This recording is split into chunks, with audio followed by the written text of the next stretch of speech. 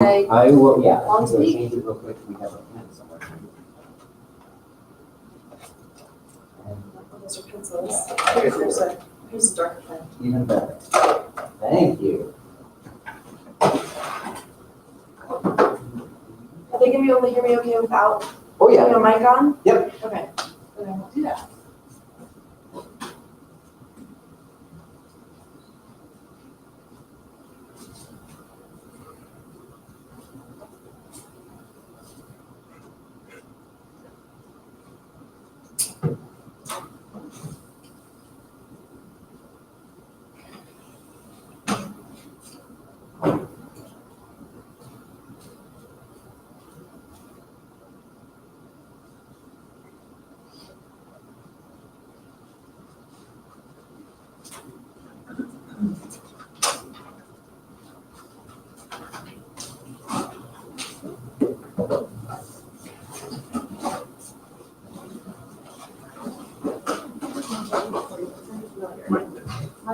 Yes.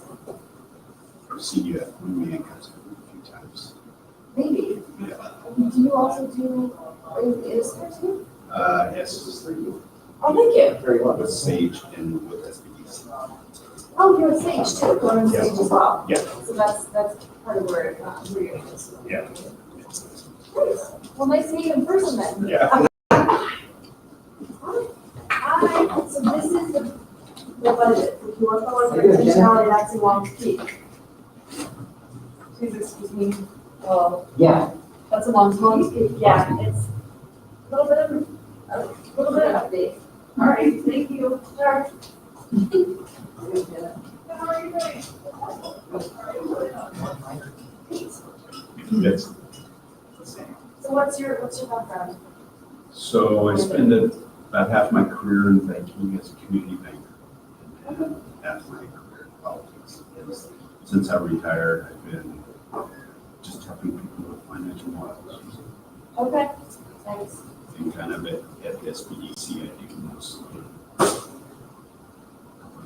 the startup stuff. And a lot of business. This is my. Yep. Thanks. Getting ready to do my second Sage concert. Oh, yeah? Yeah. I think I'm on either 2 or 3, but one of them wound down like a year and a half ago. Yeah. But it's just got one currently that's going on. No business started to really pick up, so I haven't been able to attend the big meetings, unfortunately. Yeah. But I think you presented it one week, one time. I didn't present it in a 1 million cuts, but I did attend A few a times. few earlier in the pandemic, I think. Yeah. I've had to really scale back and cut back my volunteer extra stuff because business has gotten busy, which is good problem to have, right? Good.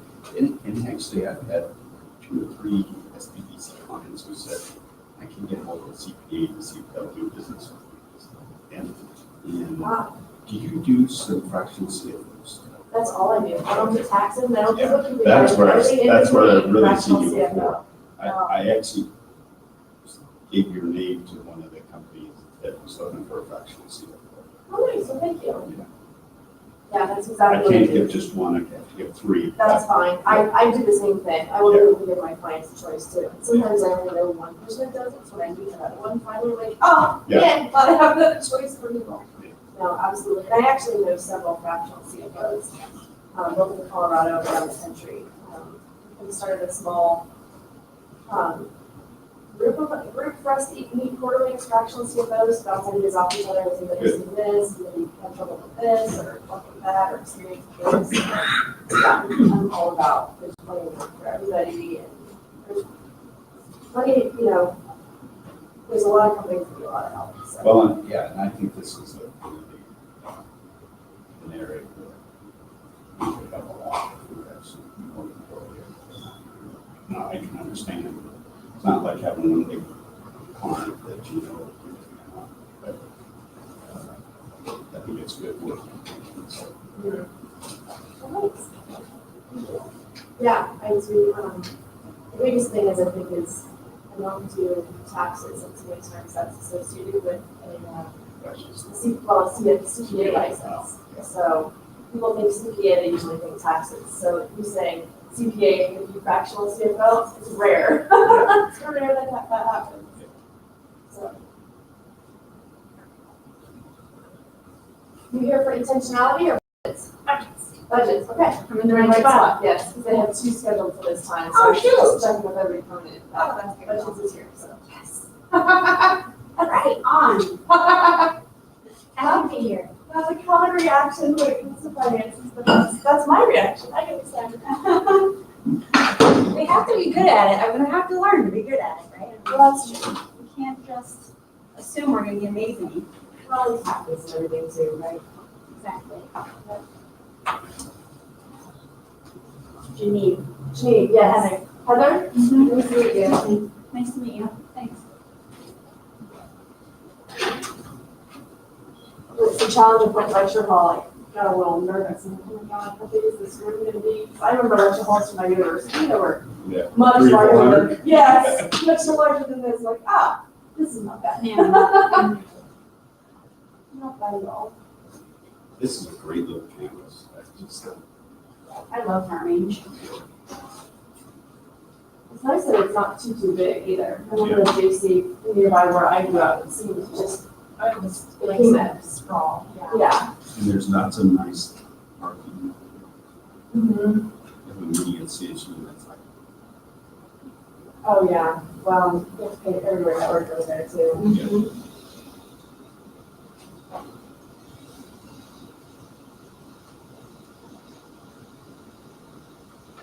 What do you do, Heather? I am trying to start an art residency. Oh, interesting. That's what I'm trying to do. I just got back from traveling the world and starting. Oh, nice. What did you go in travel? Mostly Europe. That was on the semester at Station. Yeah. Yeah, so that was 4 months down there, and then my in-laws are in England, so we spent a lot of time in the UK, and then we did a wild card trip to Madagascar. That was really awesome. So Nice. yeah, That sounds really cool. I like the project. yeah. Oh, right. Yep. Me too. I really love it, and now our bank account is gone, so I gotta build it back up. Yep. It's worth it though. Yeah, I bet. I regret not doing a foreign semester. I regret not doing that. Yeah, it is totally, yeah, when I'm working here, I was always like constantly trying to get people to sign up, so I always so, Yeah, I think I was too worried that it was gonna extend my graduation period or something. And I switched halfway through too. About 2 years in one place and 2 years in another place, so that's harder to. and you still did it in 4 years, which is actually, sounds like. I did it in 4 years. Well, Dad said, I did 4 years of college, I can't pay for 5. I'm like, I'm getting out of 4 then. I've done it. Let's do whatever I need to do. So that's what I did. That's probably also what was probably hanging on my head. Of course. Everybody has a good reason actually for not doing it. Like, Yeah. it's not- it's always a good reason, but, But yeah, now that I'm in my 40s, like, I didn't do that. yeah. I just went straight from, I had a summer off after graduating college and then started my first job in my career in accounting by September. So, Well, the reason I got to go was because I saved $200 a month for 10 years. And then I could take 9 months good off. for you. You don't need this course then. Well, I think good for business, that's my thing. That's really good. Good for you though, for talking about that. Yeah, and Having the commitment to do it, that's right, great. and I love thinking about money and saving and having good friends, so. I think if you have that same kind of mind perspective too. Good girl. Yeah, and then, there's that lady on Instagram, the budgetista, have you ever heard of her? No. She advertises, she says, I earn $40,000 a year and my house is paid off and I've gone on vacation every year too. Like, as a teacher, and she's like, oh, how you can do this, Huh? and I don't subscribe to feel like I get the message. Right.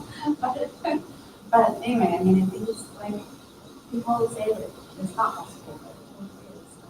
I think it's possible for you to travel. Well, and now that I do consulting, it's a lot easier. You're right, it's not flexible.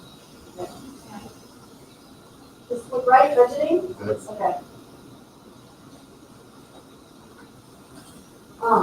There are many flyers that were printed today, to look for them smartly. Do you know about that one? Have you seen a flyer on it? So you have to call and take a look at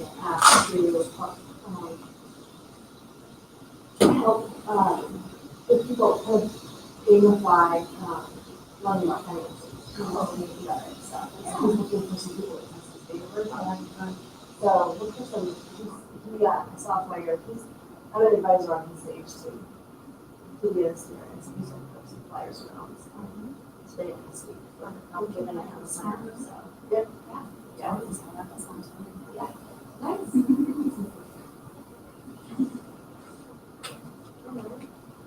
A little bit slow.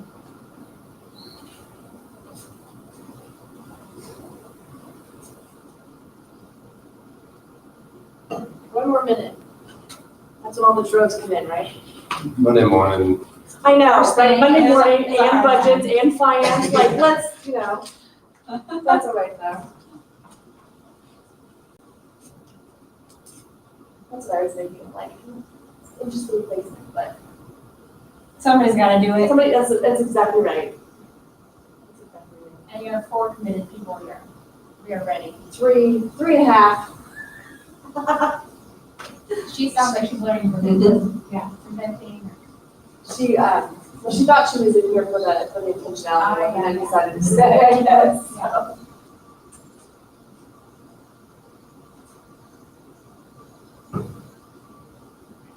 Apparently, I could not find a clicker for it to move forward on the slides, so I'll do it over here. Happens the best times. You here for budgets? Okay. Hi guys, welcome. Budgets? Yeah, there's a slight change, there's an error in the schedule, I should make sure you're here for budgeting, right? Yes. Okay, perfect. You got the drugs. I like double, right, percentages.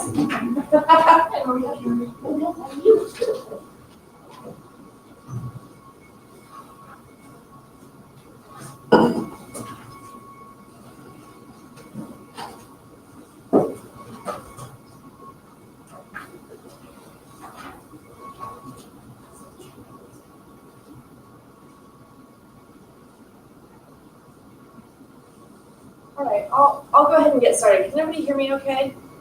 All right, perfect. So we're going to use an analogy of a road trip here to go through business budgeting basics for businesses. So first, I'd like to welcome you and just find out really quick by a show of hands, how many people are looking to start a business? Haven't yet. Anybody have a business that's already going that they want more information for? Okay, about half and half. And then I'm a counselor for the Small Business Development Center. okay, perfect. All right. So just a short clip about me. My name is Janine Huxley. My consulting business is called Huxley CPA Consulting. I offer my clients transformational business advising. I'm a CPA. I've been a C-suite officer. I am a board member. Have been on several volunteer boards here in Northern Colorado. I have 25 years of success in accounting and finance. And last year I was honored as a Midwest Notable Woman in Accounting, which was pretty exciting to have that. I help my clients with process optimization, organizational development, financial analysis, forecast reporting, and I do have clients nationwide, thanks to the pandemic. So what we're going to talk about today is business budgeting basics and how that discipline can help you get to where you want to go.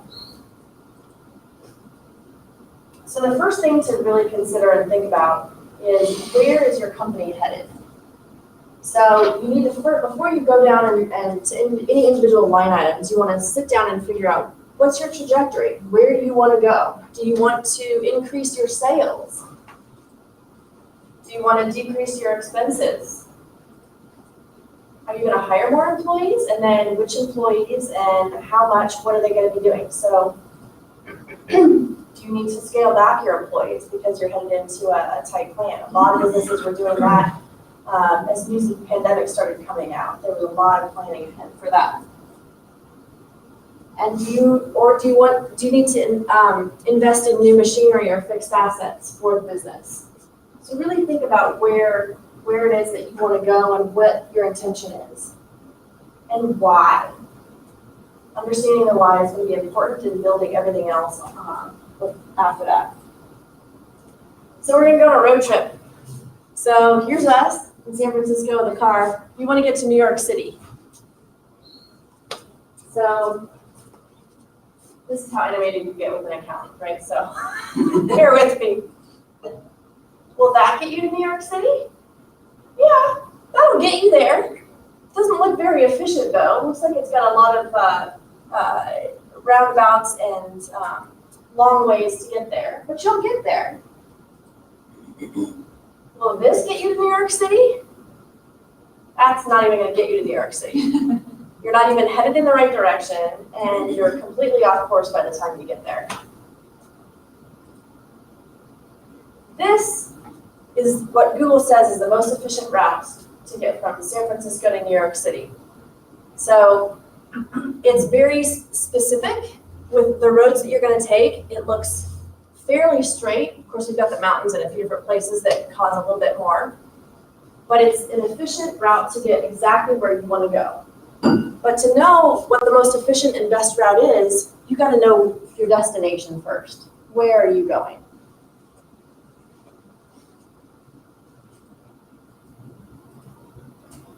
So the first step that you need to do anytime you're getting ready to set up a budget is, what is that strategic planning and goal setting? What are the goals that you have for this next year? Like we said, do you want to increase your sales? If so, how much? How fast? Do you want to increase your employees? Which employees are you going to hire? What are they going to be doing?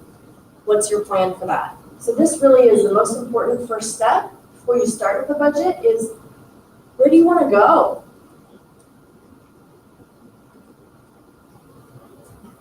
One way to think about that is, where do you want to be in 10 years? So think really long term. Where do you want to be in 10 years first? Are you looking for intentionality? Yes. It's at the Long Peak room.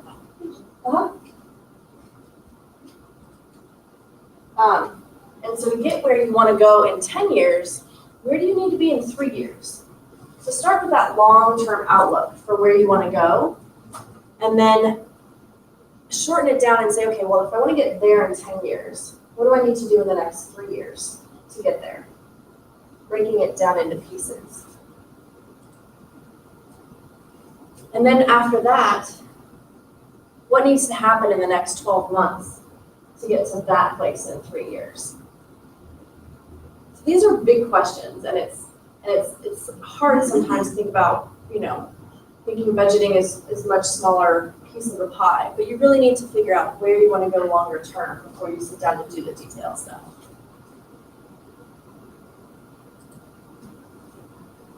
So first you want to chart your course. So now that you know your destination, how are you going to get there? Having those larger goals are good, that 10 years, 3 years, 12 months, but you need to break them down into steps for how you're going to achieve that. If you want to grow your sales 10x, let's say, do you need to hire a salesperson to help you get the word out and start closing those sales or those first initial client meetings to do? If you are going to increase production of services and have more clients, do you have enough people delivering the services for those clients? You could grow 10x in sales, but if you don't have the right personnel to deliver the service or deliver the product, that's going to be a problem. So you have to kind of think about charting the course and figuring out what you need to do to get there. I like to think of budgeting as the roadmap for how to get there, and then discipline is your fuel. After you spend a lot of that time, are you looking for intentionality or budgeting? No. Yeah, which class are you looking for? Budgets or intentionality? I think this is not the right one. Thank you. It's intentionality is in Long's Peak. There was a schedule snafu. Thank you. So I like to think of discipline as your fuel. After you spend a lot of time figuring out what your strategic plan is, where you're gonna go in 10 years, you need to, and you start building that roadmap for your budget, then you've got to stick to it. I've seen companies like spend a lot of time and effort on their goals and setting up the budget, and then when January 1st hits, nobody's paying attention to the budget. Nobody's making any purchasing decisions based on what they decided was important to them, where they wanted to go, what it looked like, and how to get there. So that's why the discipline, after you build the budget, the discipline is your fuel. Because you've got to be able to get to your destination by sticking to your plan. Anybody ever see the movie King Richard? Is it about Serena and Venus Williams' father? He wrote down this 100-page plan for the plan for his daughters when they were very, very little. And a lot of it came true because he had a plan and he worked through it. It's amazing, amazing idea, amazing story. So you need both the roadmap and the fuel, the discipline, to get to your destination. Oops.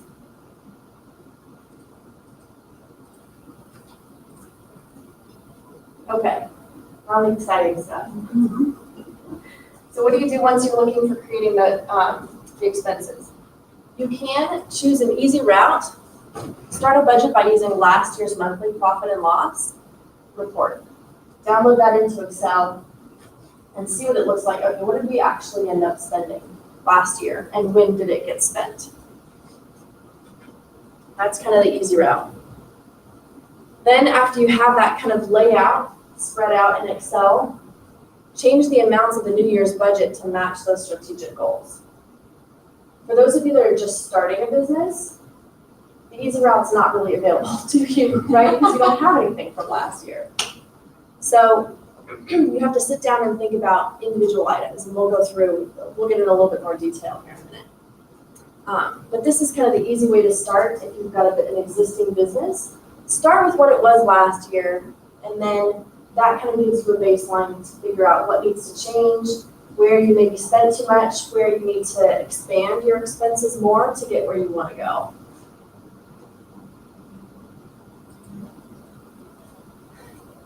One of the difficult things is a lot of times there's interrelationships with accounts in your expenses. So if you decide that you want to hire another employee, that employee, you're probably going to have to furnish them with a computer, right, to do the work. You're going to have to pay payroll taxes on their salary when you hire them. You're going to also have to have workers' compensation insurance when you hire them. So you have to be careful because there's decisions that are interrelated. And you might be thinking it's one decision for hiring somebody, but you need to then, if you're going to put additional amounts in salaries, you need to also increase your payroll taxes. Think about if you need new equipment or computers for that new employee. Is your insurance going to change? What does that look like?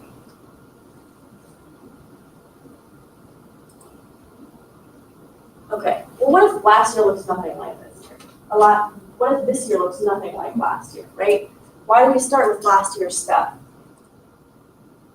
So one of the things you can do is, to make it a little bit easier, is start with a full annual budget. And only after you feel comfortable with that full annual budget, break it down into monthly once all those numbers are finalized. If you start by trying to do it month by month at a time, you're going to probably get a little too bogged down in the details. And thinking, well, is this happening in February or is this happening in March? So just give yourself a little bit of an easier time of it and start with just an annual budget overall. Any questions so far?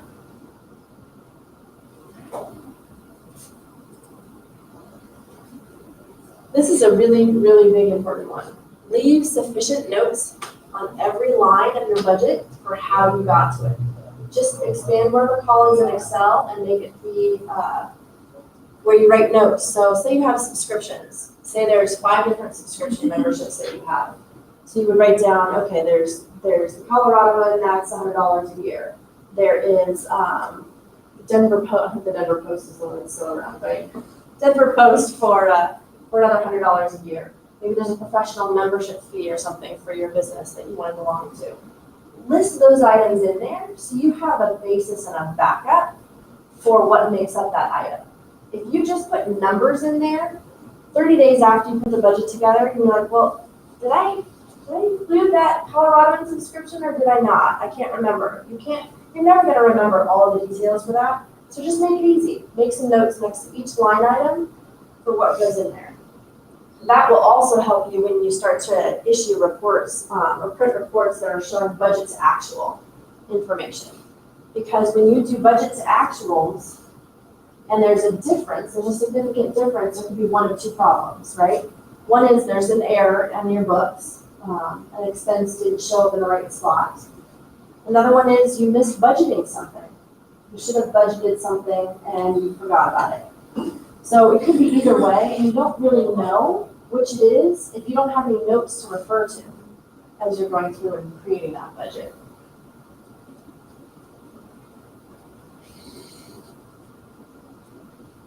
This one, I think, trips up a lot of people.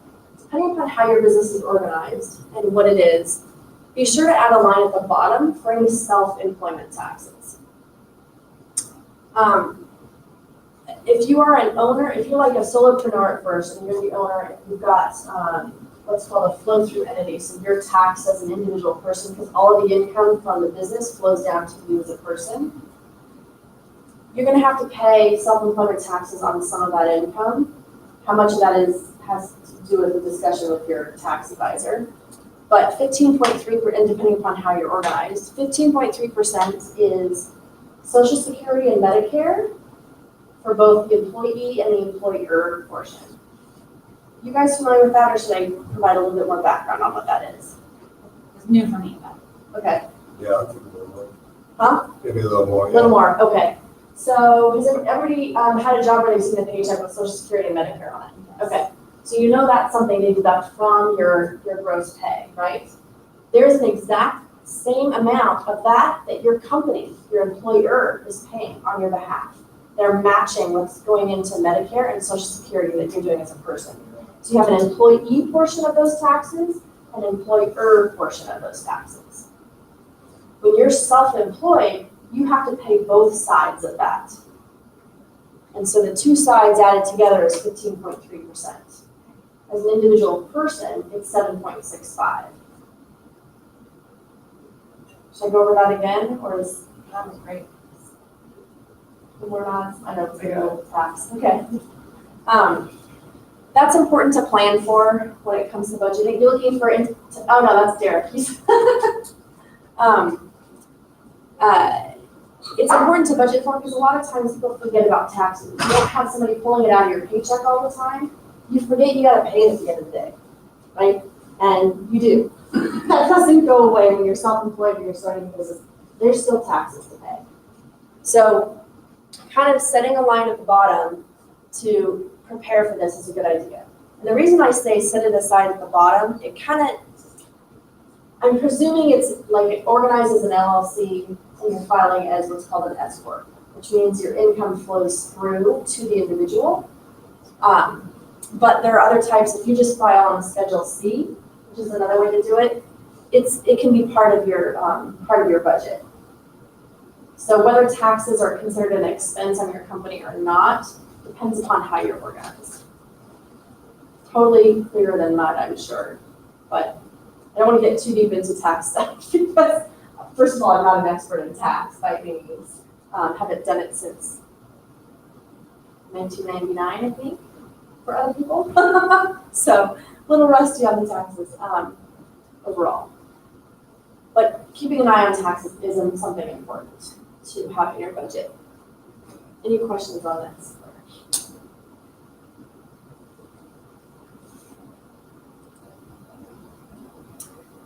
Some blind corners to watch out for.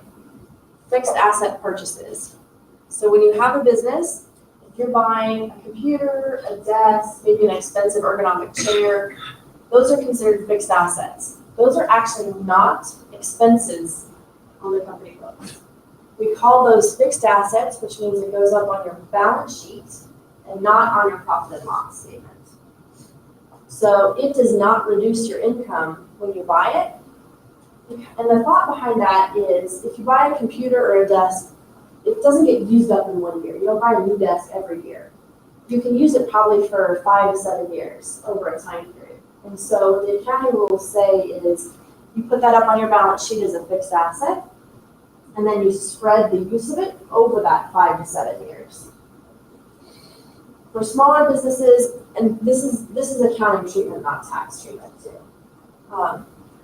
So fixed asset purchases are not something that you're going to have in your annual budget on your P&L. Depreciation is what you're going to have on your P&L that's related to fixed assets. So remember how I said if you're going to spread it over that 5 to 7 years that you use the asset, each of those years you have a portion of that is recognized as depreciation expense. So let's say you buy a desk for $1,000. We're going to say, for easy math, we're going to say you're going to use it for 10 years, that desk. Maybe it's a nice standing desk or something. You're going to use it for 10 years. So what accounting rules say is you're going to spread that cost over that 10 years. So $1,000 divided by 10 years is $100 per year. So the depreciation amount that shows up in your P&L is going to be $100 per year.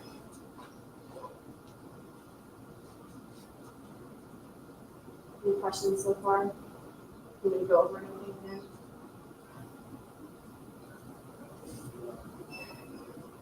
There's usually a certain number with that though, isn't there? There's a It's threshold. under, yeah, there's a threshold. So we're Right. paying it in 1 year versus depreciation 5 to 10. Right, you're right. So if you buy a toaster for $30, doesn't really matter. You can go ahead and expense that. It's the larger ticket items. And that, where that threshold is, well, that's an IRS threshold. It doesn't have to be the same for accounting purposes. So usually I recommend for small businesses either $500 or $1,000. And again, this does not have to be what you do from a tax perspective. There's actually there's a more tax-effective way to reduce your taxes that you can deal with fixed assets. This is on the accounting side. So I think the 2,500 is something that's tax related. But you are correct, there is that in the tax rate. Any questions about depreciation that gets spread over time and how that kind of flows through your books?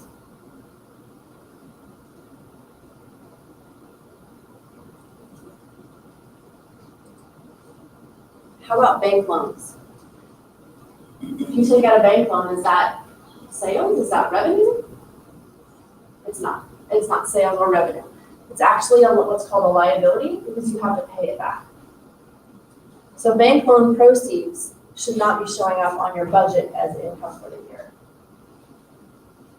That goes on your balance sheet as a liability because you have to pay it back. But what about the payments on bank loans?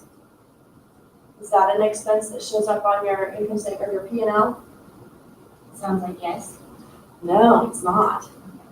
So there's two pieces. Whenever you make payments on a bank loan, you have an interest piece and a principal piece. So the principal piece goes against this liability that you put up on the books. You borrowed $100,000, you pay down $100, you reduce that liability because you owe less now. But the interest portion of that payment does go on your P&L as an interest expense. So payments on bank loans get split. And how you know how much to put to principal and how much to put to interest, you should ask the lender for an amortization schedule that tells you for every single, because it changes every single payment. The principal and interest change, right? If you think about buying a car or buying a house, it's the same way. At the very beginning when you buy a house for a 30-year loan, you're paying a lot of interest and just a little bit of principal. But then when you get towards the end of the loan, you're paying a lot more in principal and a lot less in interest. So that allocation between principal and interest changes every month, even though your payment is fixed. And you're paying exactly the same dollar amount out every month. How that number is divided up between principal and interest changes. The only way to know how much to put in your P&L and on your books is by getting an amortization schedule from the lender. Feel free to interrupt if you have any questions. Owner's draw. Is that something that goes on your P&L? Is that an expense of the company? What is it? Yeah. Good question. Okay, so owner's draw is something where the business owner takes money out of the company. Takes a distribution. Right, owner's draw is not an expense of the company. If you're paying yourself a salary, that is an expense of the company, but owner's draw itself is not an expense of the company. That's coming out of the equity section of your balance sheet, because the amounts that are sitting in your equity section are ones that you have already earned and already paid taxes on. And so taking that out does not have a tax effect. And it is not going to show up as an expense on your P&L. You probably wonder, why doesn't everybody take money out of their business as owner's draw instead of a salary? IRS has some rules. You can't take 100% out of it. So you're probably providing some services to the business. So there's some. It's still taxable, however, at a different rate than. The way this gets taxed is not taxed when you take it out. It's taxed when you earn it. So let me walk you through an example. So you have a business, and let's say in the first year you have a total net income of $10,000 on your P&L. Your net income, your sales and revenue exceeded your expenses. So $10,000 moves from that year. Once you start the next calendar year, the next fiscal year, it moves into your equity section. That net income in that year that you earned it, if you are an S corporation, flowed through to you as an individual, you pay taxes on it in the year that you earned it. You can leave that cash in the company, available for the company to pay the next year's expenses, and you still have to pay tax on it because you paid on the year in the year that you earn it. So because you pay it when you earn it, when you do take that cash out of the company as an owner's draw, there's no more taxes that come out.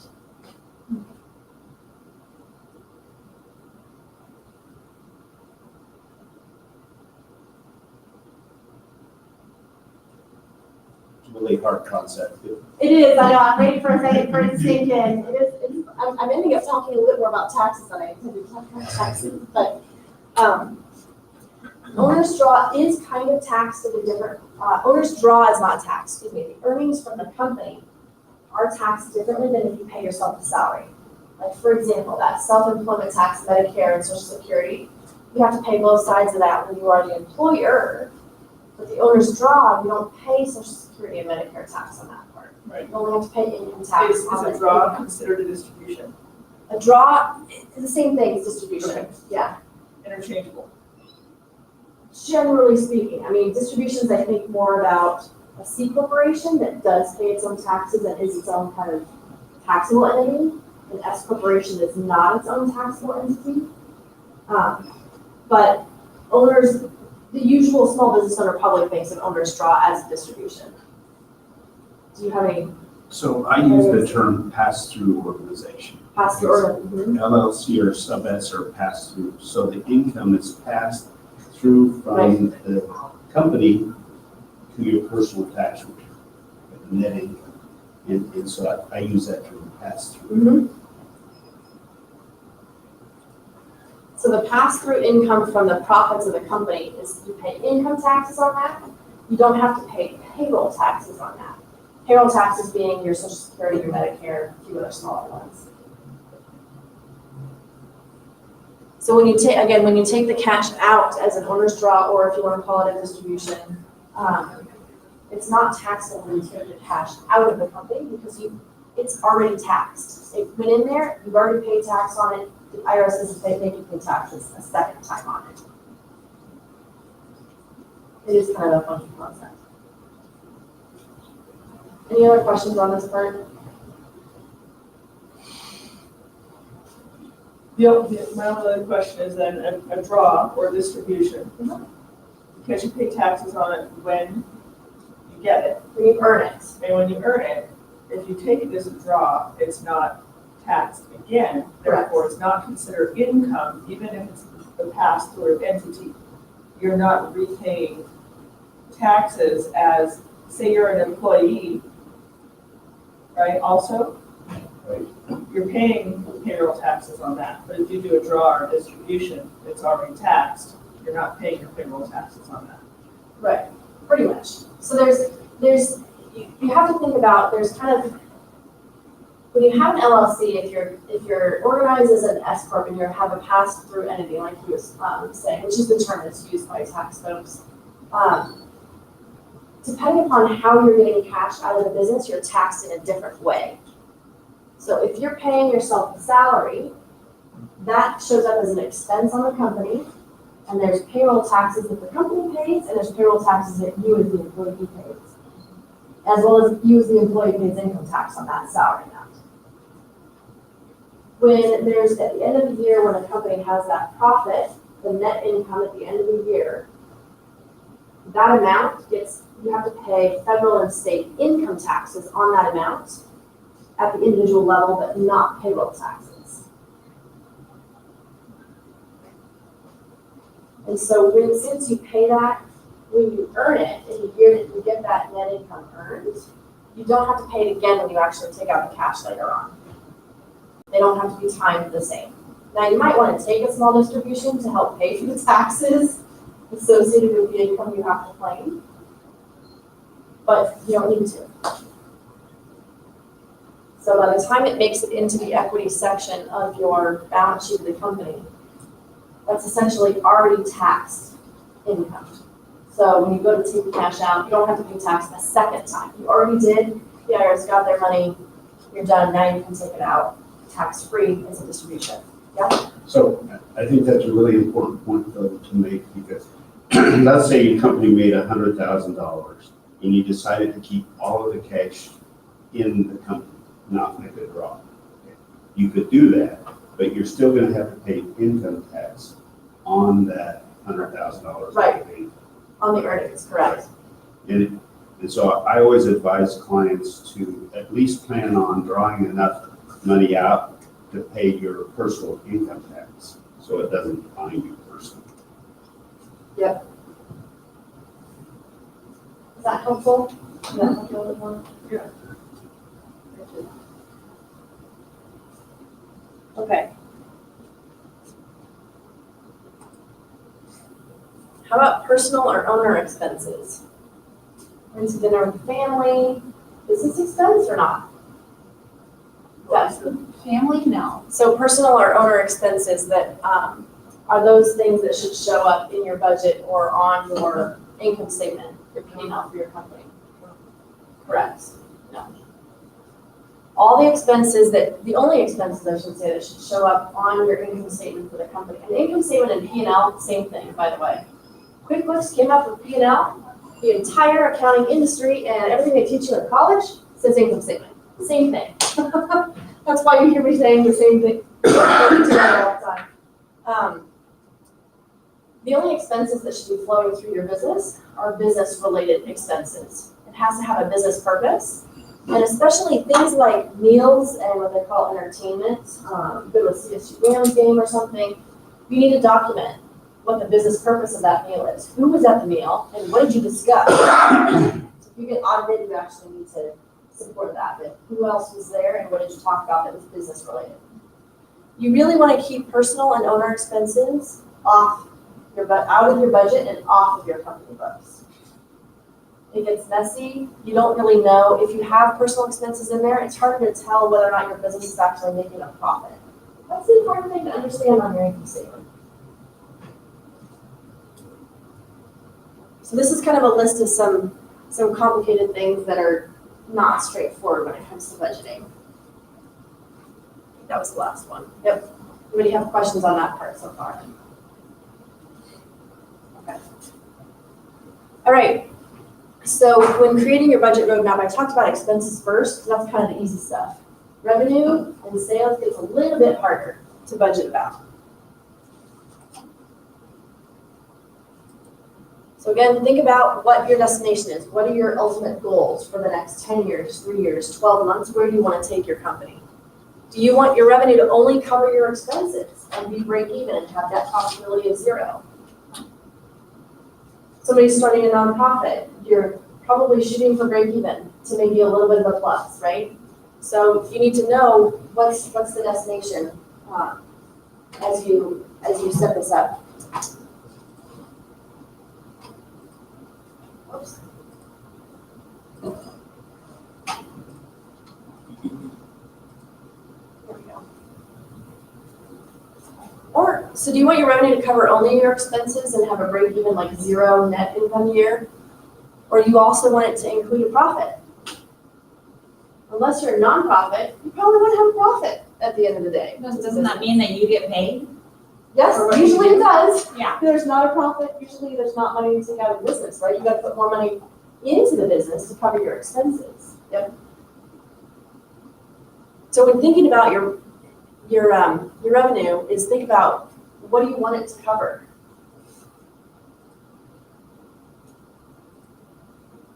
So here's some kind of shorthand formulas for what to do. If you want to have a profit included, there's a couple ways you can do it. You can say your total expense dollars plus whatever your profit is, that's going to be your total revenue that you need to shoot for. That's why you want to do your expenses first, so you know where you're sitting, how much it's going to cost to run the company. Okay, now how much do I need to make to run the company? Another way to do it is to say total expenses plus times 100% plus whatever profit percentage. I want to make a 30% profit, so I multiply it by 130%. That's how you get to your total revenue numbers. These will both get you to the same point of wanting to have having a profit at the end. It's just different ways to think about it. If you want a total dollar profit or if you want a percentage profit. And if you guys want one of these slides, I'm happy to email them to you. Just send me an email, or you can contact me on my website too, and I'll send it over to you. Any questions on this part?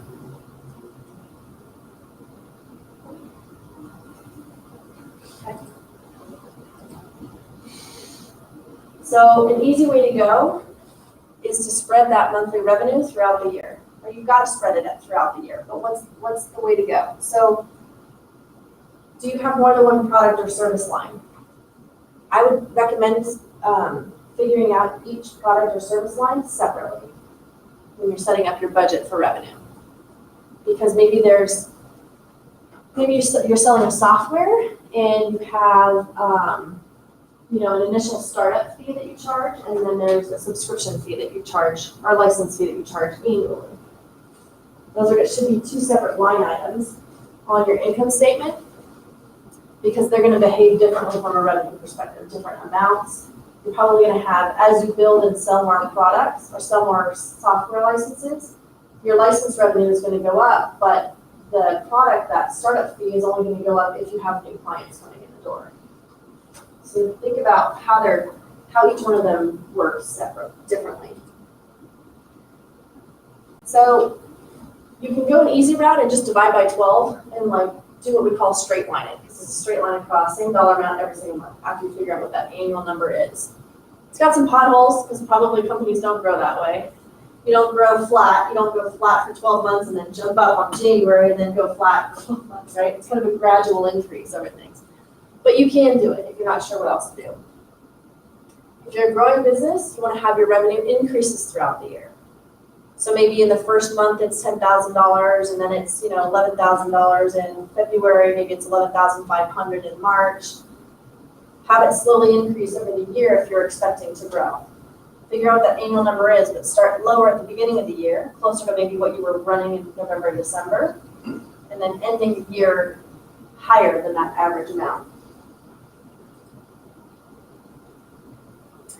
If you have a shrinking business, say it's the beginning of the pandemic and, oh my gosh, what's going to happen? We have no idea what's going to happen. We need to scale back expenses. Revenue is probably going to be going down.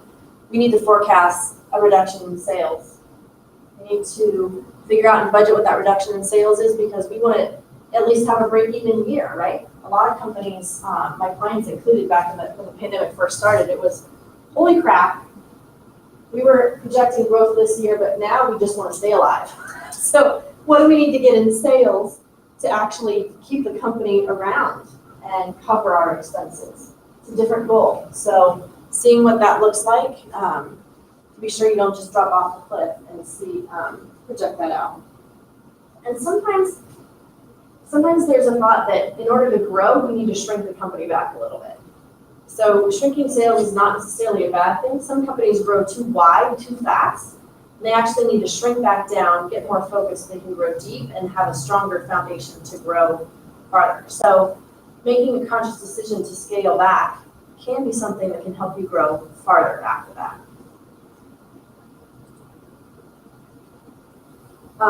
Be sure if you have a seasonal business that your monthly budget numbers reflect that. If you have a retail business that has sells natural soap, let's say, you're probably going to have your sales is probably going to go up a whole lot more October, November, December from the holiday season. People buying gifts for family members, friends, and things like that. So be sure you account for that in your budget. If you've got a seasonal kind of a business, it might be good to set those seasonal months first and then fill in the rest of the months around it on what it looks like. Because you've already set the annual goal at the very beginning. This is just how you're spreading it over that time period, right? Any questions so far on this? Okay, so now that you have your budget, what do? How do you follow it? I just call it your fuel, right? So you want to not be deceived by a high cash balance that's sitting in your bank account, because you're going to want to refer to your roadmap and your strategic goals before making those purchase decisions. So don't let that money in your bank account burn a hole in your pocket, as they say with like my kids, because it may be there for a reason. Maybe you needed to have that cash built up to purchase a new large piece of equipment later in the year. Maybe that cash is building up to buy the first vehicle for the company. Maybe that cash is built up to help pay your taxes at the end of the year that we talked about. So don't be deceived and say, okay, well, I've got this income statement and things look good and I've got all this cash, I'm going to go out on a spending spree. No, don't do that. Just pay attention to what the budget is that you set up. There's a reason you set it up that way, so there's a reason the cash is accumulating in there.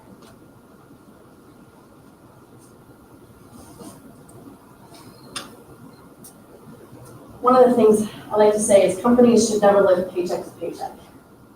Familiar with that term, usually from an individual perspective, but businesses can make that mistake too. Don't live from sale to sale, like barely keeping yourself afloat. Because the companies that survived the pandemic had a strong balance sheet and they had a full gas tank to stick to their discipline. They had to reevaluate once we figured out, oh my gosh, they're shutting down the economy for, well, we all thought it was going to be 30 days, right? You need to reevaluate that, but stick to it. Once you set up that plan, stick to it. If you don't stick to it, then I would say don't bother wasting all that time doing a budget. It's not worth the effort and the energy. So only do the budget if you're actually going to stick to it and stick to your plan to get where you want to go on a road trip.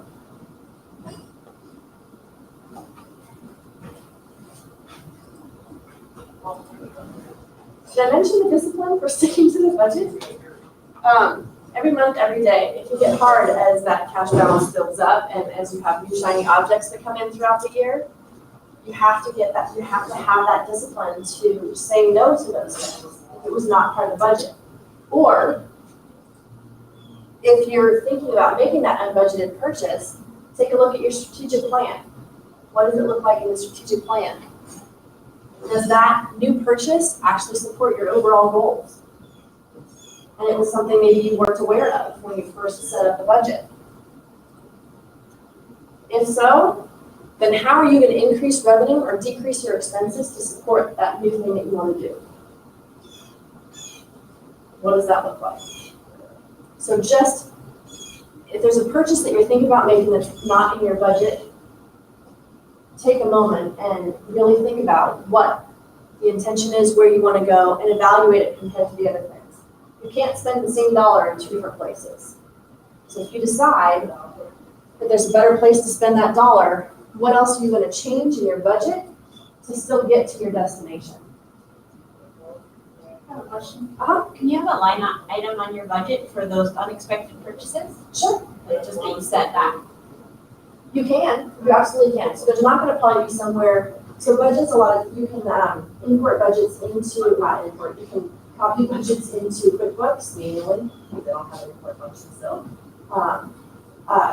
You can have a line item, but you probably shouldn't have a line item in your income statement, in your chart of accounts that says unbudgeted stuff, but you can plan for it overall, yes. So that would kind of look like something that you'd have on your Excel sheet. Your profit then is gonna look higher in your general ledger, but you'll know, okay, I gave myself a cushion of an extra $10,000 for something, sure. Other questions on this?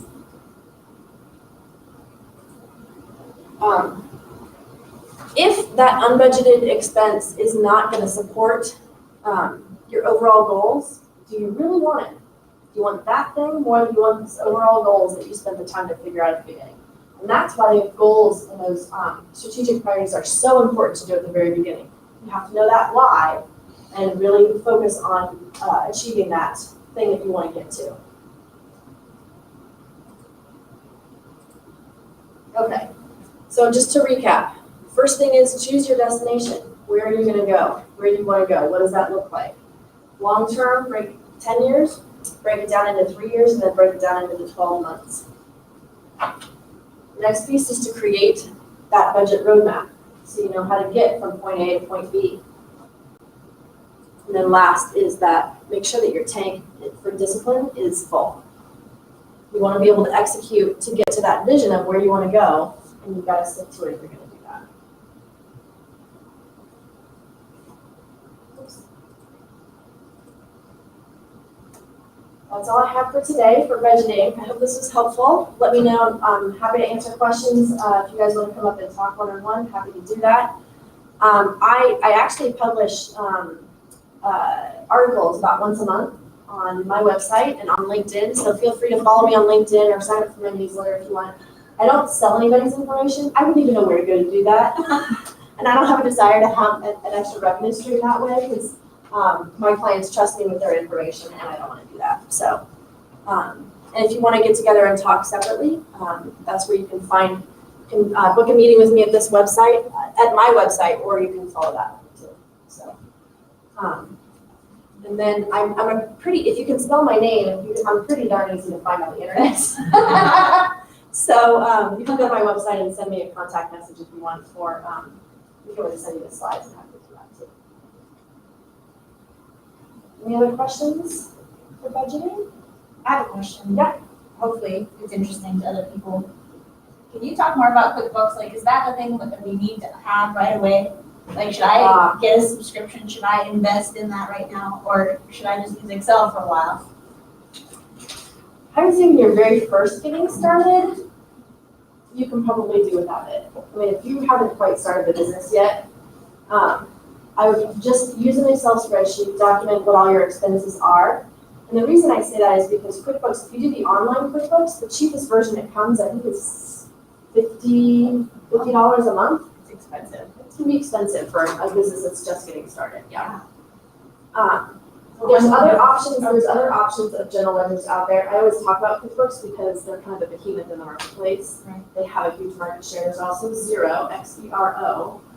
I'm not a super fan of that one. It doesn't really do reconciliations in the way that accountants think about reconciliations, so I'm judging it on that. It's what it is. So you can also use a Quicken Home and Office version? You don't like that? I think that's worse than doing an Excel spreadsheet, honestly. No, I don't. I use it all the time, because then I can do my invoicing in my business. So I And I don't guess, have to It buy depends on your business too, I think. I mean, there's a QuickBooks app that I started out with, if you're just self-employed, that you can just utilize on your phone. That's free. QuickBooks app or QuickBooks. is it cheaper than that? Don't you still have to pay a subscription if you pay $6 It's a like month? $5 a month. Oh, really? I was And then aware I of that can one. transfer everything over to like a desktop or online. I was That's aware of what that it's one. for. Because there is no import feature, which is really crappy. Yes. So then you have to get a hold of somebody in QuickBooks and get everything, and you have to transfer it over, everything over. But there's even places in there for like mileage and business receipts where you can take pictures, so that's what I would say. So that sounds like it's probably set up for somebody that's filing as a Schedule C. And so in those cases, you basically don't have a balance sheet. That's what I said, As a it's company, on but yeah. on your business. Yeah, I wasn't aware about the QuickBooks app being that much cheaper though, so thanks for that. Yeah, I appreciate That's what it that. was when I had it, but that was 4 years ago. That's why I don't know if it was changed. That's a great tip. I have one other question about Excel. Yeah. I know that I know that I could learn how to use Excel smarter, and I don't know how to learn how to do that. Any tips for learning how to do Excel better? For basic stuff, I would just look on YouTube, honestly. Okay. Most of what you need when you're just getting started is, take a look at how they set things up. You should only have one type of data in each column. And the columns can be sized, so if you want things spaced out visually, don't leave, size the columns the way you want it. Yeah. Because I have seen some people put the same data in different columns because they were looking at it visually. It's almost like we're using Excel as a Word document. It's not a Word document. One column should have one type of data in it, and that's it. If you do something else, then it's going to be a lot harder to do anything with that data. But just take a look on YouTube and find some stuff. For like creating a budget worksheet, essentially? Like, is that? Yeah, you could look for that and see.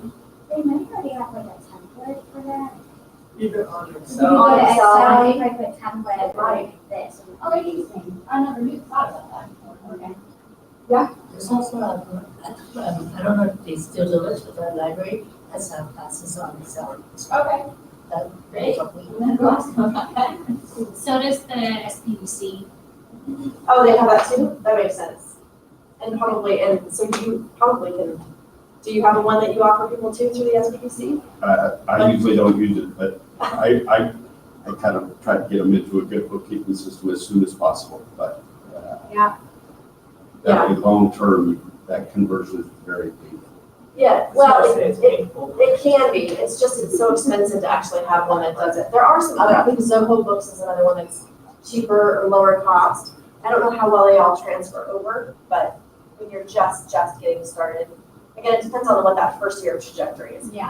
I mean, are you looking at, if you're lucky if it's $10,000 of revenue in a year, then might be something that's worthwhile finding a free version of accounting records. Okay.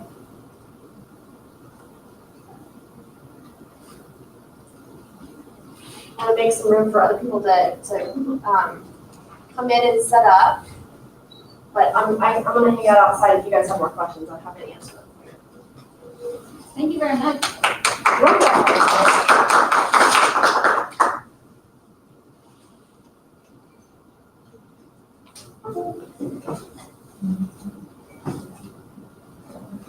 It's all yours, Derek. Oh, okay. We're supposed to pass on some information about the system, so.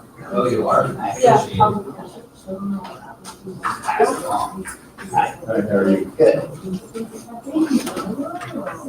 Yeah, we didn't make it for a while, so. You gonna use the microphone or not? I don't think so. So we didn't get Yeah, I would agree. Yeah. You can if you're trying. Yeah. So, this report's just here. You gonna use, I know.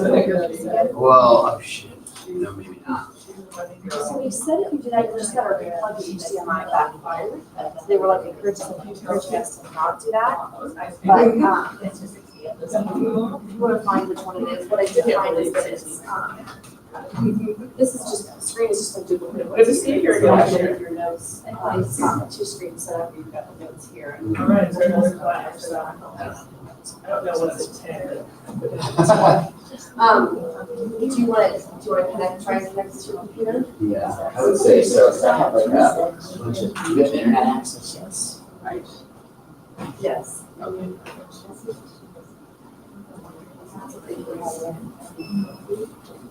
From the very first moment. Oh, about getting on the line? Or assuming you're gonna use this. Yeah. Do you have audio on your, do you have slides or what have you got? Slides. Slides, do you have audio inside the slides? Okay. They wanted us to pass on to the other people, if you do have audio within the slides, this has to be, this turned on, if that's turned on, and then the PC button on the left is how you control the volume for the audio. I feel like you should just look into. Thank you. Okay. Yeah, great. Got it. I do.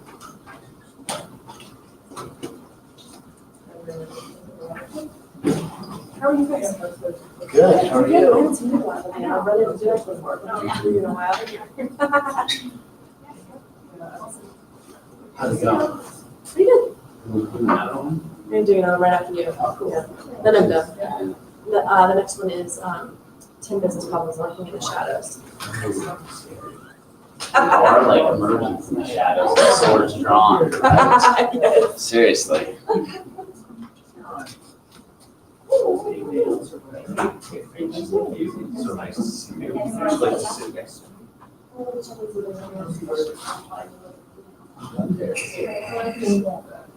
I'm just near So, the it's terrible student. Yeah, let's have some people else. You up there? Did you speak? I went into my, business engineering, and then after there, I came back and doing, some business problems. So is this apex of the curve? Yeah, it is. Good. Yeah. it's like- Zero, 5 minutes? Yeah, nice to meet you, Vince. What are you up to? So I, What's up with you, Jared? Good to see you. get up. Talk about your apex Come survivor. back later. Go. So are you just in this times or? Oh, cool. Oh, great. Yeah. Hey, just a wide variety of clients. Yeah, so in the consulting around business or? Yeah, so small business development center, so it's Oh, sure. Is that where you're sitting? Grants. You in Velma, huh? I wonder if you could. Yeah. I've had a lot of There's a nonprofit. my experience is vast. Well, most of them are learning experiences. Right? Since I've retired. Yes, mostly I was trying to have so much because I went to Oh, an event and I tried to. that's especially for like starting in entrepreneurs, first like 5 years. Financial models is not something that Oh, yeah, no. right? But like the wealth of information that is tremendous. I still, actually, she So what is your role with that? she wants to get, she built a profitability matrix for individual Yeah, so I'd like to kind of branch out. that what service lines are profitable and not. It's really hard to tackle because what we do varies month to month. But it was eye-opening. So you have to charge this much to make any money. That's important to know, right? And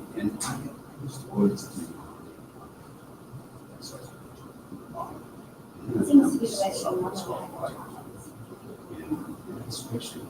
way she wants to. Oh, okay. unlike members will, Yeah. I got a great idea. Yeah. So you get to have like I a call it my trip. added percentage. It's the extra question. Yeah. How many classes? Right. How many? Yeah, but wait, which is like the tools of the insights from the market. Yeah. Right, so. What's really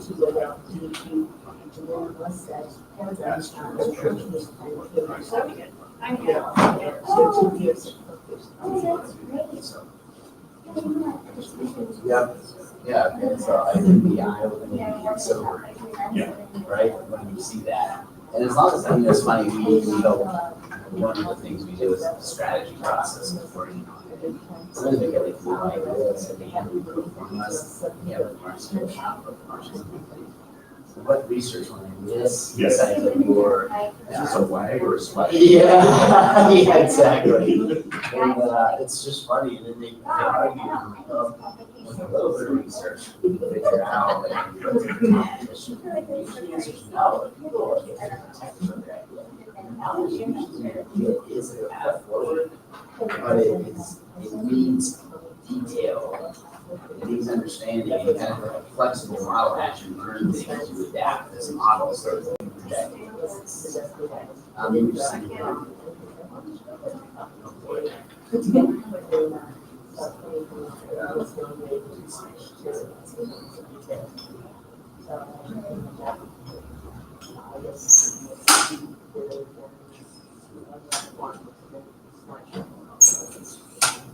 Oh, good for you.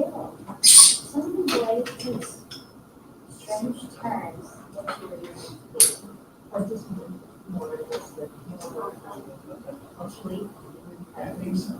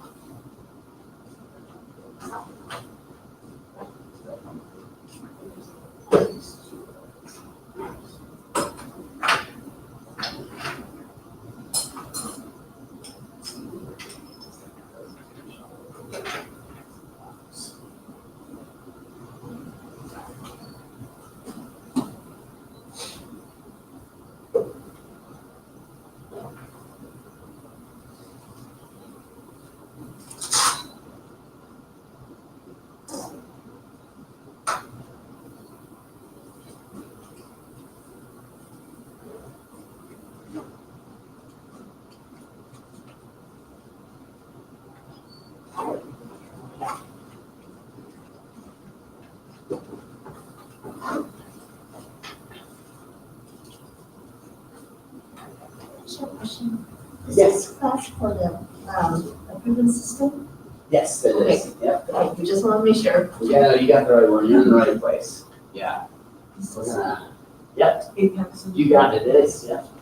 Yeah, we're gonna talk as soon as we get the technical issues about a proven system, evidence-based, on how to handle challenging times, mostly in the economy, right? And it's a proven system over multiple recessions. And then we really had a chance to battle test COVID and quarantine. And now, right, it'll take some hard times, you think? Although I just heard that they locked the definition of recession in Wiki. So because everyone was arguing about it, they locked it down and they changed it. It used to be 2 quarters of like lower growth, and now it does not say that. So it's kind of exciting. What does it say now? It's much more ambiguous, and then they locked it. And you know, I think that's the wrong question. Is it a recession or not? Is sort of debating irrelevant. Like, who cares? Is it going to be different? Is it going to be challenging? Yes, that's the question. Do we need a good strategy to navigate it? Absolutely. Right? And how did WikiLeaks become the authority? What's that? Yeah, how the wiki? Yeah, it's not WikiLeaks. It's Well, Wiki. Yeah, Wikipedia. Wikipedia, which is, you know, Google's favorite answer in a lot of like any kind of like, what is this, right? Yeah, Wiki is like the default community controlled definition of like whether it's a biography of someone, a definition of something. And I just think it's interesting because it shows everyone's got different opinions, right? And like when, oh yeah, okay, sure. So, yeah, and so the challenge becomes,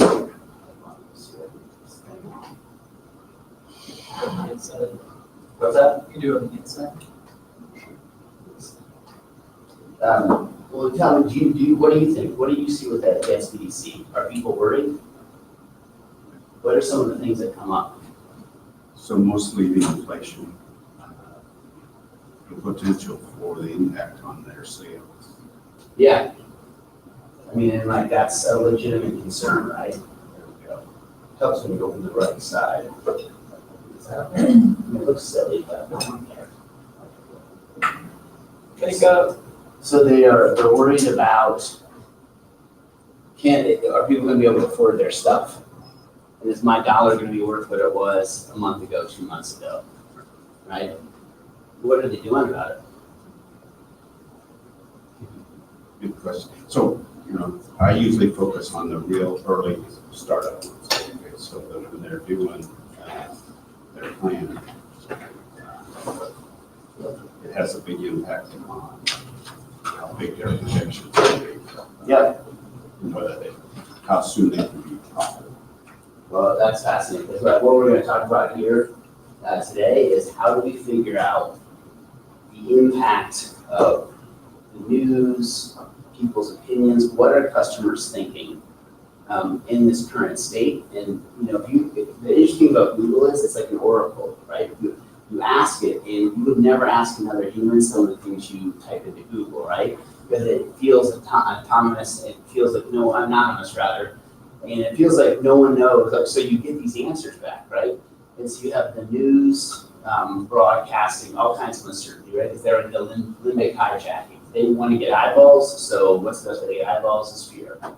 And then you have people responding to that fear, but how do we know what they're thinking, what they're feeling? Well, there's ways to figure out exactly what they're thinking and where their thoughts are trending, and that's what we're going to talk about today. So, is that interesting, everybody? So get insight to what's really going on. What are people really feeling about basically any topic?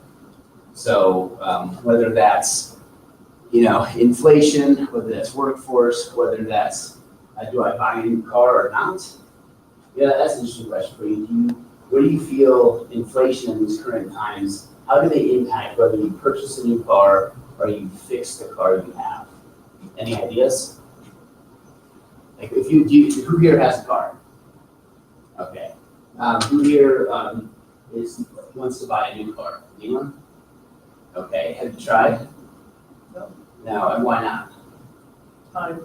Time? Yeah, and what we find, one of our clients is an auto repair shop, and they are exploding. Because all you have to do is look at the price of the value of cars are going up because production's been slowed, right? And now all of a sudden a $2,000 repair used to trigger buying a new car. It's like, why invest in something that's devalued? Now, when they look at it, the value exchange for repairing a car has gone up fivefold. So there's 5 times as many searches around fixing a car than there is buying a new car. You think that impacts car dealerships, right? You think that impacts auto mechanics, right? Of course. So, but we need precision when we are trying to figure out the moving dynamic that is the current economy and customers thinking. Oh, yay, it's up. Almost up. Yeah. So what kind of businesses are you guys in? I know you're a consulting business. I was just going to say my frustration is, and why I got buy is no inventory and the delay in getting one if you order one. You never know when it's going to come. Right. Yeah, and that uncertainty is in a lot of places. And so what we need to do is be able to figure out where that uncertainty is focused and then see if our product, service, or company, or as an individual pursuing a career, where that focus is and where it's going so that we can get ahead of it. And we're going to talk about exactly that today. What kind of businesses are you guys in? What about you? Insurance. Okay. Oh, Speaking of. Good to see you. Yeah, that's great. Oh, that's awesome. Which goes very closely hand in hand with what you're talking Yeah, I mean, insurance is a huge issue, and there's lots of, we'll see if we can dig into that if I can get online. What I want to do is actually do a little bit of a workshop and show you guys some of the tools that we use to help people figure out how we need to adjust their business so that they can not just survive but thrive and take advantage of these opportunities because they are changing dynamically, right? Google changes, they change their search formula about 10,000 times in a year. So does Facebook with privacy laws. You guys heard about the privacy laws? And then Apple is taking the opposite stance. They're the champions of privacy. And you think that being champions of privacy and then against Google that wants to know everything about you, is there going to be conflict in there? Right? There's going to be a lot of conflict. So these different platforms that dominate the world are starting to fight each other. And then there's the consumers of the average person in there who is attempting to figure out life. And so you have a massive flux of dynamic change that there are ways to figure out, but it's easy to get overwhelmed. Does everyone feel overwhelmed? Anyone feel overwhelmed here? Right? How about you? What business are you in, or what's your career path? I work in technology typically, Oh, boy. software development. Oh, wow. So that's a place. What kind of software? Well, I've worked as an employee and a consultant, kind of depends on, the project and circumstance, but everything from ERP systems, Yep. big massive accounting systems, to rental software, to asset tracking, those kind of things. Yeah, and in software, it's particularly valuable to know sort of where the puck is going, right? Because those projects take a long time, I imagine. Right. And when you start with a set of assumptions, if the world is changing and needs are changing, that's important to know. It's not exactly easy to modify the path that you're on with these big systems. Correct. Yeah. It's like the Titanic, you gotta plan an hour ahead of time before you make your turn. Right. Yeah, an hour, a month, a quarter, right? And that's the cool thing. There is absolutely the biggest problem. Oh, here it is. Okay, so this is called finding your apex. And this is, so we'll get started now. Do you want to go? Oh, here, I'll do it. Okay, so who here was impacted by COVID, right? Pretty much everybody. That's easy. Do you want to tell me a few ways that you were impacted? How about you, Jimmy? How were you impacted by COVID? Oh, my project slowed down after the first couple of months, and we sort of like put everything on hold. Let's wait and see what's going on first before we get back to doing anything. Yeah. Anyone else? Yeah, how were We you? had no income and depleted our resources because our rent and expenses continued. Sure, what kind of business are you? FC Public Media, we're the local nonprofit community media center here in town. Oh, wow. So that got it. You got, Yeah, we got hammered. you got hammered. That's what I was going to say, right? Not in a good way. Yeah, we have 30-some clients, and when COVID hit, let's see, hold on. We'll figure that out. But when COVID hit, it had massive impact. So the quick story, on Friday, it was quarantine was announced or something. That's when I figured it out. And on that day, my phone blew up. I got calls from clients, Chiba Hut, the Rio, 2 restaurants, right? Is anyone familiar with Chiba Hut and the Rio? 2 of our clients. Niner Bikes, that was another one. They got hit hard. And 25% of our revenue got put on pause in the space of 3 hours, right? And that's a lot for a small business. And I was like, oh my gosh, what is happening here? So I went into the weekend sort of stunned and shell shocked, but I am in technology, and just personally, I'm an avid researcher, because I find that the general message usually is alarmist, and that with some careful thinking, you can find a way through. So I said, okay, is there any evidence-based method for how to handle challenging times? And so I found 3 studies, and the 3 studies were, one was from Harvard, one was from McKinsey, and then the third one was called the Bain study. And I read all of them and tried to figure out, okay, does anyone have a proven system to handle this? Because my clients are panicking, I'm starting to panic, and the world went absolutely berserk. So I found the Harvard and McKinsey ones were okay, but they were not very actionable. The Bain study was the best one. And the Bain study came up with a metaphor that this is what we're going to talk about, and I'll show you guys how we applied their basic concept through quarantine, and then how we're going to apply it coming up, because the strategy works. And so the Bain study came up, the metaphor was this: recessions are like a steep bank curve on a racetrack. Has everyone seen racing, right? Like the left and the left and the left in NASCAR, right? But it was a steep curve, and this is what they said. In recessions, it is the best time to pass competition, 100%. It is also the most dangerous time. People crash, cars go off the road, or you can fall way, way behind if you handle the curve wrong. And so there are 3 pieces to it. The first is, I have gotten 12 speeding tickets in the first 3 years, so I kind of feel like I'm a race car driver. So, but there is, I remember I was in front of the judge, and the judge was like, Derek, if I see you in here again, I'm giving you a reckless driving. So then I became a good grandma. I was driving super slow, nothing wrong, but she broke me. But so here's how. So if you've ever driven around a curve, you'll probably know this, and this is especially true when you're going fast and there's lots of people there. The first move is you slow down, you brake, and the business equivalent is stopping and assessing the situation, cutting unnecessary expenses, and spending some good thinking time, like slowing down your reactions. Right? When you're limited, hijacked, and in panic, do you make good decisions? Anyone here feel like they're their best self when they're panicked? No. So, so the first move is slow down and assess, right? You know, okay, what's going on? Who's in front of me? The next is spot the opportunity and find your lane. And so this is called in racing the apex of the curve. So the apex of the curve is that lane through the competitors that accounts for the road conditions, whether it's raining, whether it's dark, light, too bright, all of those things. Somewhere in there is finding that lane. And then the third thing that they did is punch it ahead of the competitors. And so the companies that did that, they studied all sizes, and there was over 1,000 of them. On average, on the other side of the recession, not during, grew 25% more than those that did not. So there were 3 other strategies. One was like go crazy and go all out.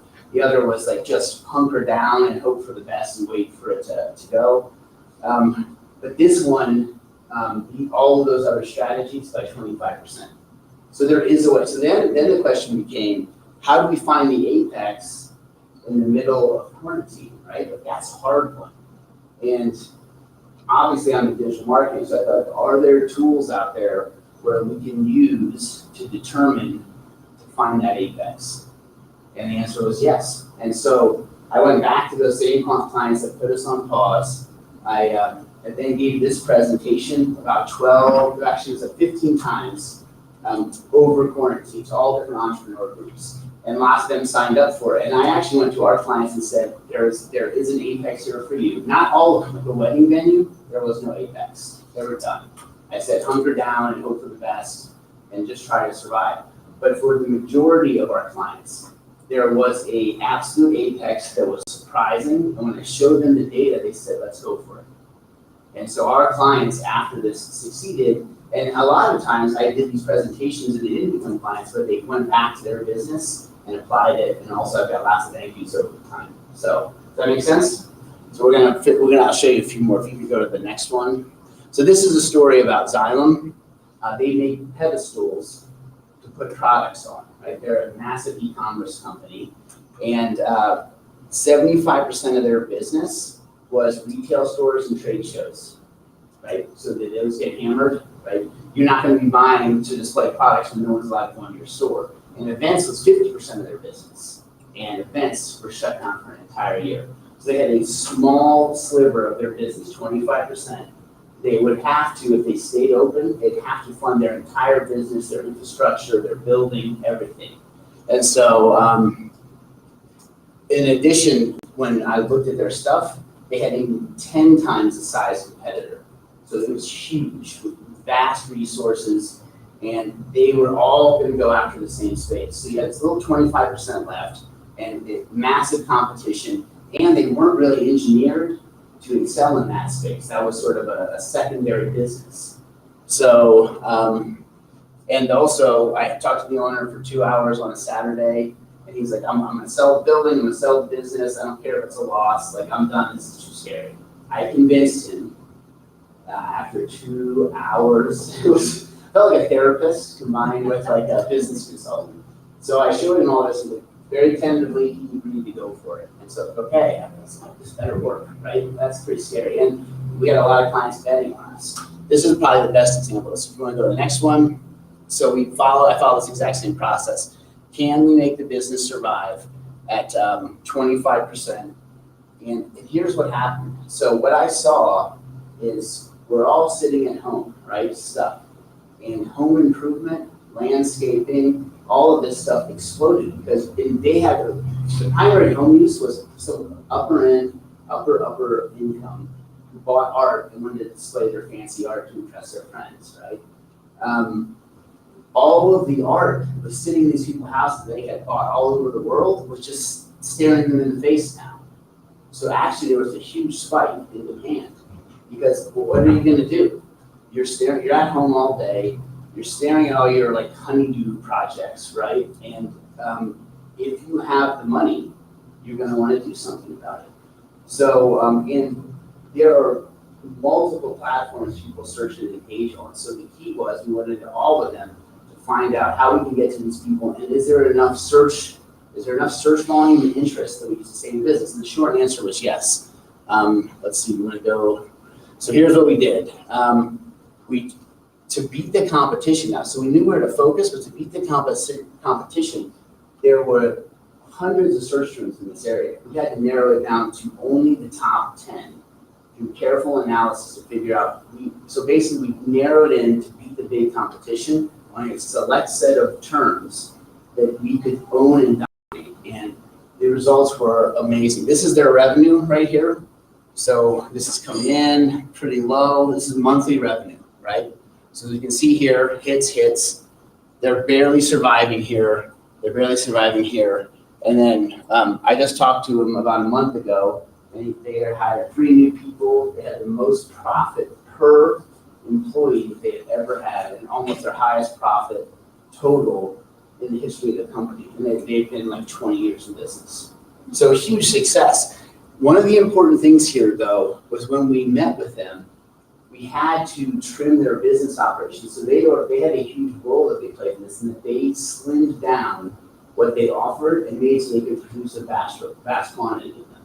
So the business had to adjust. I think that's an important thing when we're looking for the apex. You can't just think of your business as normal.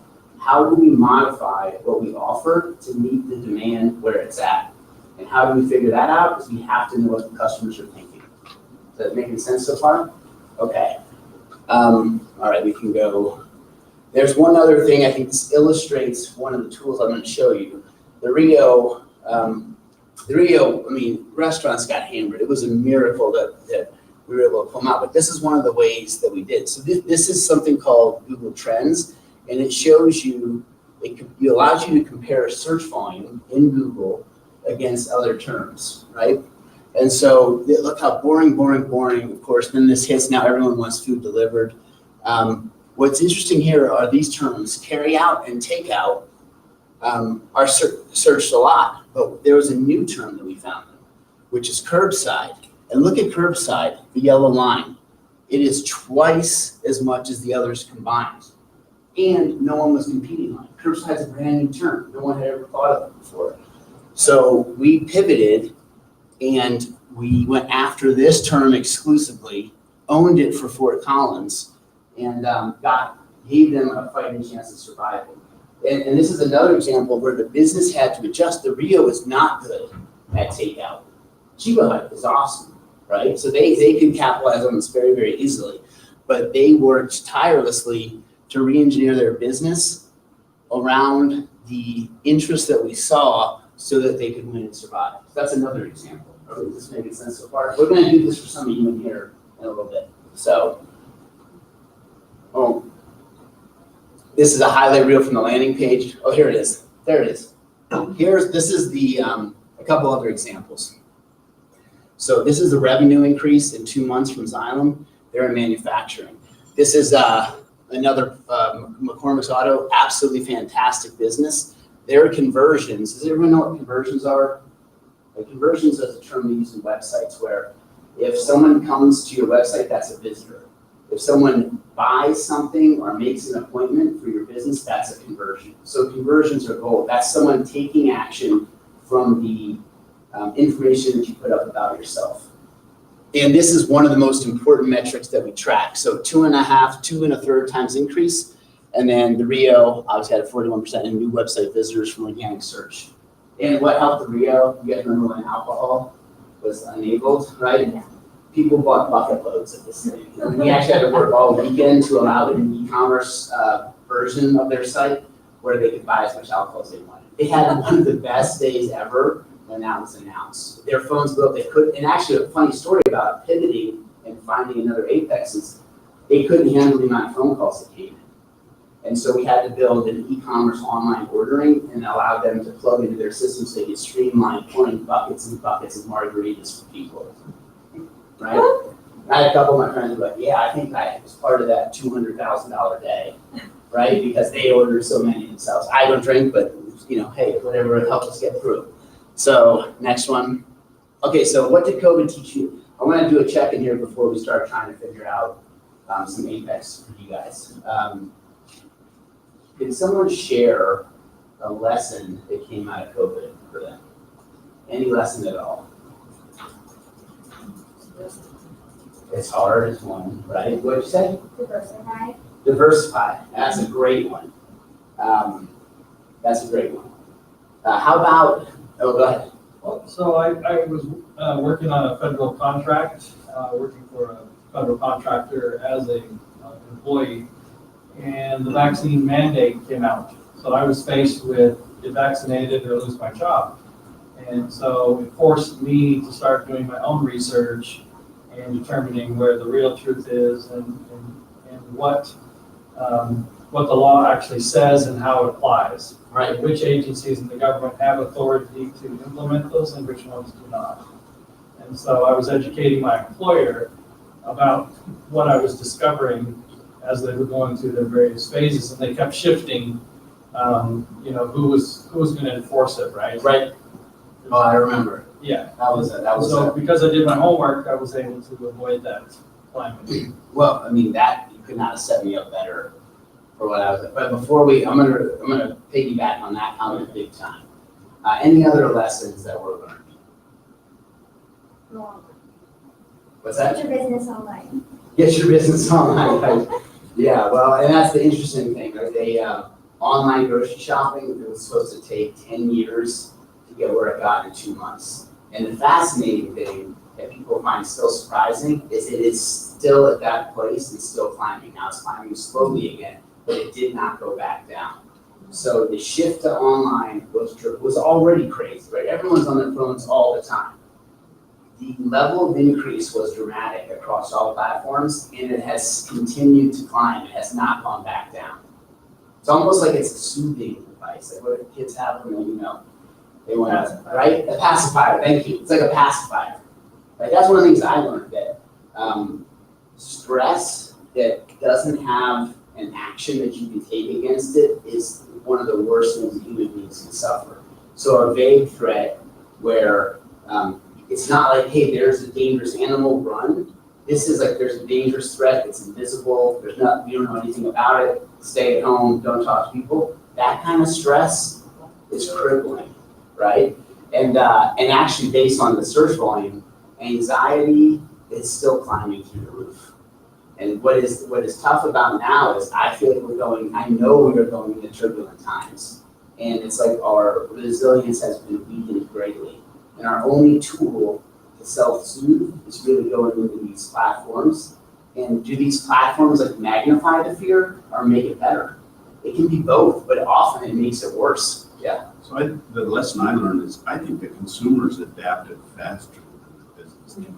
So tell me more about that. That's fascinating. So as the rules were coming down, yeah, our opportunities got a lot smaller as a consumer. So I'm a consumer, I'm not living.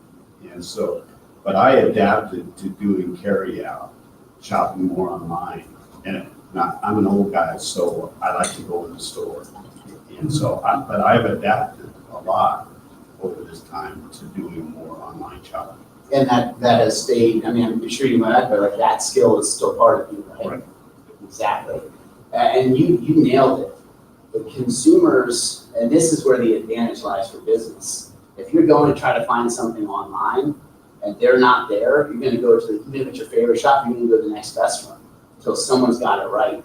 So those that can pivot and adjust by knowing where the consumer's interest is and what they're seeking can win all of the day.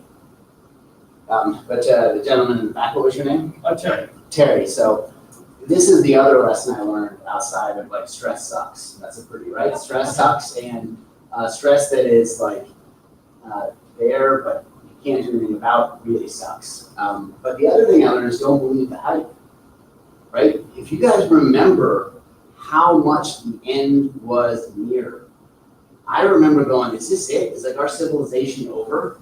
Right? Is it over? I remember I was walking, there were people walking dogs coming at me, I'm like running into the side, and I was terrified. I was like, this is madness.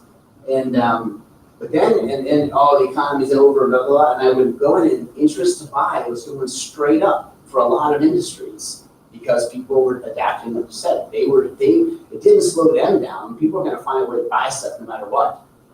So there was opportunity in there. So it's, and if you've got to do your own research though, like Terry said, that you cannot get caught up in the madness that is the PR fear hijacking system that is the public opinion. Does that make sense? So let's talk about, we can go to the next one.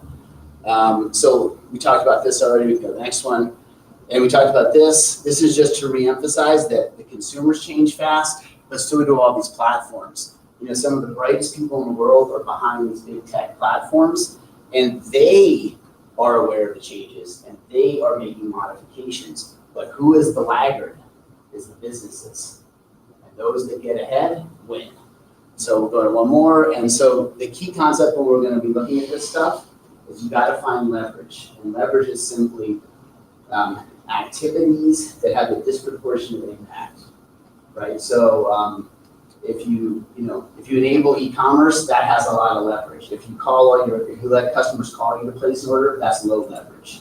Does that make sense? Because it's only one-to-one. Just like the Rio example, they couldn't handle the amount of phone calls. So what's the high leverage move is to enable e-commerce for them, so people can buy buckets and buckets and buckets of margaritas. It was ridiculous. I was like, what are they doing? Like, they might be stockpiling, right? It's like canned goods and margaritas. So, I mean, it blew my mind that we just saw the orders from them. They have 5 locations, they're $25 million a year business. And they literally, we were laughing, like alcohol is the highest margin thing they have. So, but that would have been useless without leverage. Leverage allowed them to capitalize on that fully. So, next one, please. So once again, slow down, find your lane, hit the gas. So let's talk about how do we find your lane. And a real quick note, we do strategy for every single client, and this is just like the way it works. You have to accurately assess the opportunities, both the negative, what your competition is doing, and most importantly, what your customer is thinking and feeling.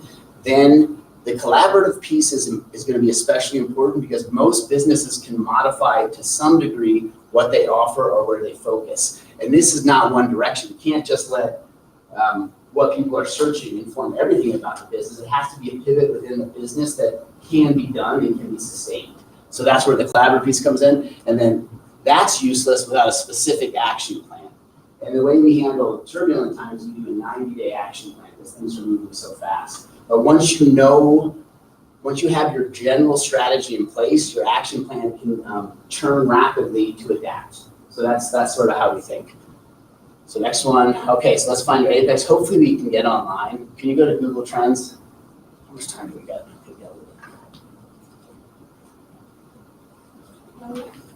So this is like my favorite tool. What it is, Google has graced us with, you'll find this hilarious also, but we'll just go through a little bit about what it is and show. And actually, can you go back real quick to the search results? Sorry. Yeah, that one there. And then can you also open up the shopping trends in addition to the main Google Trends one? Sorry, I had all this saved on my laptop when I got here and they said, we can't use there, so not quite. Okay, so this is Google Trends. You can keep it at the top. So Google Trends is a tool that Google allows you to access for free. And what they do is they aggregate, remember the curbside versus the carryout? This is something I spent a lot of time in because it shows what the people who ask the great oracle that is Google, right?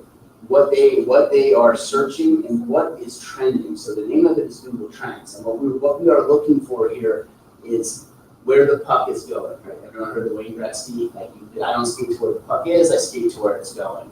And so that's what Google Trends helps identify for any business, and you do not have to be technical in order to use this. This is a simple tool, and I'll show you some tips on how to use it. So this is sort of their aggregated.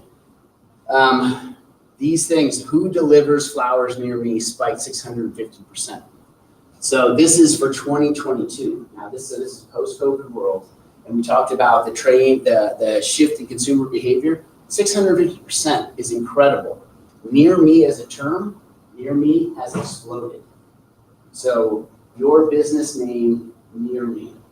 And this is something that most people don't go after, but people are looking with the increase. It's like they are going online to find something next door. Is that bizarre? Right? Like, if you guys ever been to, like, if you're at a hotel, I mean, maybe not now, but I would go and like there'd be a band playing or an event, and I would Google the event right next to the event, right? So this is it reflects in consumer intent and how it's changing. So if we scroll down some more, we'll get into specifics here in a minute, but you can spend a lot of time in just what they're doing with a couple of these pages. They're aggregating what they think are the most interesting trends. So we scroll down here a little bit, right here. So in the past week, here are shifts in consumer behaviors. So clothing, 42%. Video games, 33, toys, 12, cosmetics, 9. I'm gonna scroll down a little bit more. So this is kind of fun. Friction reducer crossword. It's up 48%. I have no idea what that is. Do you guys know what that is? I think that's probably the clue today, is friction reducer. Friction reducer, People yeah. don't know the answers to their. Yeah, right. 100%. Somebody's trying to cheat on Wordle. Yeah, they're trying to cheat on Wordle. That's exactly what it is. Or on the crossword. Yeah. So if we scroll down a little bit for fun. Yeah. So here we go. These trends in gift ideas and deals. You have the birthdays coming up.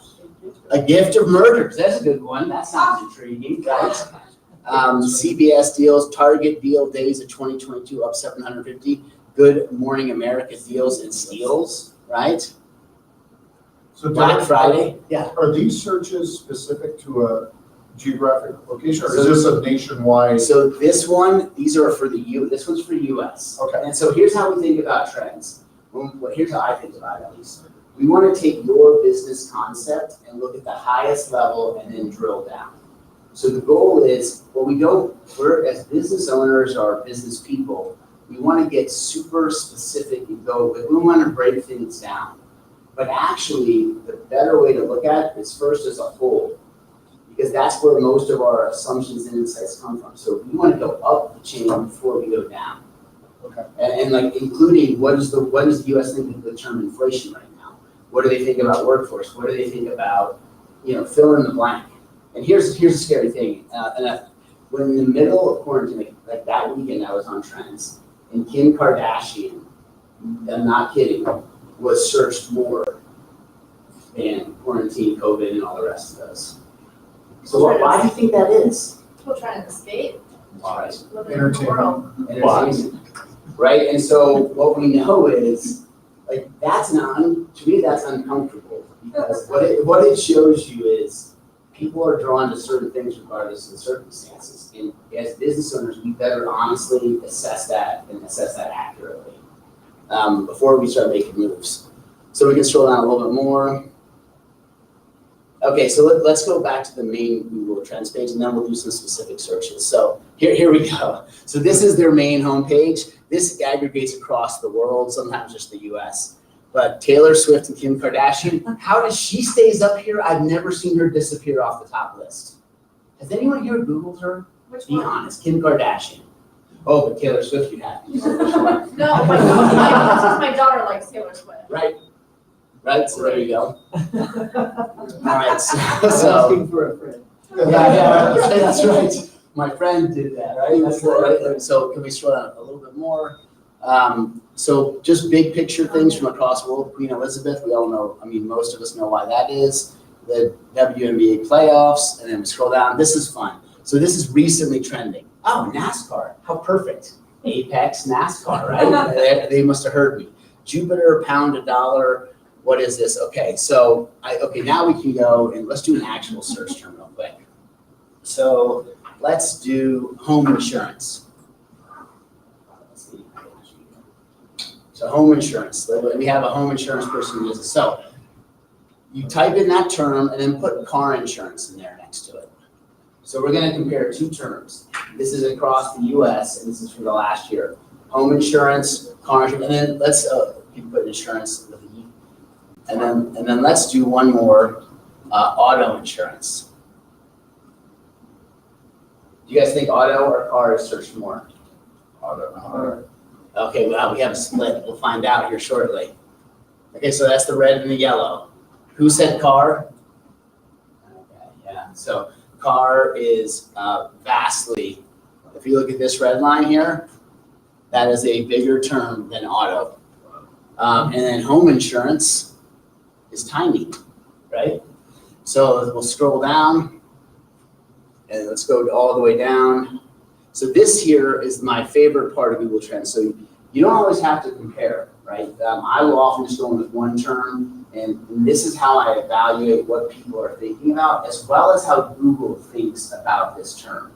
So here's what Google knows. It's the related queries section. And this one is for auto insurance. And we'll look at auto and car. But this is, oh yeah, you can see both. So Michigan car insurance refund, application insurance choice home warranty, car accident lawyer, Baltimore, car accident lawyer, San Francisco, keep going. So some of these are trending obviously in these different cities. But why did my car insurance go up? Up 120 times, right? So doubling plus. You can go to the next one.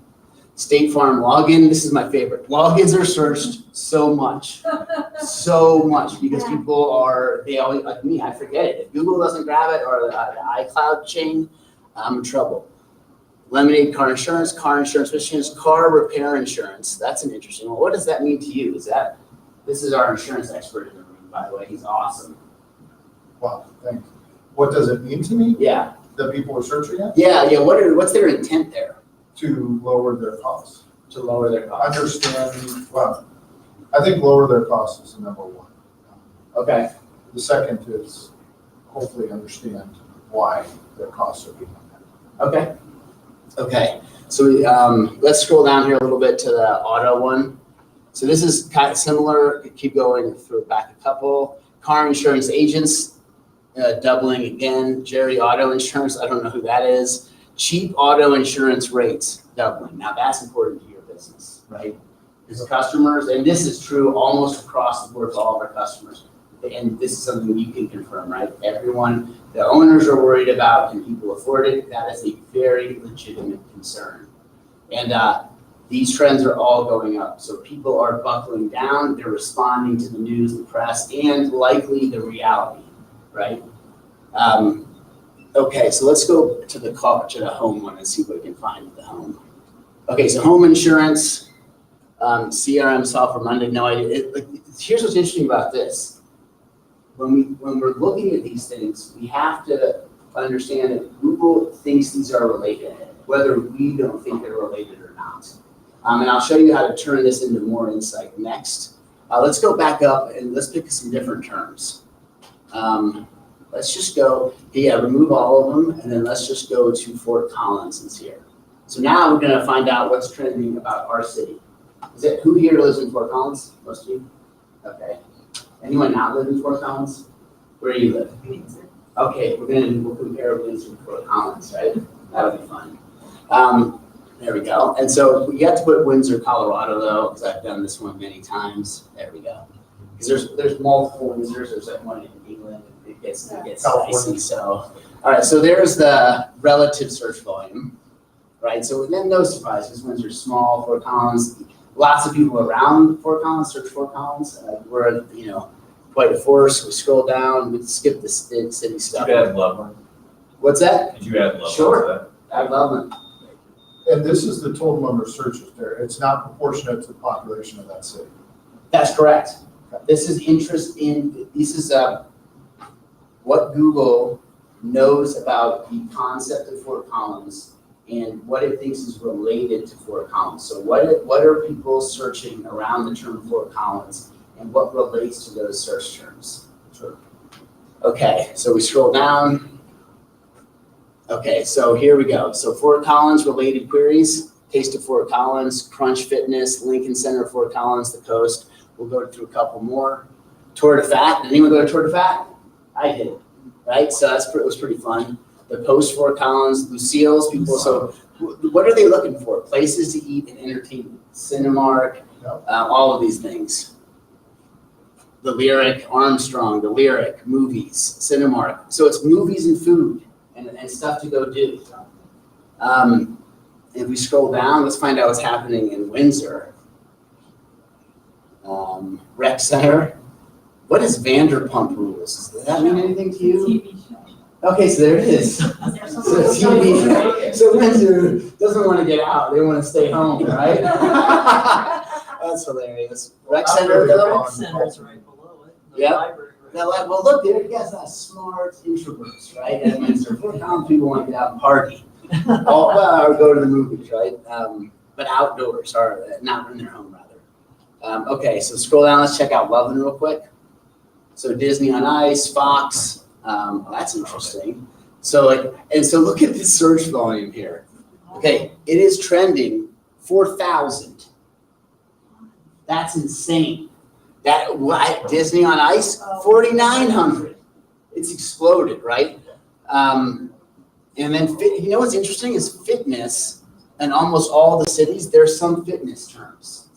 So, and what a breakout term, by the way, is Google is basically saying here, it is like straight up. A breakout is at least 2,500%.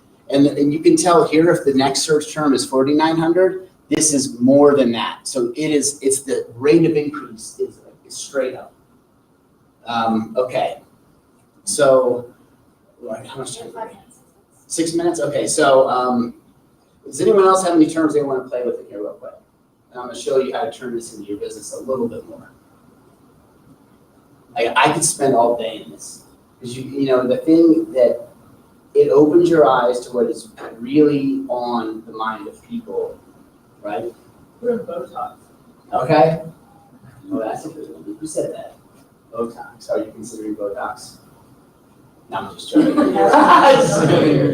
is that for your business? Yes. What is that called? Aesthetic medicine is Hospitality. through the roof. Yeah. Cosmetic injectables is what I. Okay, so let's do Botox, and then what's another one of the things that you offer, like PRP Filler. filler? Cosmetic injectables. Oh yeah, you can even yeah.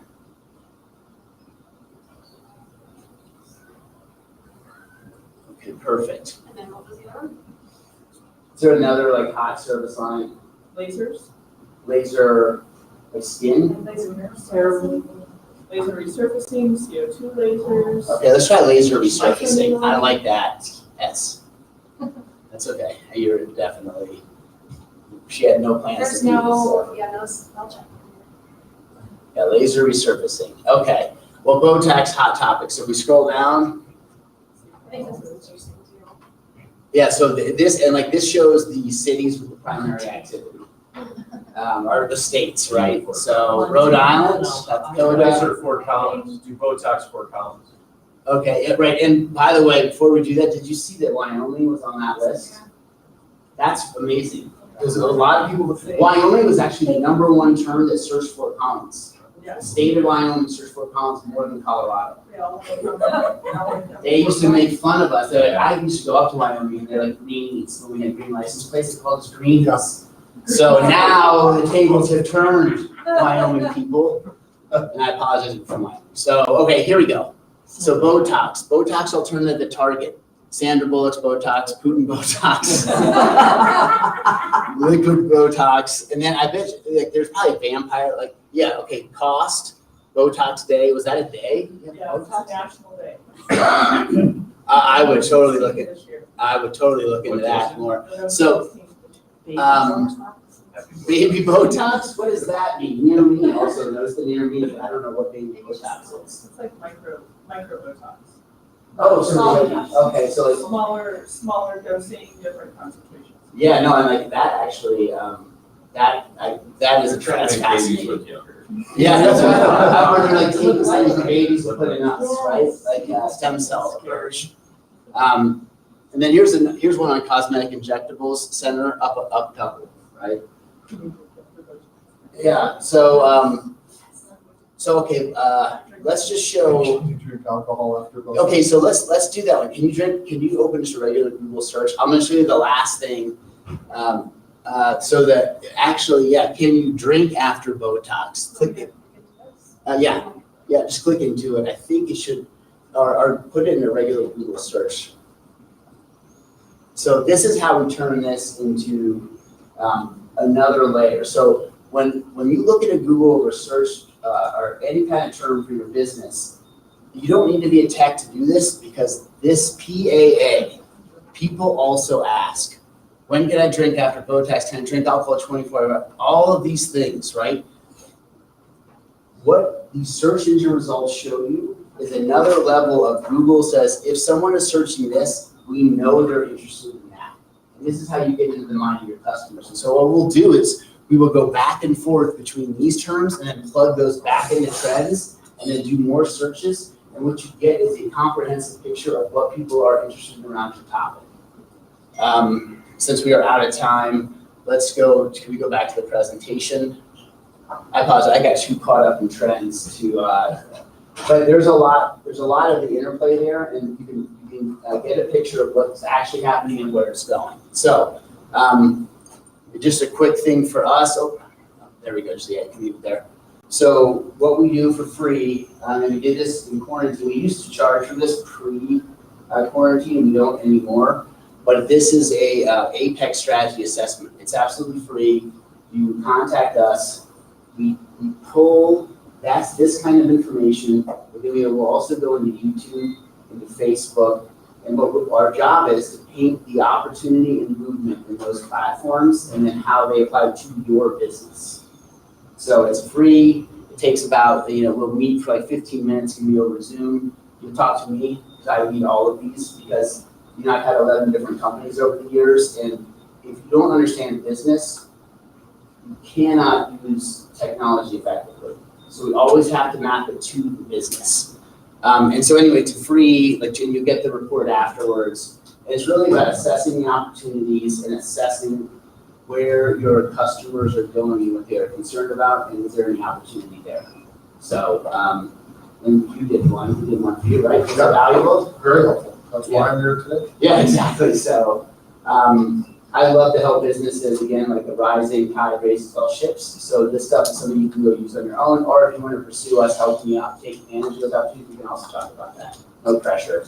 So, any questions? All right, that was it. Thank you guys for your time. I think it's fascinating, just in the simple auto versus car, you're digging into understanding people's thought process and how they're thinking and searching, which is huge, because if you're focused on auto and they're focused on car, even though there's a correlation, you're not speaking the same language in many ways. Exactly. Terminology. Yeah, and I think especially around aesthetic medicine, the language that the consumer uses, I know this, we don't work for them now, but we have worked with them a lot in the past. There are vast variations of the layperson's searches, and how do we meet them where they're at, right? We want to meet the people where they're at and talk about what they're concerned about. And in the language they use, not the language of the experts. The best example of that was my mom had opened a real estate franchise up here, and I outranked the group. Because the group was like a powerhouse, because I went after Fort Collins homes for sale. They were all going after Fort Collins real estate for sale. And everybody went after real estate. Homes for sale is what the layperson says. So it's fast. It's also beneficial to meet them where they're at. You can also outrank, because everyone's sort of monkey see, monkey do. They follow what everyone else does. And usually that is not where the opportunity lies, because it's too competitive, especially in your case, right? We got to be real careful about what terms we pick to go after, because we have to win at them, and we have to win the right ones. So anyway, okay. That was it. Sorry, I'll stop now. Thank you. Yeah.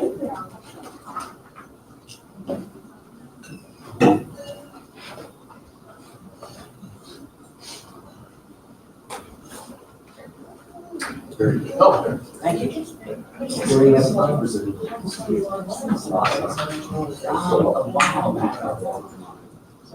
Oh, maybe, yes, maybe, I did a bunch of this. Hey, good. Yes, Nick, hi, I recognize you with that thing on, right, so, yeah. Thanks, Jeff. Nice to meet you in person. Yeah, and that was, yeah. Good as well. So, thank you for that. Yeah. So welcome everybody to the Founded in Fort Collins. We're going to kick off our next speaker here in a minute. My name is Nick Armstrong. I'm the lead organizer. In the One Speak conference room, there is coffee, all sorts of snacks, and everything else. If you need a refresher, feel free to join over there. But our next speaker's got to jump on here. So it's early. Not to rush you. How's everybody enjoying Founded in Fort Collins so far? Good. It's a really quiet, nodding enthusiasm. I can tell this group needs some coffee. If there's a session that you are, there's 2 sessions back to back that you're desperately wanting to see, don't worry, they are all live streamed. Each one of these rooms has a nice little camera and computer in here. They're all going online. And so everybody's panels and presentations will be available online as well. If you have any questions, find somebody with one of these little account pins, and we're all around here and happy to help. So, have a great rest of your week. Well,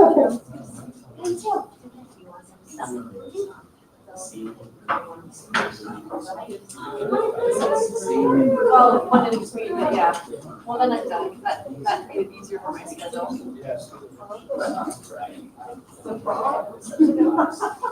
there is actually a couple of studies out there. I'm just doing this for the section. I would suggest. Well, I know. It's not exactly. It's like, so I was like, I'll be over here. I'll try and get up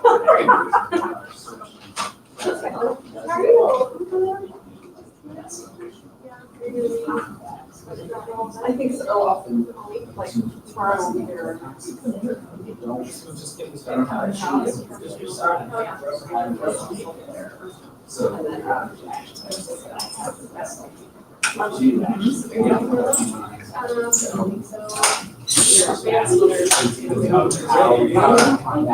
Even putting those out there, that knows, there's some people that are very adverse to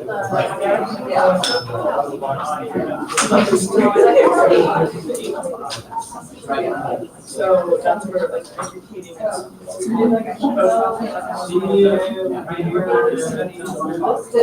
It's lots of alternatives to that as well. And that's what our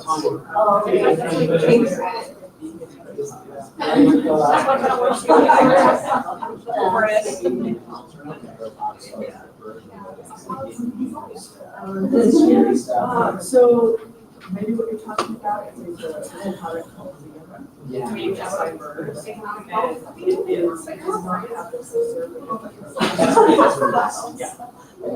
it is not happening so Christy Brinkley was here for that month.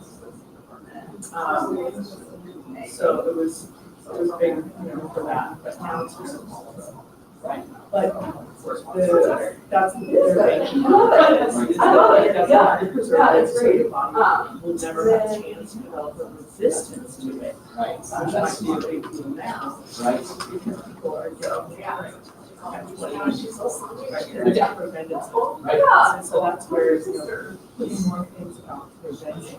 Oh, she does? I love that. That's right.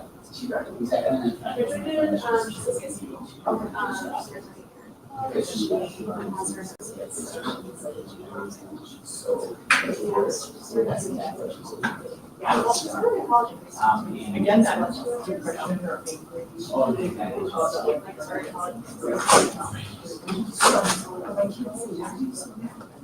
Yeah, exactly.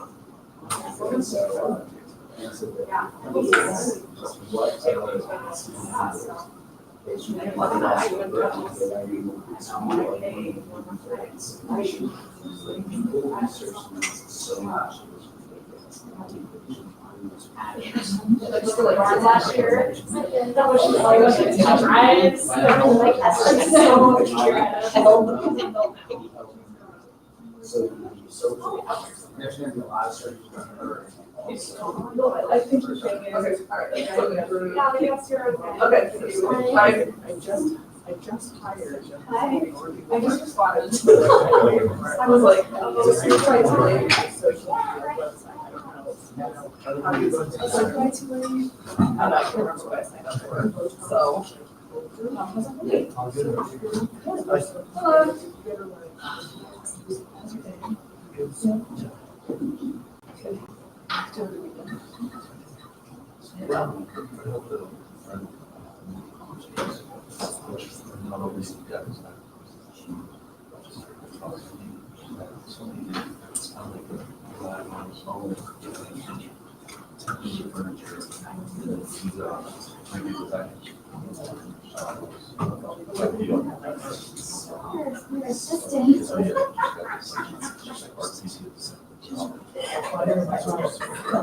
He's also.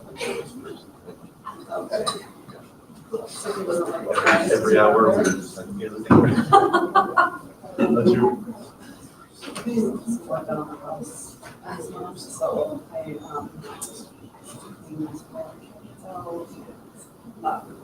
not very much. I feel like I don't, wipe it down thoroughly, all the spices that are like 10 years old.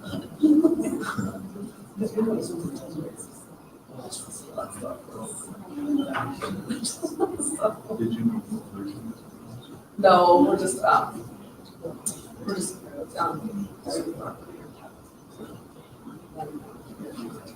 so.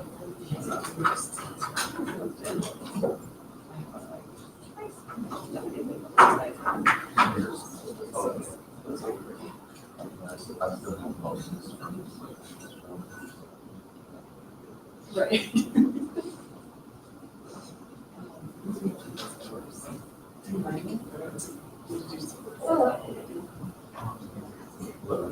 Yeah.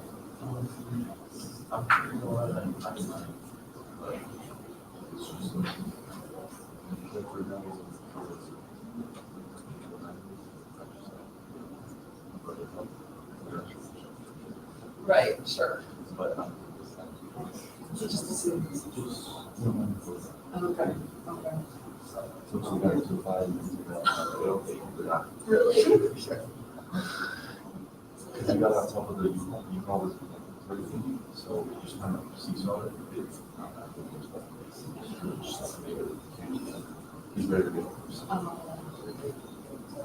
Right. I told him, I didn't know his voice, but I told him. I told him. Sure, sure. Yeah, I'm like, it's, of course. Right. But I wouldn't have reacted that way. Beach spread. right. For a while. So, yeah, I actually helped with my day every morning. Just to yeah. You're like, well, this is great. So you're like, so you're so. I just love being a for it now. Your truck is like, fix this shit. I do have to do it. Yes, that is totally something I would write. I could totally write that. Is that like yourself? And it's been there for a week. Okay, I'll go ahead and get started here. Who's ready? Is everybody, first of all, is everybody in the right spot? Your pretend business problems lurking in the shadows. Is that right? Okay, good. Thanks for coming. A little bit about me. My name is Janine Huxley. I am a CPA. I do what's called fractional chief financial officer work for small businesses. So small businesses that need that financial expertise to grow and manage their business, but they don't need it full time. Having a CFO can be a really expensive position to have. So I fill that niche for companies that need and want that financial expertise, but they don't need it full time. So I am a CPA. I have been a C-suite officer. I'm a board member on a few volunteer boards locally. I've been in the business for 25 years in accounting and finance. Last year, I was honored as one of BizWest's notable women in accounting. That was pretty fun. And this is just an example of some of the things that I do for my clients: process optimization, organizational development, financial analysis, forecast, and reporting. I have clients nationwide.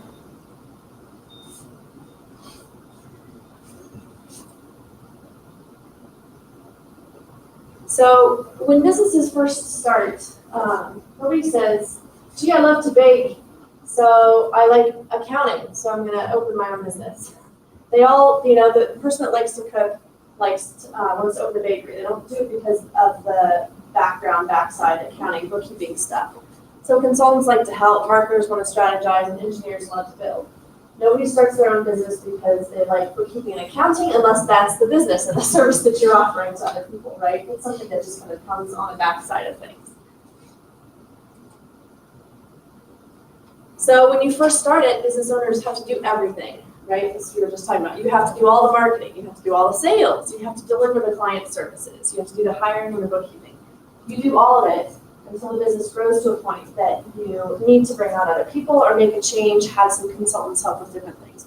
But that's how it works at first. That's how every business starts.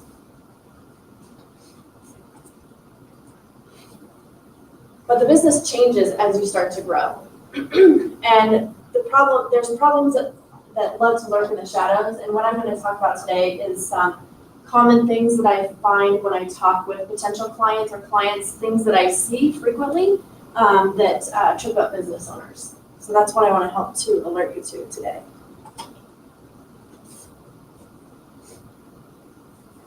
If you don't pay attention to the problems that we're going to talk about, they're going to cost you money. And it could cost you with the trouble with the IRS as well, or other government agencies. So that's why I wanted to highlight these particular problems. They're not minor things. Some of them can really turn into really big, ugly things out there. Whoops. So the first problem, do you hire employees or 1099 contractors? And if you work with some of these, which ones do you work with? A lot of times what people say is, I don't hire employees, they're all independent contractors or 1099 employees. How many of you guys have seen or heard that kind of a statement? A few of you. Well, there is no such thing as a 1099 employee. That does not exist.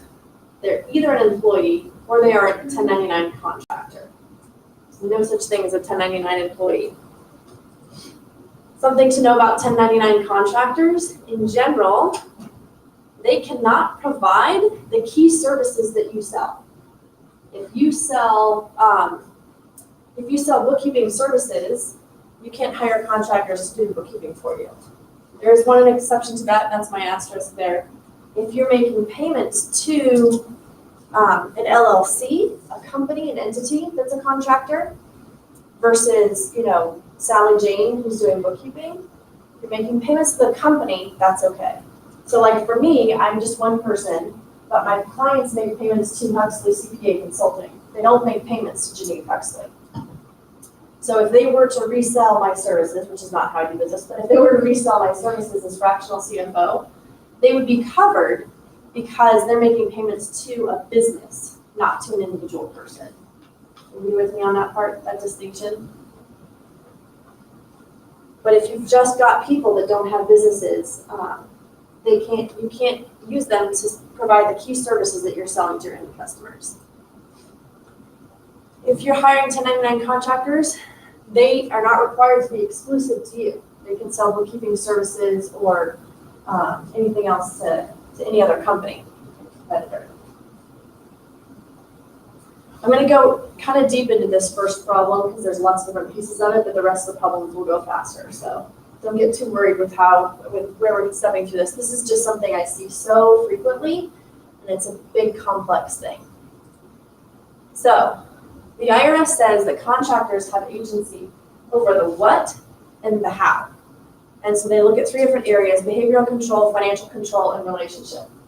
And what the IRS says is the general rule is that an individual is an independent contractor if a payer has the right to control or directly only the result of the work. I want you to complete this project. not what is gonna be done or how it's gonna be done. Small businesses need to consider all the evidence and the degree of control and independence in the business worker relationship. And the facts that provide this evidence fall into three categories: as behavioral, financial, and relationship.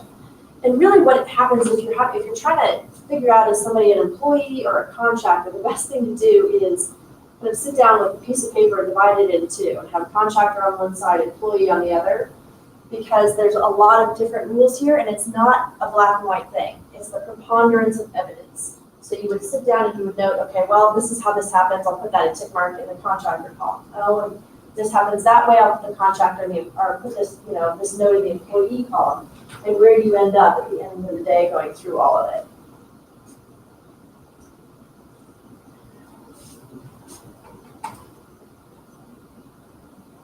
So let's have just a little discussion here. So for behavioral control, it's the right to direct and control the work. So I'm going to come up with, I'm going to have a couple of examples here and tell me if you think you can dictate that item to a contractor. Who thinks you can dictate when and where to work to a contractor? Yes or no? No. That's right. It's not. How about the tools to use? No. That's right. You guys are good. How about detailed process instructions?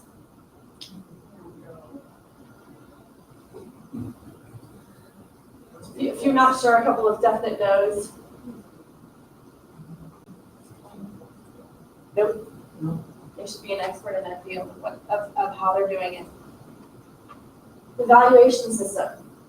How the work is done. Can you dictate to a contractor how to do the work?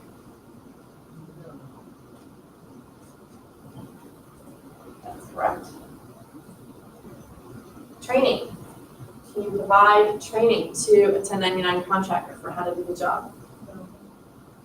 Nope. Good. You guys are good. Why are you here? All right, when it comes to financial control, an employee, generally with employees when it comes to financial control, their services are not available to other companies, right? It's a little bit different if somebody's got like a part-time job, but for an employee, they can't sell those services to somebody else. You pay them a regular wage, whether it's an hourly wage or a recurring salary, that's designated.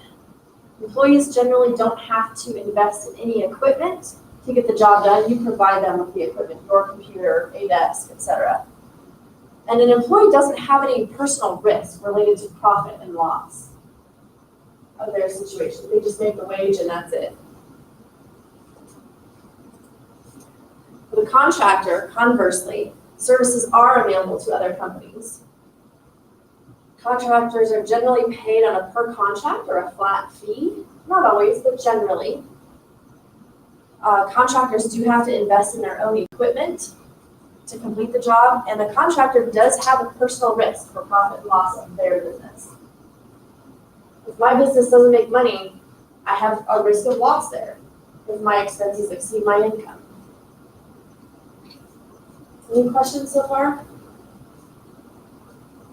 And if you guys, I'm happy to share the slides too if you want to send me an email, or if you go to I'm a pretty easy person to find on the internet, go to my website and send me a message saying, hey, can you send me the slides for next week? I'd be happy to do that for you. All right, so that's financial control. Then we have, whoops, the little scroller bar gets me every time.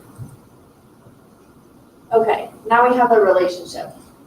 So employees, kind of an indefinite relationship. It's not defined about you're going to be here and you're going to work, we're going to hire you as an employee for just 3 months. Occasionally, but generally speaking, it's more indefinite until there's, they make too many mistakes, do a bad job, and you have to let them go.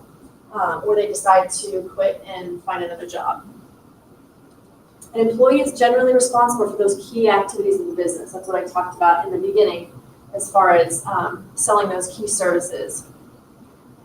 There's not usually a contract with employees about what needs to be done. There's the job description, but there's not a legal contract that both parties sign. Generally with employees, there's some kind of benefits that are provided: insurance, pension, vacation. For contractors, It's usually a time-bound, very project-specific, and if the relationship is based on that project. Generally, they're responsible for non-key activities of the business. Like for my business, I have a virtual assistant that helps me with some things. I have some marketing people that help me with posting stuff on my website. But that's not a key service of what I provide to my clients. There's usually a contract, a legal contract with contractors, and there's never any benefits that are offered to contractors.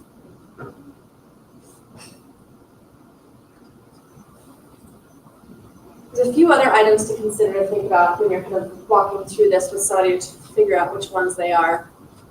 One is, how is the job or the work obtained? Employees, generally there is a job ad that goes out and you try to work to hire somebody, right? As a contractor, you will maybe put out for a request for a proposal, and you'll get proposals back and evaluate those and make a decision about who you're going to hire for that project. Is there a title that even comes with the job? Contractors, there's no title that you give them, really. They have something like, I go by a fractional CFO, but that's not a title that my clients give me. That's a short description of services I provide.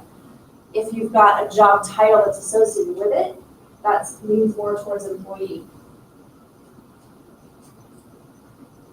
And the IRS has a lot of, all of these rules and things. There is a form. Don't submit the form, because, but it can be a way to walk you through kind of some questions and answers to help you figure out if it's an employee or a contractor. This form itself, I say don't submit it because it's actually there to, if an employee, if somebody is being treated as a contractor and they feel like they're improperly classified and they are an employee, they can fill out that form and notify the IRS that they think their business owner is classifying them wrong. So as business owners, you should be aware that there is a form and you can be turned into either the state or the IRS that you are improperly classifying people. And that has extreme financial consequences. Any questions on the employee versus contractor?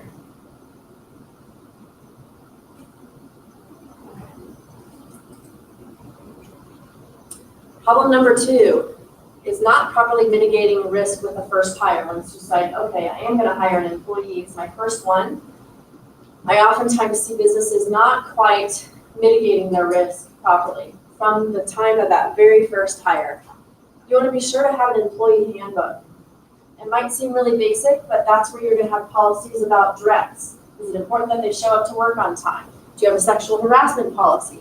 What's your code of conduct? All of these things are what you are going to, is a communication between you and the employee of what you expect of them and how they're going to be working in your business and how they're going to be presenting themselves to their client, to your clients as well, your clients or customers. So creating that employee handbook can address a myriad of questions that employees have so that everybody's clear up front. What are the holidays that people don't work? How many vacation days do people get when they walk in the door? Is it accrued over time? Is it all up front? Do they get more days after a certain number of years? That's an important thing to get taken care of. Next, obtain workers' compensation insurance. So important, so important, so important. For the first time you have an employee, you never know what might happen, and you are on the hook if you don't have insurance, and it could be really ugly.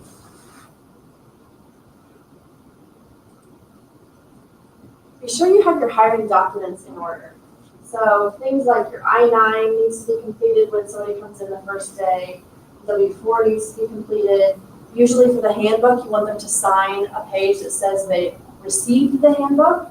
I think there's also maybe you read the handbook. I'm not sure what the wording is on that, but you want to have all that stuff set up and ready to go before somebody starts. I want to tell you a story about I-9s. I had this client that I was meeting with, and they were talking about hiring another employee in another state. And during the job description, they were getting close to hiring. I said, great, do you have, you're going to send them the I-9 and the W-4? And they said, I-9? What's the I-9?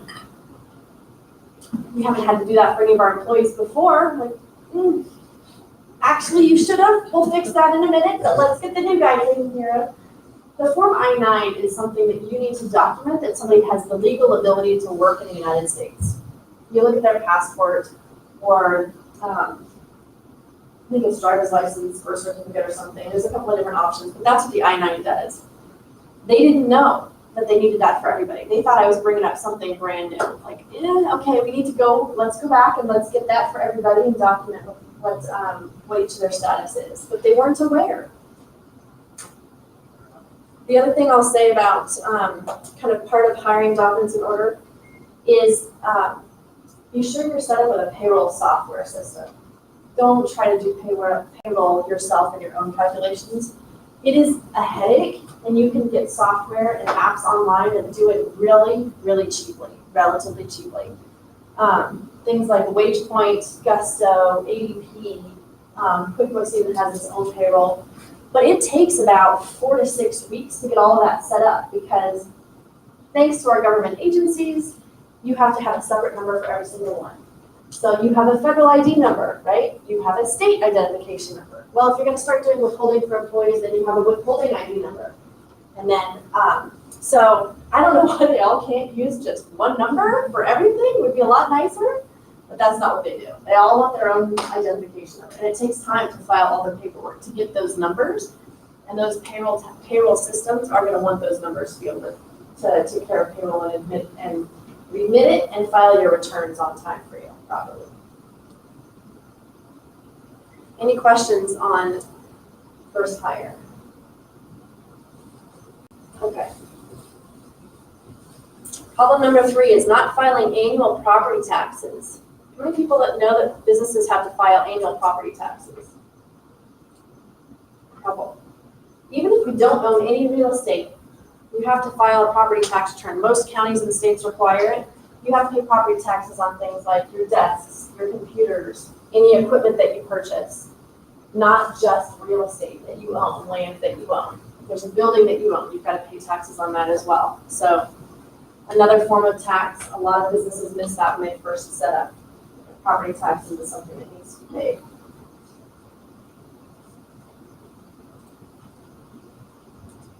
Not properly calculating, withholding, or remitting sales tax. Sales tax is the bane of every small business owner's existence, I'm convinced. It's awful. It's awful because of the way that it works and the way that it's set up. First thing to know about sales tax is it's based on the delivery address. Where are you shipping those items to? If you've got an e-commerce business where you sell things online, you have to withhold and remit sales taxes based on where you're shipping your product to. And I'll get to some caveats here in just a minute. If you are, say your business is based here in Fort Collins and you ship to somebody in Loveland, you have to withhold sales tax, Loveland City sales tax, in addition to Colorado State sales tax, but not Fort Collins City tax, because they're based in Loveland. And then something else to keep in mind, there's state sales tax, there's county sales tax, there's city sales tax, and sometimes there's special jurisdictions. And Colorado has this, uses what they call the home rule state. And I'm first going to describe not a home rule state. So I grew up in California, I'm really sorry. And in California, for sales tax, you file one tax return monthly for your sales tax. And you list out, it has a listing of all the counties and the cities on that one return. And you just put the total sales in there and multiply by the rates. You're filing one sales tax return for all of your shipments in California. Colorado, which I love otherwise, is a home rule state. So what that means is that Colorado State has said that cities and counties and special jurisdictions, if they want to, can have their own return, their own tax return to file. So if you are based in Colorado and you ship to a few different cities and counties in Colorado, you could have multiple returns, like 10 to 15 or more, every month that you have to file. and remit because it's home rule, because, Wellington decided it's gonna have its own returns. You can file sales tax for Wellington, you have to file one for the state of Colorado, you gotta file one for the city of Fort Collins, you gotta file one for the county of Larimer, you have to file one for the county of Well. This is why I think it's the bane of the existence of most small businesses, and that happens across the country. It just becomes insurmountable and huge so fast. And one thing I do want to say for sales tax is, by and large, it's only on tangible items. You're selling water bottles, or you're selling computers, or pens, or paper. If you're selling services that are not tangible, touchable things, generally, sales tax does not apply. If you are a business, like there's this one HR business that I talked to that was mostly providing services, and then they wanted to start supplying those posters. Those posters you have to have with like the minimum wage and contact us for workers' comp and all these disclosures you're supposed to have by the government. They were going to start selling those posters. Well, their service business just moved to selling something tangible, a poster, and they had to start having sales tax on that, heavily remitted based on delivery address. It makes things a lot more complicated. I'm like, I don't know the profit's really going to be worth that on the poster. So if you want to provide a service, let's talk about that. But one of the caveats when it comes to shipping things outside the state of Colorado, a few years ago, there was a big Supreme Court case. Okay, it was big in the accounting world. It had not been big in anybody else's world, called the Wayfair. I don't know if you guys have heard about the Wayfair decision in 2016 or 17, I want to say. Now, states look at economic nexus. It used to be, before the Wayfair decision, that you didn't need to calculate and withhold sales taxes in any state besides where you had brick and mortar or employees. So if you have a brick and mortar location that's in Colorado and one that's in Wyoming, you'd have to file in those states. But you could ship to anywhere in the country, and you didn't have to worry about withholding and remitting sales taxes and filing those returns, because you didn't have a brick and mortar in any of those other states. The Wayfair decision said, I think it was South Dakota or North Dakota, that sued Wayfair saying, you owe us all these sales taxes because you ship stuff to our residents here in South Dakota. And Wayfair said, we don't have a brick and mortar place there. I went all the way to the Supreme Court, and Wayfair lost because they switched it from saying brick and mortar causes nexus in a state to economic nexus. It's basically a recognition that the internet does in fact exist, and there's a lot more cross-state commerce that's happening across the country and the world now. So now, generally speaking, most states have sort of set a value for economic nexus or having to file sales tax, withholding and remitting sales taxes. Generally, it's about $100,000. So if your sales in any given state are under $100,000 and under, I think it's about 200 transactions, you're probably in the clear. That's not every state. That's why I say generally. Each state makes their own rules, but generally you're in the clear. But Wayfair screwed it up for everybody. Yes? So where would be a good source for a merchant to go to look to see what state they're doing business in? So if I had somebody from South Dakota right now who wanted to buy from me, how would I know whether I had to collect sales tax? Great question. Avalara is a software that actually has AVALARA, has written software to make all of the sales tax stuff easier. So Avalara and TaxJar is another one I think that works with Shopify. Avalara, I know, has a website where you can go and say, I live in this state and I'm shipping to XYZ state. And it'll tell you if you what the rules are for what the value of their economic nexus is or how many transactions it is. Some of them say, and it's $10,000. So, but that's generally where I've gone for like a quick look to see. Avalara, AVALARA.com. And if you have an e-commerce site, you should really turn on the sales tax piece of it. Be sure that you're talking with your tax advisor and look at that. But the software can help you so much in tracking this stuff, because it could be that you're not projecting you're going to be above 100,000, but if you have a breakout year and you sell a huge piece to one customer in another state, There you go, you've triggered economic nexus, and now you've got to start withholding. Those tax softwares will keep track of all those sales and let you know when you're getting close to and hitting that limit that you need to start filing permitting. Any other questions on that? Okay, we're gonna get off the tax bandwagon for a little bit. Problem number 5 is losing money on service lines or products. Most businesses have a profit and loss. By the way, if I say income statement, it's the same thing as a profit and loss. Everything in education and the professional world and large businesses uses income statement, and QuickBooks had to call the report a profit and loss. So it's the same thing though. So businesses have their profit and loss report that shows in total what income did you make, what are your sales and what are your expenses, and what's your net income at the end of the day after subtracting all your expenses. So lots of business owners know overall I'm making a profit, looks great. But if you sell 10 different services, are each of those 10 services profitable or equally profitable? You may not know. If you don't have your book set up in a way to help you figure that out, you may not know.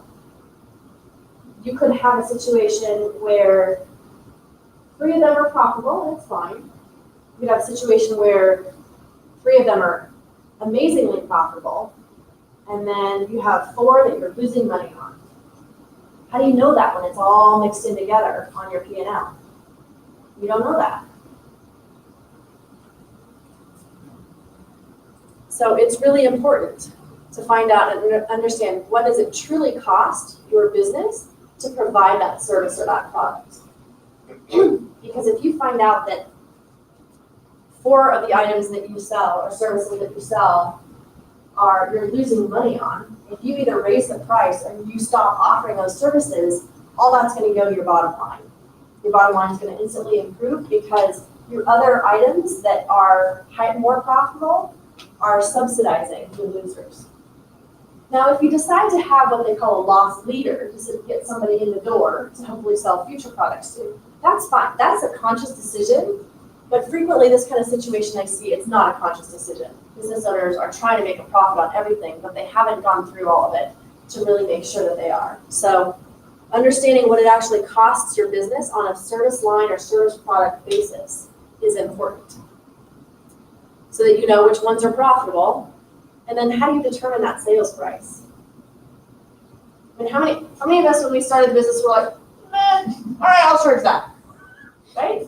What do you start with? Maybe look at some competitors to kind of get a ballpark idea, but it's kind of a shot in the dark when you're first getting started. So you've got to improve on that over time. One of the things I do for my clients is what I call a cost analysis. It goes straight to your bottom line, and it's basically delineating out those 10 product or service lines so you know which ones are profitable and which ones are not, and how much they each cost you. All right. Problem number 6 is kind of related to the last one, is not having a plan to raise prices. Business owners, I think a lot of times, once you sort of figure out what that, oh, I'm going to charge this, don't have a plan to how often they're going to raise prices and by how much. And now when we have supply chain issues and costs are going up fast, that erodes your profits away really quick if you don't pay attention to that. And so this is a key thing that I see business owners not having on their radar. So you need to figure out what triggers a price increase. What needs to happen? Maybe your margins, you're willing to accept a little bit of fluctuation, but your margins, you don't want to have below a certain threshold. So what's that trigger that you know it's time to start raising your prices? And then how much are you going to raise them? How often are you going to raise them? If you don't have a schedule out ahead of time, all of a sudden 5 years later, you're going to need to raise your prices, and it's probably going to be a really big jump. And it's going to be more of a shock to your customers because it's been the same for so long. Whereas if you do it a little bit each year or every 2 years, it's a lot easier for the market to accept and the customers and clients to accept a price increase as gradual as opposed to a really big drop. And then key as part of this is how are you going to communicate to that customers? Communicate your price change to the customers. You don't want it to surprise them. one of the things, I think one of the articles that I have, actually I wrote a whole article about this on my website if you want to see it. One of the key things is, businesses generally operate on a December 31st year end. So about now, September, October, what are people doing for next year? Setting up their budgets. If they buy a lot of product or services from you, then, and you're gonna raise your prices, it would really help them to know during their budgeting process that your prices are going up. Because then they can build in that price increase and you're a lot more likely to retain that customer. Any questions on this, or the last one? Just raise your hand or interrupt me if you've got a question, please. Okay. Question? Okay. Problem number 7. Not getting W-9s from your vendors before you pay them. So you need to do 1099 reporting in January every year as a business. You need to tell the IRS which contractors you have paid and how much you've paid them if you've paid them more than $600 during the previous calendar year. But you have to include their name and their tax ID number. And the way you get their actual legal name and their tax ID number is by requesting this, by having them fill out this W-9 form. If you don't ask them for that W-9 form before you pay them, it might be a struggle to get it from them in January when you need it. So telling them that you're going to withhold payment for their services until they give you that W-9, that's your carrot. I'd love to pay you, I just need that W-9 back real quick, and I'm happy to send the check in the mail to you real fast. Can you backtrack on how that works? You mentioned at the very beginning 1099 business versus an individual. So depending upon how they're organized as a business, you may or may not have to send them a 1099. But you don't know how they're organized as a business or how they file tax-wise unless you get the information from that W-9. So, and there's a bunch more rules about that. If a business is incorporated and it's a corporation, you don't have to send a 1099. But you don't always know how the business is organized or legally organized and set up unless you get that W-9. So that has information on it that tells you, yes, you need to issue a 1099 or no, you don't. Does that answer your question? Yeah. I don't want to get into all the details of when to issue 1099s and when to not. It sounds like you're saying you always do it. Well, you always want to get the W-9 because that tells, so that's what you really need to do here. And the problem that I see is people not asking in their process, not asking for that W-9 when they have a new vendor that they're starting to send payments to. It should be anybody you cut a check to that's not an employee. Just ask for that W-9. Everybody's used to it. It's common. They usually have one that's already signed and saved in a PDF, and they can just email it back to you super quick. But based on the information you get back on the W-9, you may or may not have to issue a 1099. Yay with form numbers, right? Any other questions on that part?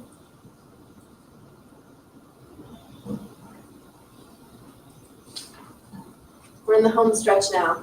Problem number 8, incorrectly recording of loans. Bank loans, car loans, anything like that. While you may be making the same dollar amount of payment every single month, the amount that you're paying towards principal and the amount that you're paying in interest changes every month. And you have to record principal one way and interest the other way on your books. If you don't record it properly, what happens at the end of the year when your tax preparer goes to prepare your return, they're going to have to make an adjustment to your numbers, and where maybe you thought your income was a lot lower and your taxes were not going to be that bad, they're going to end up increasing your income because you recorded all of your principal on your income statement when it should have gone against the outstanding liability for the loan. So this can change your tax planning if you don't have it right in your books. So the principal that gets repaid, that goes against the liability that you first recorded when you got the proceeds. So when you get a bank loan, you have to pay that back, right? And so the principal portion is what the amount that goes towards what you're paying back. That reduces that liability over time as you make those payments. The interest including if there's any fees, that gets expensed on your P&L. And so you don't want to have your principal on your P&L and you don't want to have your interest on your liability because that's going to end up getting changed and adjusted when your tax preparer, tax advisor starts to work with your tax return. So you don't want any surprises that way. An amortization schedule can help a lot. Usually the lenders, whoever is loaning you the money, will give you an amortization schedule. Sometimes they come automatically, sometimes you have to ask for them. But what that amortization schedule does is it tells you, here's the payments, it's your monthly payment and how long you're making the payment for, but it gives you that breakdown between principal and interest every single month.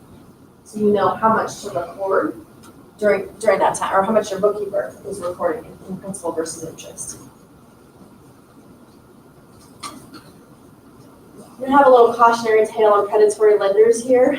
I have an article about this on my website too. Predatory lenders are like QuickBooks lending, Cabbage lending, and I had some others, but I can't think of them off the top of my head. Cabbage, K-A-B-B-A-G-B. They're like, hey, we'll get you money really fast. So the problem, and I wish this were illegal, it's not, but they'll talk about like low interest rates, but then they have a fee for this and a fee for that and a fee for this and a fee for that.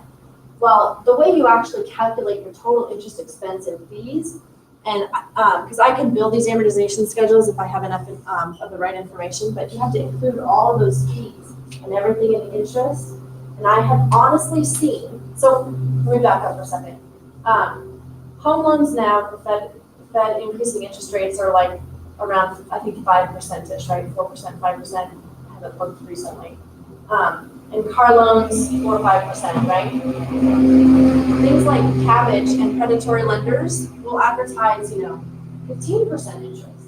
But once you add in all of those fees and you do a proper actual amortization schedule, from an accounting perspective, it could be 30%, 40%. I've seen 91% charged.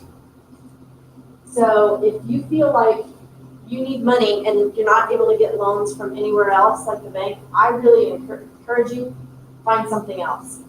Put money in, ask family and friends, cut expenses, do everything else, because the problem is these are so expensive, it is so hard to dig yourself out of it once you start. So hard. And sometimes they'll also say, oh, it's only 15% interest, but they're calculating 15% over 90 days. But interest rates are always calculated on an annual perspective. So if you're paying 15% over 90 days, you're paying 4 times that for an annual rate to compare, which is what, 60%. So be careful of those. The last thing also, so you can check the article on my website. The other thing, one of the ways to see a predatory lender is they're requiring daily payments or weekly payments. Standard loan terms, only monthly payments.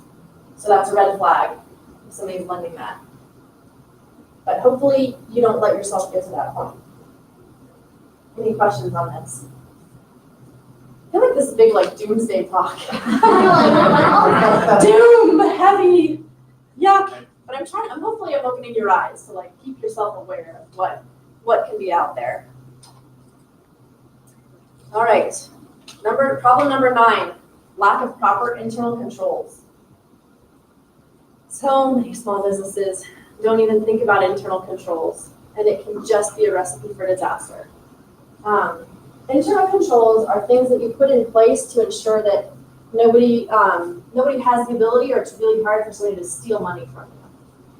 So, how many people think they hire trustworthy employees? Everybody thinks they hire trustworthy employees because if they were trustworthy, you wouldn't hire them, right? Fun fact that I don't have on the slide, they've done a study, and they found out that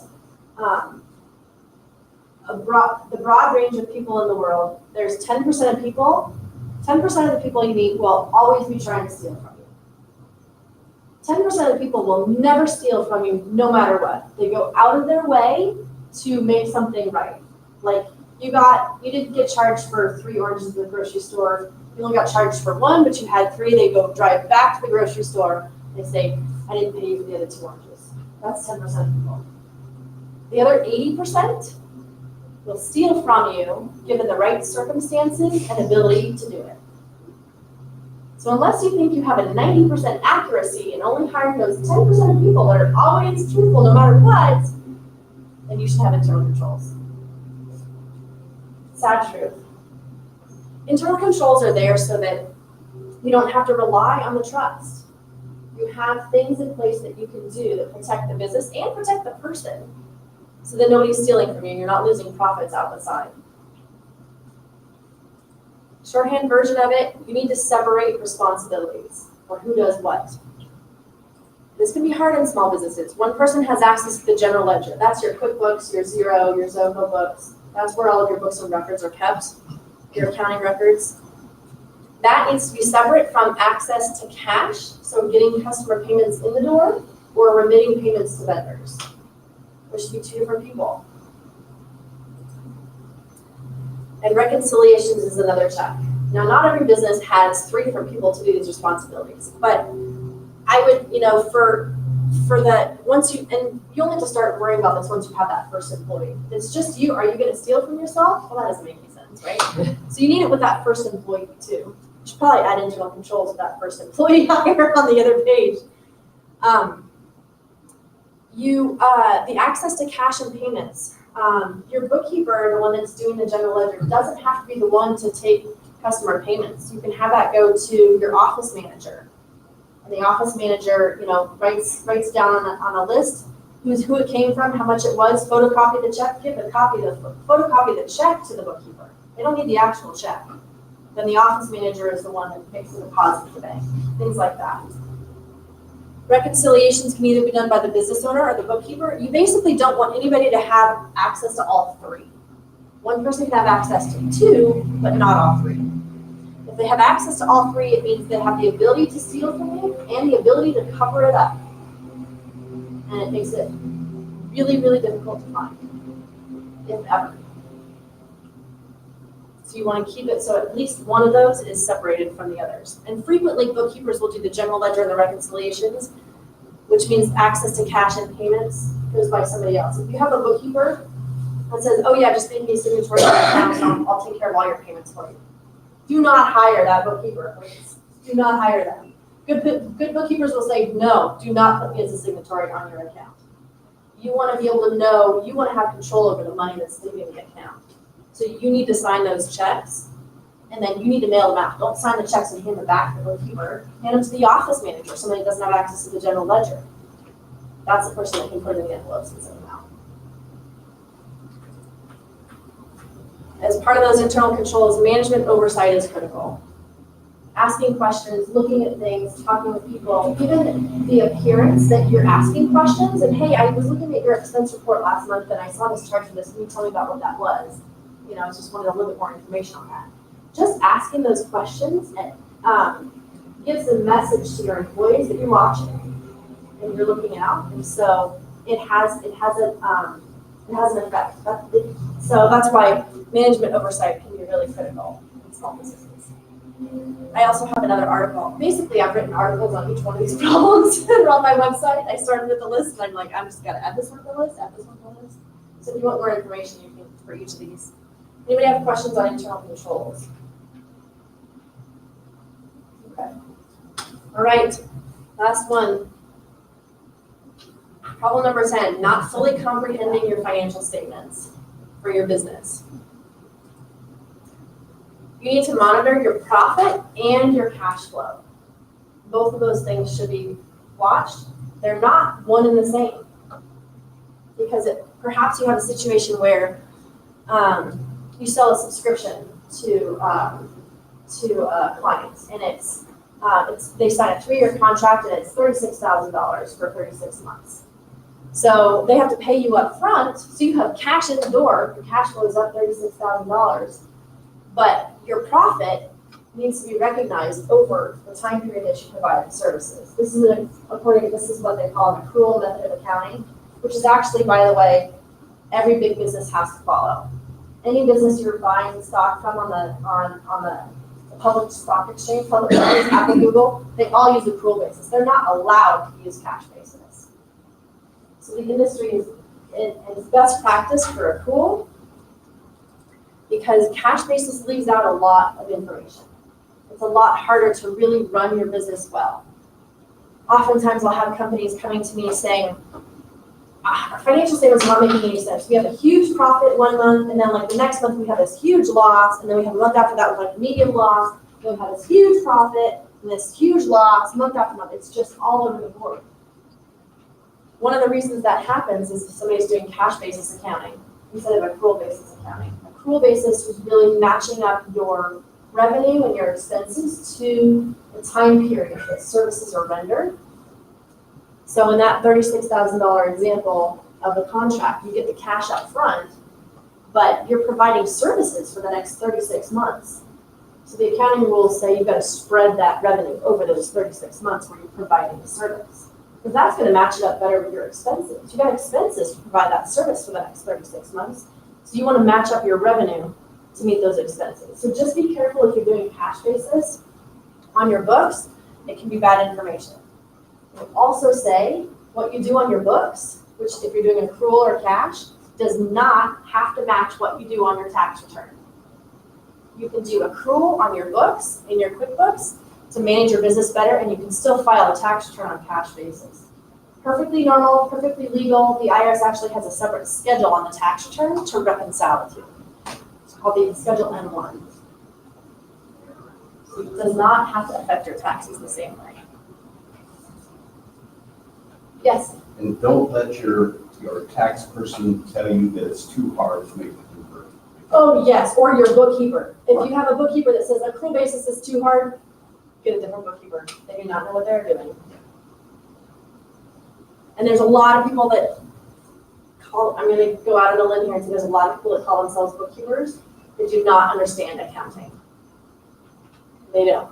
If you want a bookkeeper that actually understands accounting, it's not going to be $25 an hour. I'm sorry, but it's going to give you a much better information about your business and tracking things to have it done right.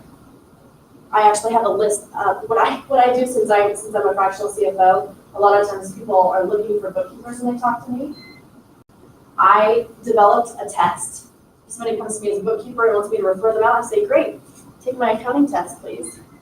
And I'll evaluate whether or not I feel that you understand accounting well enough that I'm willing to refer you. If I don't want to refer somebody who's not doing it right, that doesn't make me look good, and it just does not help the business owner.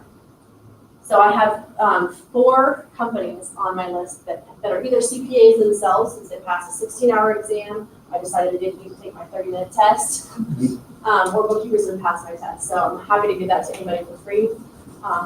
Just let me know. Having a strong balance sheet can be your life preserver. Things like the pandemic, the companies that survived the pandemic had a very strong balance sheet. That means they're not living so tight on their expenses that they need that next sale to cover payroll the next month. Having a strong balance sheet, strong cash position, strong receivables and processes in place helps you weather those storms much more easily. And you can't see that if you're on cash basis. You see that much better and know what state you're in if you're on accrual basis. Not addressing these problems are going to cost you money. Not understanding your financial statements can cost you money. All right, here we go. We're going to wrap it up here. So here's the 10 problems we went over today. Problems lurking in the shadows that I've seen with many companies, either with my clients when I start working with them, or companies that come to me looking for assistance. And that's it. There's even more problems that I haven't gone over today, but these are kind of like the dirty 10, I guess, instead of dirty dozen. You go back to your last slide and you're done. Yeah. I can send you this one. Oops. That one.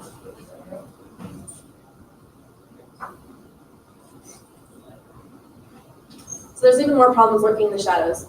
Biggest thing is do what you do best. If you opened a catering business, it's because you love to cook for big parties. So do focus on doing that. And just remember, you don't have to do it blind on yourself. Hire the experts to help with the other responsibilities. I hired a marketing team. I'm not an expert in marketing. I hired somebody else to help with that, you know? You don't have to do it on your own.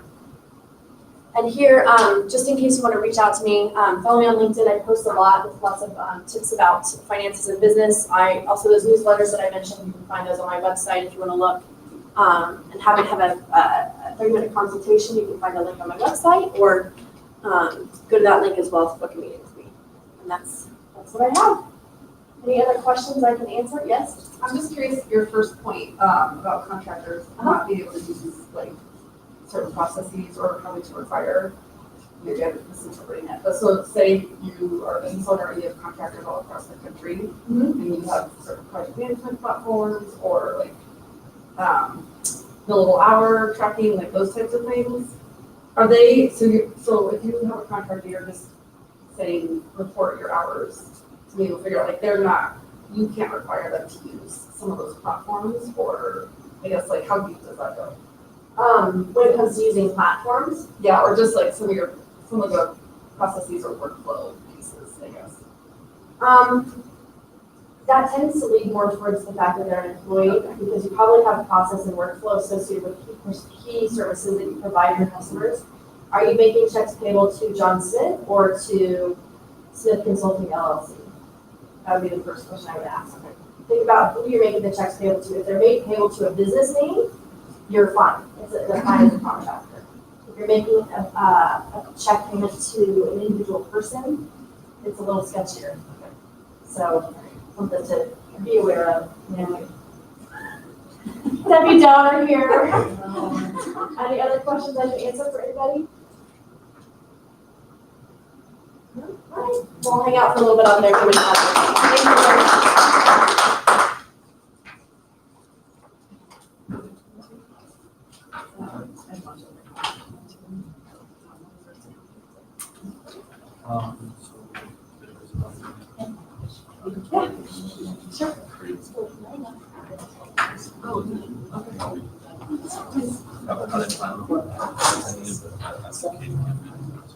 Okay.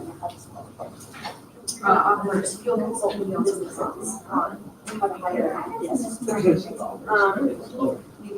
So I would, what's your question? Sometimes soil check, a unified business. Water, sound.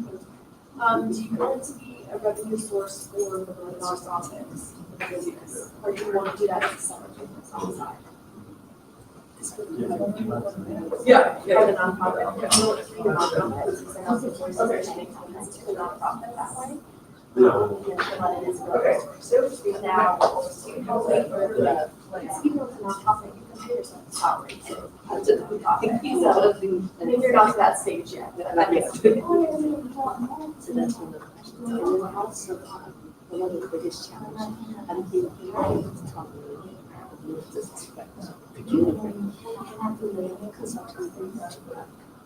part of my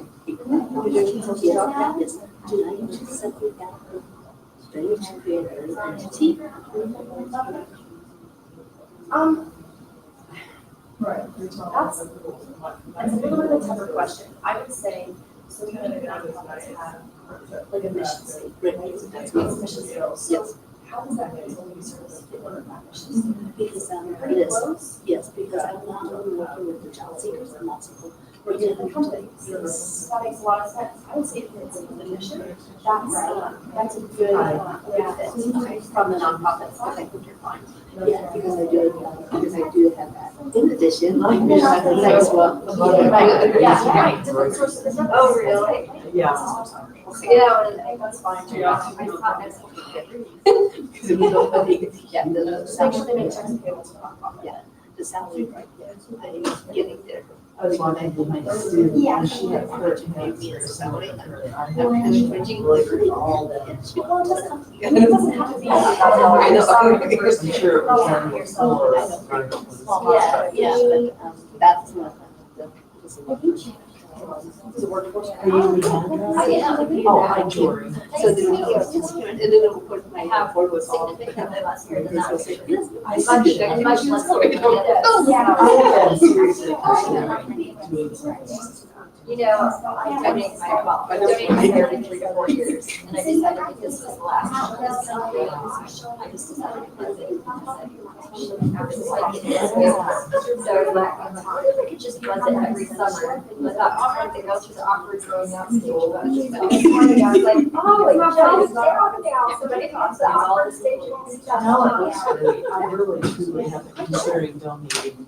I'm so tall, I'm just, you know, this gender dysmorphia thing. Yeah, Are they gonna hurt you? I did have. Do I care if everybody? I got the exact same.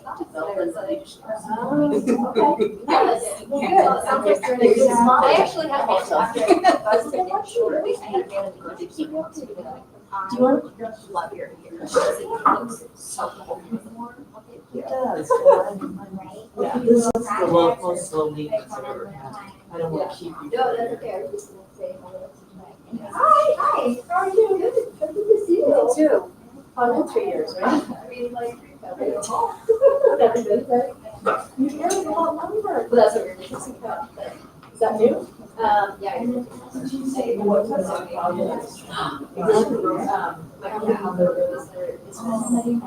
Oh, yeah? I'm not over here.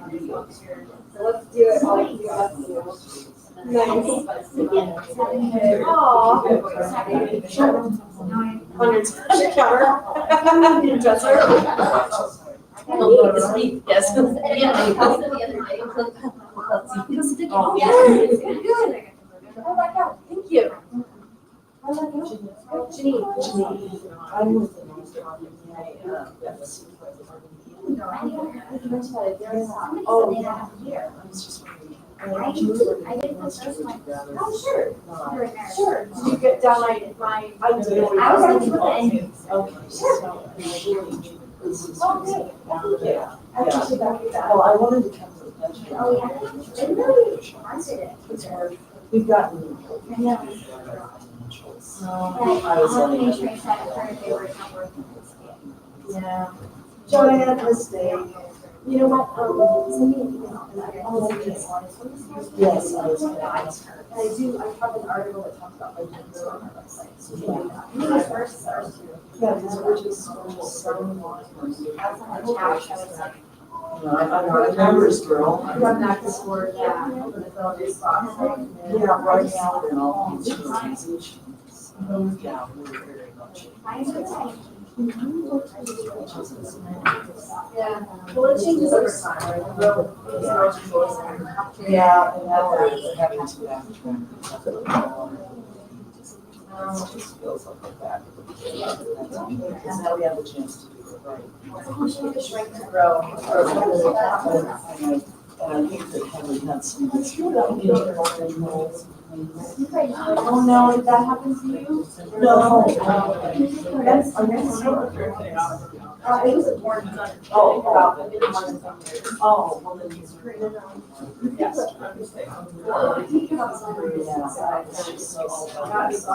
Yeah, we. Yeah. This one because ours because we. I mean, he's still on board. He may not be as lucky next time because he's got another job. Yesterday, Lori, she talked shorter, longer. She's real nice. She's I don't think, yeah, I don't think so. Thank you. You're welcome, Lori. We'll be in touch. What is I will be able to get some good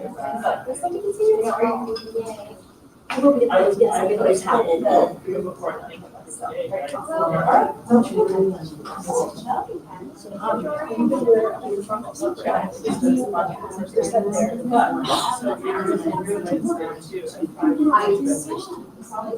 Yeah, I thought about doing that, but I'm like, I don't want to share somebody else. I did it, so I was like, that way I can. Yep. Practicing not to. It was practicing station. I was like, I thought it was written. I thought about something with this line. Yes, But I need to work the microphone. Well, Do you? the whole idea is to measure two things. Well, that's a separate microphone. Is that the mic better? Yep. turned into two places. So is this just a non-follow, or do I need to No, stand? just leave it there. That's where we set it up. I would just. No, I know, we've done something else in our name, hours, like hours of voice. Oh, But like, Okay. I'm not. I don't know. I did too, but they want, just trying to get that back in the screen as well. We need a power source, that's why it's not right here, so. Do you have audio on your slides or you just start? Do our updates. So the next person, there's instructions here. But they just need to, that's the one. It's. And does it get better? Yeah. Over the years. That's it in here, yeah. I didn't ask you for anything else, so I'm assuming so. I guess we'll find out later. And that's it. But some places think For that, yes. Okay. As of now, I don't even see All right, I'll see you this evening. Hello, welcome. Glad to see you all here. I'm Leandra Foster. We're doing What's Your Next Step? So the idea here is that when we start a business, there are a million things that we have to do, right? And it's hard to know what to work on when and what to work on first. And then you come to a summit like this where they're covering all the things and you're like, oh my gosh, I should go to every single speaker because I need to. And then you go to every single speaker and then at the end you're like, oh my gosh, I have so much more to do than I even thought before I went to the summit. And then you're freaking out because where do you start? Yes? Kind of? Yeah. Okay, exactly. So the idea today is that you will be able to name exactly what you need to be working on right now. And that way you can relook at your schedule that you're going to for the week. And you can decide which ones you actually need to go to and which ones can wait till next year. Right? Okay, so any of you familiar with this one? Yeah. Okay. I'm kind of in love with him. Don't tell my husband. I mean, he's cute. He is, and he wears fabulous vests. But he is on a mission to end entrepreneurial poverty, eradicate entrepreneurial poverty, by teaching us what mistakes he's made and telling us what not to do. So anyhow, this is going to be based on his book, Fix This Next, which is a fabulous book. If you want to check it out, they do have it. I think they have it at our library. I definitely got it through the library. I might have gotten it through Prospector. So the idea of Fix This Next is that if you're familiar with Maslow's hierarchy of needs or the chakra system, there's the basic needs that we all need to meet to stay alive, right? Just humans need to meet these needs to stay alive. And then we can work our way up. And there's no good or bad to Maslow's hierarchy of needs. There's not like a better level to be at, because you could be sitting up here in self-actualization, meditating, and like totally self-actualizing, when all of a sudden like a bee stings you and you're deathly allergic and you suddenly drop back down to physiological of like, oh my God, my throat's swelling up, I can't breathe, I'm gonna die, right? But we don't say, it's actually better to be meditating than worrying about breathing, right? That would be ridiculous. I said ridiculous on purpose. Ridiculous, right? So, and for those of you who are with the chakra system, it's very similar.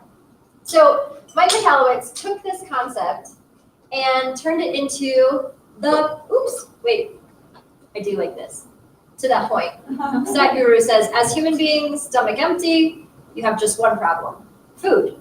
The moment stomach is full, you have 100 problems, right? So we should be thankful for all the business problems that we have.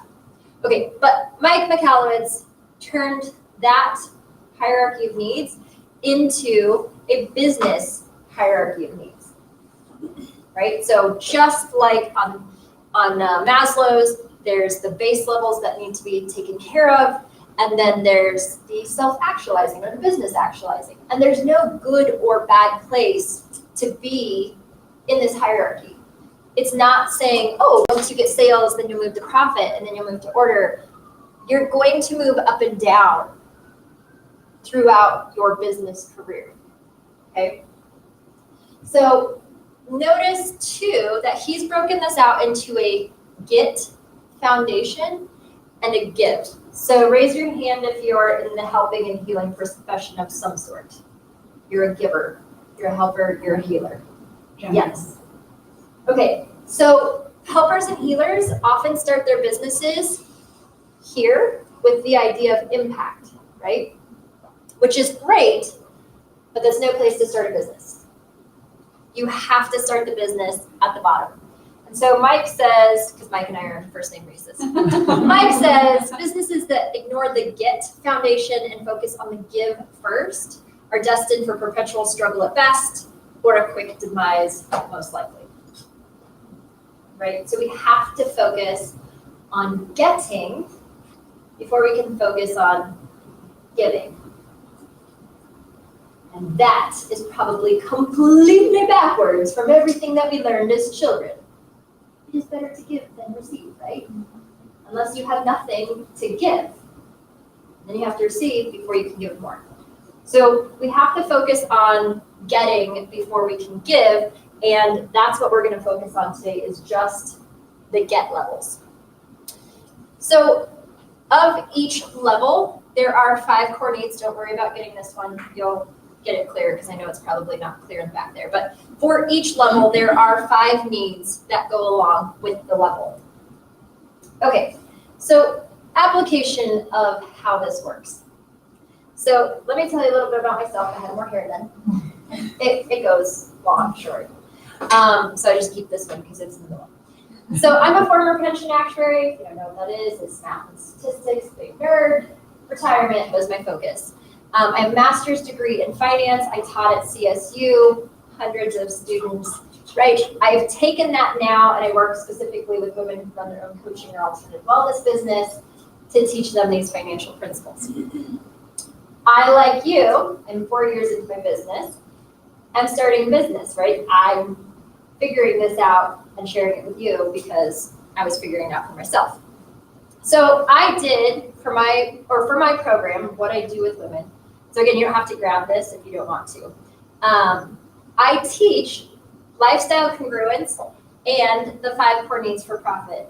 You can see this is a little bit different font because I edited his. I was going to send an email and be like, you let me down, man. So mine is not exactly the same as his, but this is what I teach in my course, Double Your Profits in 30 Days. However, and this is generally what my courses look like, I would like you to notice that they're smiling while we're talking about numbers and money. So take that in, right? But so I'm good at those things, but what I wasn't good at was these things. These are the things I didn't have in my business yet. And I don't know, I did have one little problem. So I don't know if any of you read Pride and Prejudice, but Jane Austen says, a lady's imagination is very rapid. It jumps from admiration to love, from love to matrimony in a moment. And perhaps it's because I'm a lady, maybe this is just how business works, but I thought if I started doing prospect attraction, my class was gonna look like this, and I was freaking out, right? I went from the 4 of us to like a whole window full. And so I didn't work on prospect attraction because, oh my gosh, I'm not ready for all these people to sign up yet. But, well, I should say, actually, because this is what I thought would happen if I started working on prospect attraction, I actually reached out to some other coaches because I know that my clients do better when they get one-on-one coaching, and there's no way that I could do one-on-one coaching with this many people in addition to my group program. So I actually reached out to some coaches that I thought might be a good fit to take on the overflow of all of my new clients. I reached out to a lawyer to get a new real contract, which I should probably still do that one for real. I reached out to a VA because, of course, if you have this many people in your program, they're going to email you and ask you where to find things and like all the little details of stuff, right? So that's what I started working on. instead of prospect attraction because I wasn't ready for all these people. So hopefully you're seeing the mistake that I made here. And again, my friend Mike, he said, the key to climbing the hierarchy is simple. Fully satisfy your business's current level of needs. Not the one, solve today's problem, not the one you think you're gonna have tomorrow, right?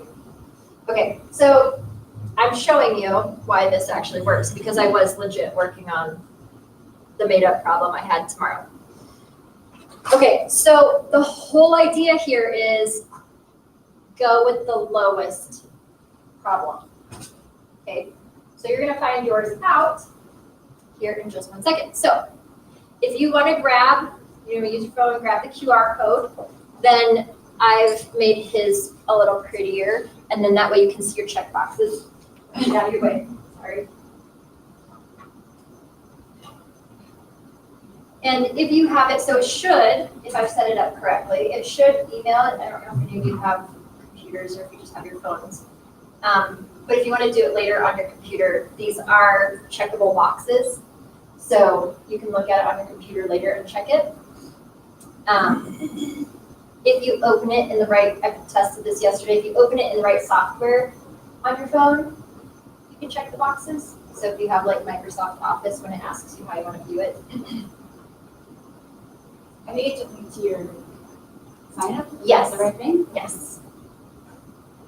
I'm learning how to find out who actually came to my thing. See, I worked on my prospect attraction. Good. Uh-huh. I started working on the right problem.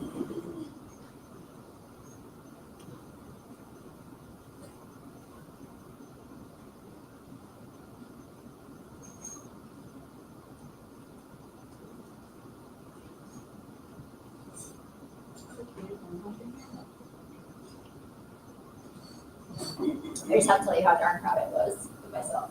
I was like, I look like a real business owner.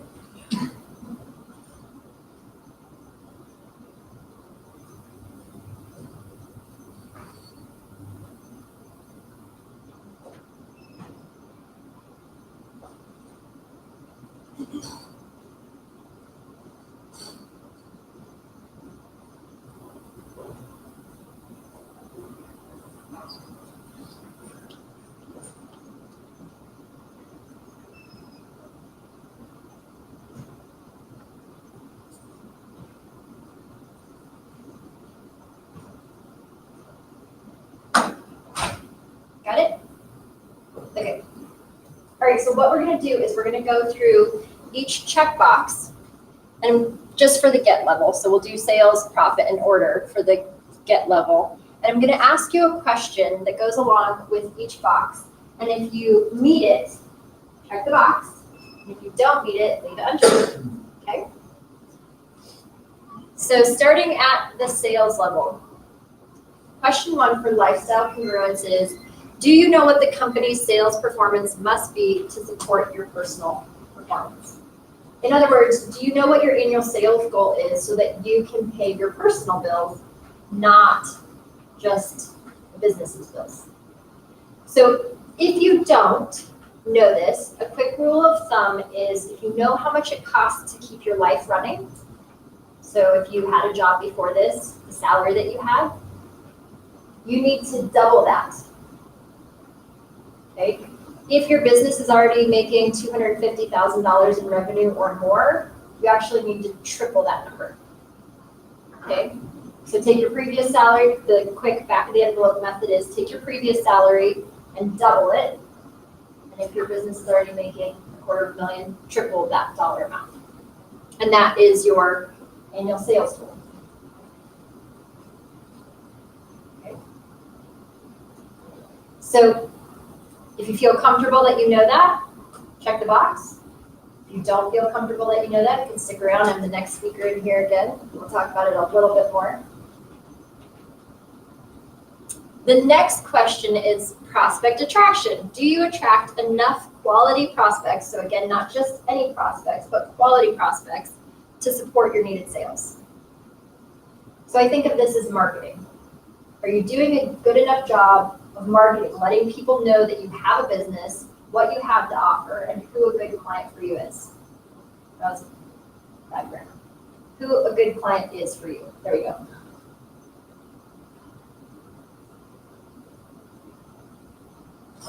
So if you think you're rocking marketing, whether that's through social media or speaking engagements or podcasts or whatever your medium is for getting the word out, go ahead and check that. Then once you've let the world know what your business is all about, what you have to offer, are you converting enough of the right prospects? So again, we don't want just any client, we want the right clients. Are you converting enough of them into clients to support your needed sales? So we actually did this as like a upside down summit a few months ago, and I was really surprised because our sales expert had no one go into her room. And she said, yeah, I wasn't surprised. Like, it had never dawned on me to worry about people going into her room. She said most people think that they have a marketing problem when really they have all these people waiting for them to work with them, and they never, the business owner never crosses that line to invite them to work with them. So this is that crossing over. You've got people around you waiting for you to say, do you want to work with me? And you just haven't crossed over to make the invitation for them to say yes, right? So are you good at having that conversation and saying, would you like to work with me? And it costs this much to do so.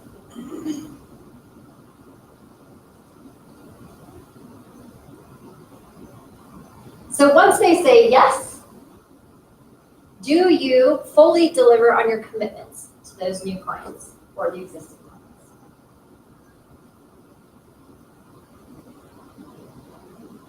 So do you fully deliver? Do you deliver what you say you're going to deliver? So this one actually includes pre-sales. So you need to think about like, for instance, let's say, oh, I said I'll get founded in FoCo. Did I actually prepare it, or did I just show up here and be like, what is your next step, right? Or if there's a contract that's involved, did you get the contract signed and return it, right? So all the things that lead up to sales, it can be pre-sales as well. So we have a tendency, if we're self-sabotaging, to just like, gotta get to that contract. Oh, it's been sitting there for 2 weeks, so it's another week. Right? So making sure that we're delivering on all of our commitments, not just to our clients, but also to our business cohorts, colleagues, people who are helping promote us, etc. Then, once you have delivered, do your clients fully deliver on their promise to you? In other words, did you get paid for the thing that you did? I think that this is one of those hard lessons that every business owner, and especially helpers and healers, learns the hard way, is you just have that one client that you just want to help so badly, and they just can't afford it. So you make them a deal, and you spread out the payments, and you take them on, and then you wait to get paid after you've done the thing, and you wait to get paid, and then you just realize they're never gonna pay you, right? So, do your clients fully deliver on their commitments to you? Are you good at following up and saying, hey, I know you're past due, but you do still owe this because I delivered on what I promised you. All right, so that is the sales level. Moving on to profits. So profits, if you think about sales as in the pyramid, it's the base, right? These are our physiological needs, the physiological needs that keep our business alive. The way that I like to think of sales is without sales, you don't have a business, you have a hobby, right? Without sales, you don't have a business, you just have a hobby. So the profit level then, because raise your hand if you went into business because you thought you were going to have more money freedom and more time freedom. I mean, you thought that when you started your business, right? Yes? Okay. The profit level is where the money freedom actually comes into play, right? So this is where stability happens. This is where you get to pay yourself. Let's see, maybe there was something else I wanted to say. Yes, this is the mental shift from I gotta make more money, I gotta make more money, I gotta make more money, I gotta make more money, I gotta make more money to like, oh, I'm actually making enough money. I just need to keep some of it, right? That's the profit level. That's the shift that we're looking for here is I just need to keep some of the money I'm making.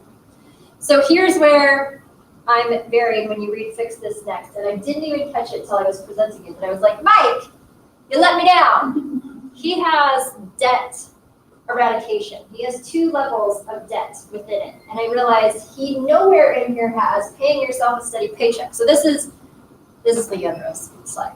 So do you pay yourself a consistent salary from month to month regardless of sales? He wrote profit first. I don't know how he could have missed this level. But do you pay yourself a consistent salary from month to month regardless of your sales? Yes, it is possible.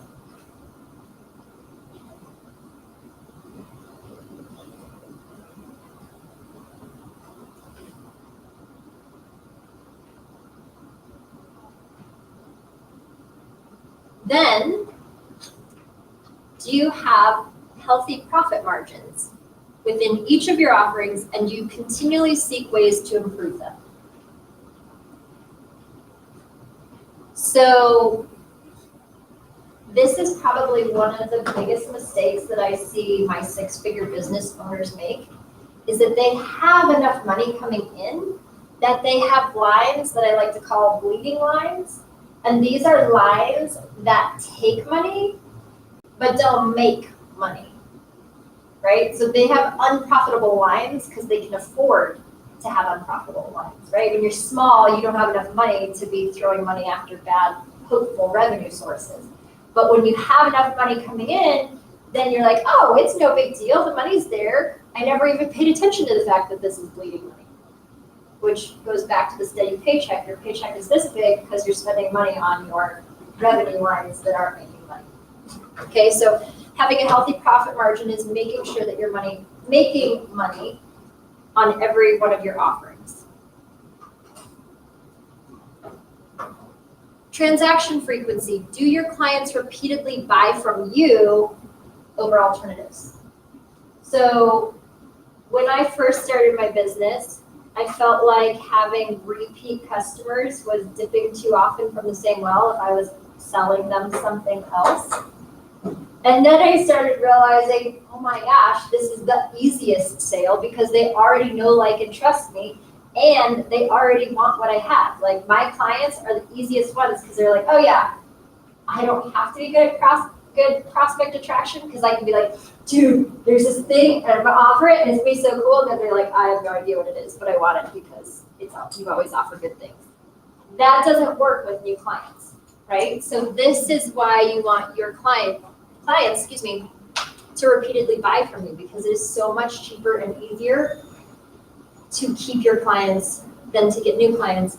And you would think that companies like Verizon and CenturyLink would figure this out.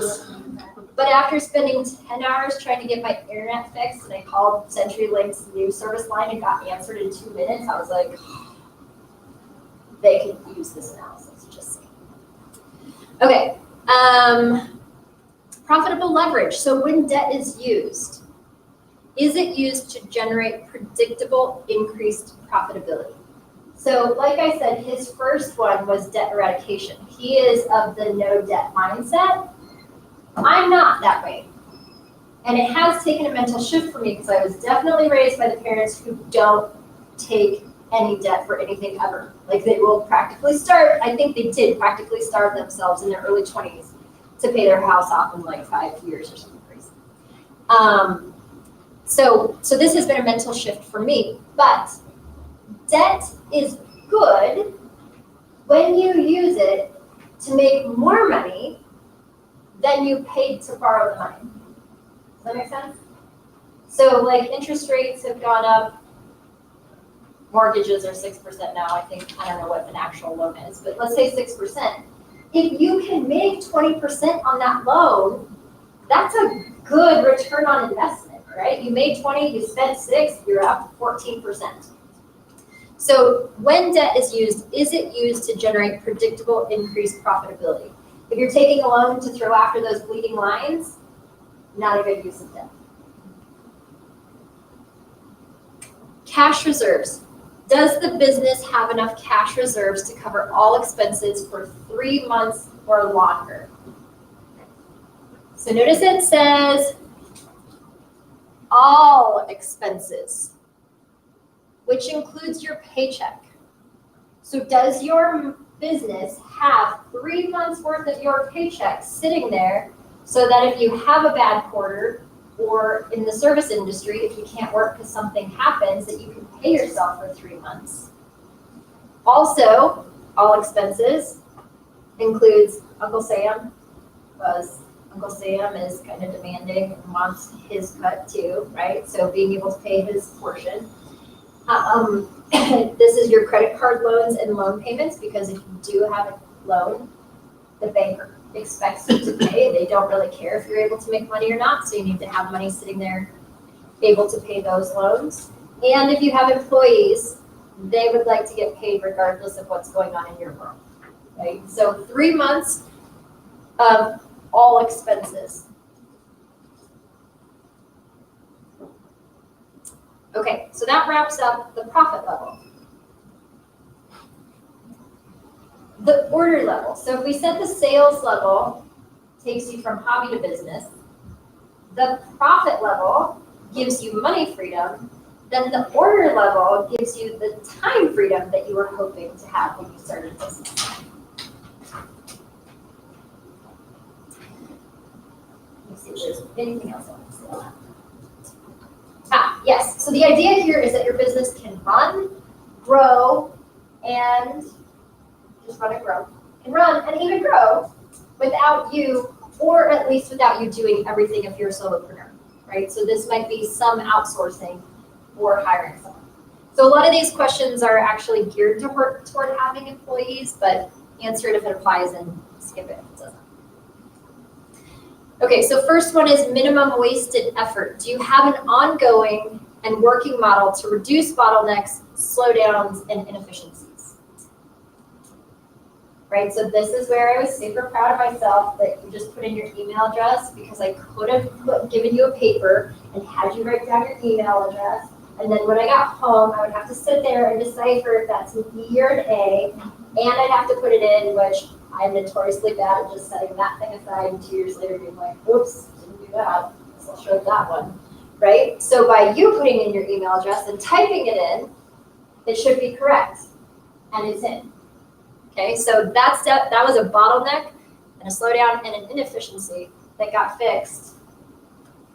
Here's one of the cool things about this is you can check multiple boxes by doing the bottom box, but we'll get to that in a second. So, do you have ongoing and working models to reduce bottlenecks, slowdowns, and inefficiencies? Role alignment. So if you have employees or you have other people working with you, are people's roles and responsibilities matched to their talents? So this is a really cool thing, is that even if you're a solopreneur, you can still do this, because when I created the first upside down summit with this as the base of it, as I mentioned, I brought in other coaches with me, and they were different levels of the pyramid. So there were some marketing people and sales people who are good at things like writing emails that, numbers girls don't really like doing. And so it was really cool because each person took part of the responsibility for marketing the event and getting prepared for the event that they were good at. So I had some ladies who did order, and one lady was like, I'll set up the Eventbrite event. And she did all these cool things that I didn't even know were possible in Eventbrite, because she's a systems and processes person. And I had the marketing people write marketing emails, and I didn't have to do that, right? And I just wrote the presentation because I like doing that. I'm a teacher at heart. So So even if you're a solopreneur, it is possible to not do it all yourself and delegate roles and responsibilities matched to other people's talents. Outcome delegation. Are the people closest to the problem empowered to resolve it? So this probably doesn't apply to you yet if you don't have employees. But if you've ever been an employee, you know how aggravating it can be to be the one who's working on the problem, can see how to fix the problem, and yet the people in the ivory tower come up with these solutions that are just asinine and don't help, and you're like, why didn't you just ask me? I'm the one working on it. If you grow your business big enough, you're going to be the one in the ivory tower, and so you'll need to delegate to the people who are actually working on it the ability to fix the problem. Linchpin redundancy. Is your business designed to operate unabated when key employees are not available? So again, if you're a solopreneur, this probably doesn't work because if something happens to you, you're the only person that there is. However, as you start to scale up and you get your first employee, what often happens is you're like, here, take all the things that I don't want to do. And then you don't know how to do them because your employee is doing it. And now your employee has become a key employee. And if they go on a 2-week vacation, you're like, I'm stuck. I don't know how to do anything. She always did it all for me. What are we going to do now? Right? So just something to be aware of when you're ready to hire somebody. And then lastly is mastery reputation. So are you known for being the best in your industry at what you do? So in other words, are people coming to you for exactly this thing? The way to think about this is, are you a general practitioner doctor, like family practice doctor, where if your family practice doctor moves, are you going to fly across the country to go get a annual checkup? Probably not. You'll just find a new GP here. However, if you find out that you have some rare heart condition that's going to take some extremely specialized surgeon, will you find the best heart surgeon in the nation and fly across the country and pay whatever they tell you to pay? Probably so. Right? So that's basically what this is asking is like, are you the specialist in the thing that you offer so that people want to work specifically with you? So even if you don't have employees, you can be working on this one.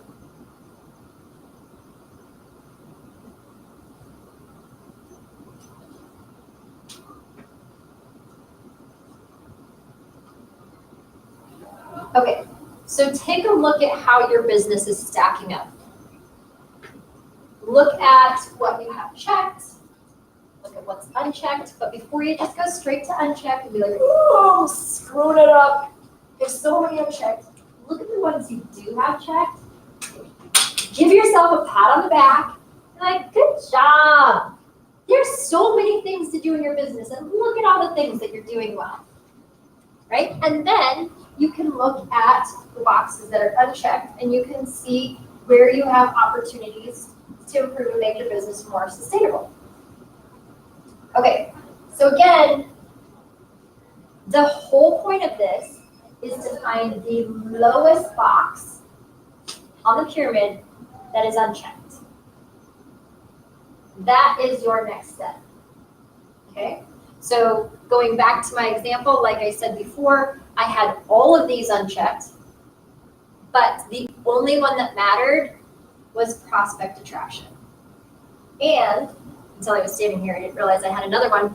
By checking the prospect attraction box, I was actually able to check the complementary network box when I did this presentation with the other coaches, because we were all putting information out there for each other for our clients' highest good. And as I said, I actually got some minimized wasted effort boxes checked too in doing prospect attraction. So even if you're just working on the lowest level, you may still be able to check higher boxes.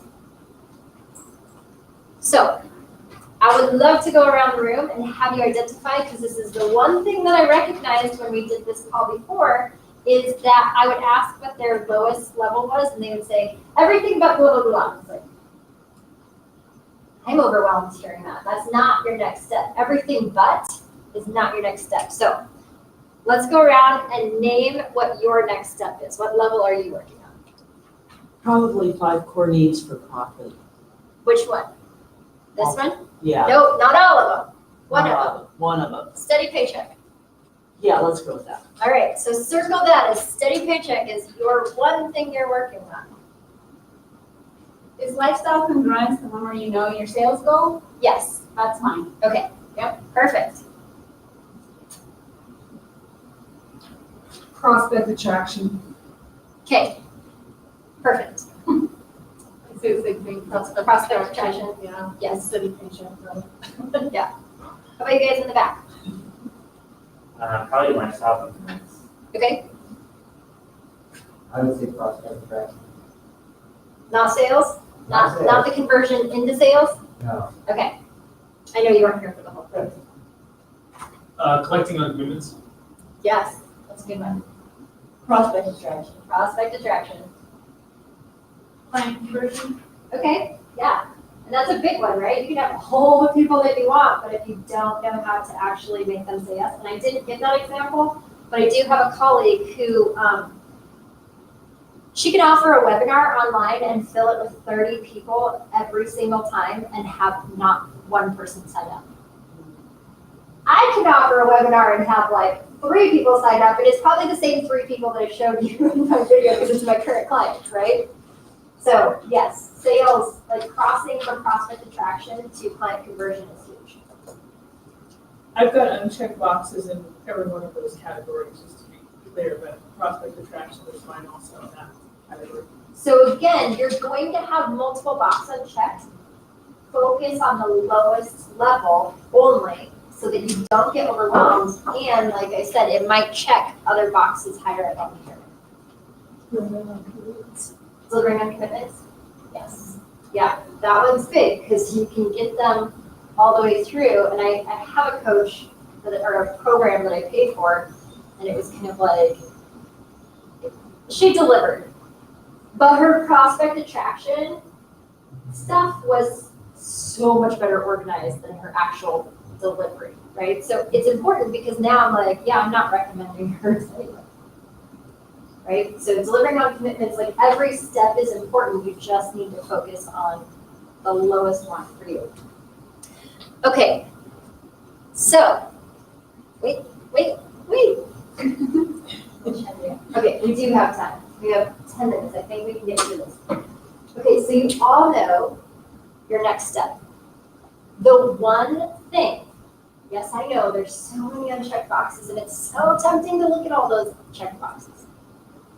But you know the one thing that you need to be focusing on in your business to move it forward the fastest, yes?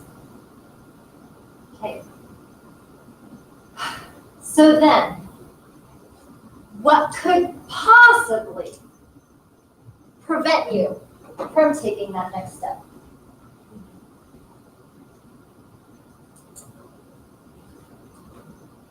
I mean, you know it. What could possibly prevent you? Not doing it?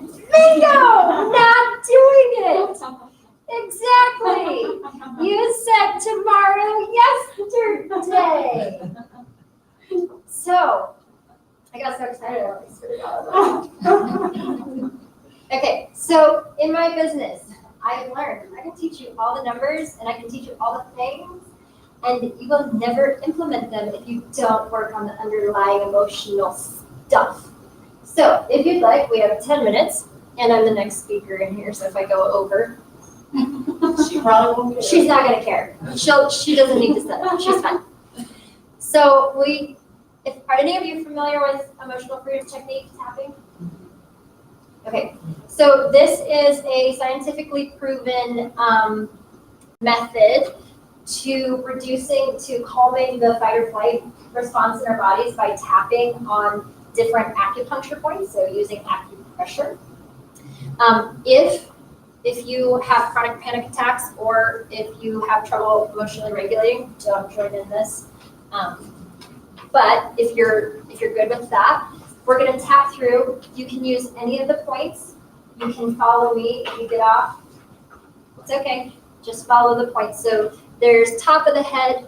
It's like if you drew a stripe, like a skunk stripe down the top of the head, in between your eyebrows, the side of your eye, underneath your eye, kind of on that bone right there, under your nose, and what's that thing called? The arch, the bow of your lips, kind of.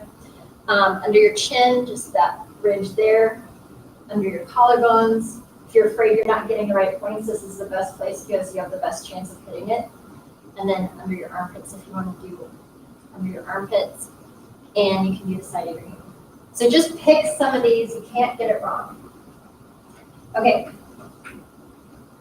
So, ask yourself, what's one specific action that you could move your business forward the fastest? So now that you've named the one thing that you need to work on, what in that could work? So like for me, prospect attraction, I am not doing social media, right? But I can come speak at something like this because that's way easier than posting on social media. So if yours is speaking engagements, what are the big speaking engagements? Sorry, I got ahead of myself. And then once you have that, break it down into steps. So if it's going to be a speaking engagement, I have to reach out to Nick. I have to fill out the application. I have to prepare the presentation. I have to practice the presentation. And I have to give the presentation.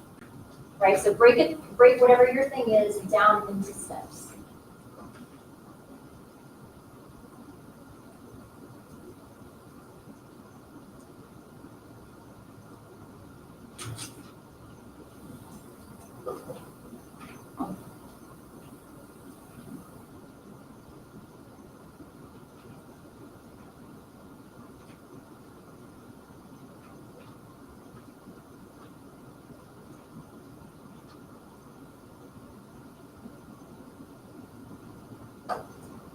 Once you have your steps, I want you to look at your calendar and schedule the steps in. This is not a cerebral exercise. I want you to schedule the steps in your calendar. I see you smirking it.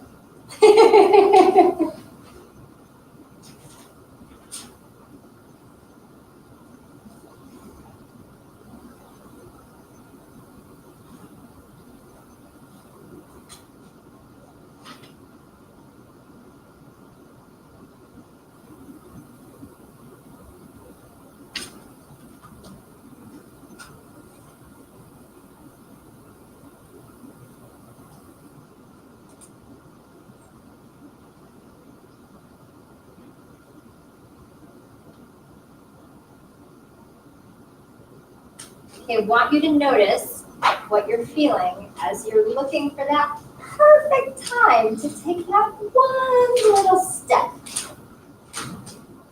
When I did this exercise, I was like, oh no, I didn't find time. I cannot do that. There is no time to do that. So hyperventilating, glad you're going to do it.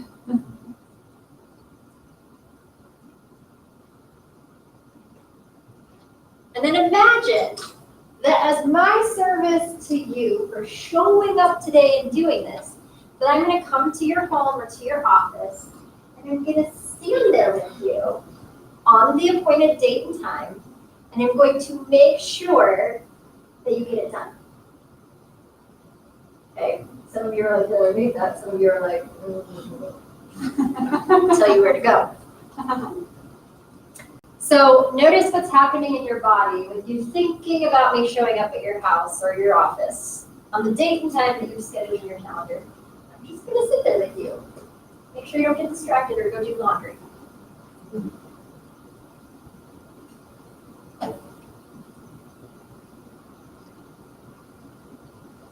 Okay, so tell me, throw out some terms Throw out what's happening in your body, throw out what you're thinking. You can even throw some F-bombs at me, I can handle it. What's happening in your body? I'm feeling like that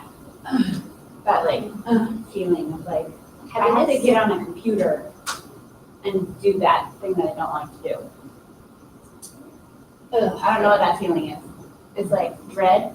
Dread, okay, that's a really good name. Where are you feeling it in your body? Shoulders. Shoulders, okay. Who else? Guilt in case I haven't done it. Oh, you've already planned on not doing it. I am pre-guilty. I already know I'm not doing it, so I already feel guilty. Perfect, okay, where's that guilt living? Gut.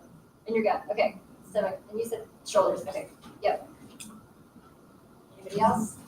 General anxiety, butterflies, stomach. Yes, anxiety, butterflies in your stomach, getting head nods. All right, so we've hit the big ones. Okay, so, oh wait, nope. Hang on, I think I got ahead of myself. I take it out of myself. Because I have my script here. Okay, so, go ahead and start tapping with me, you can follow. Take a deep breath. You can repeat after me, you can say it quietly, you can say it out loud. I feel nauseous. I feel scared. I feel sick. I feel, it feels bad.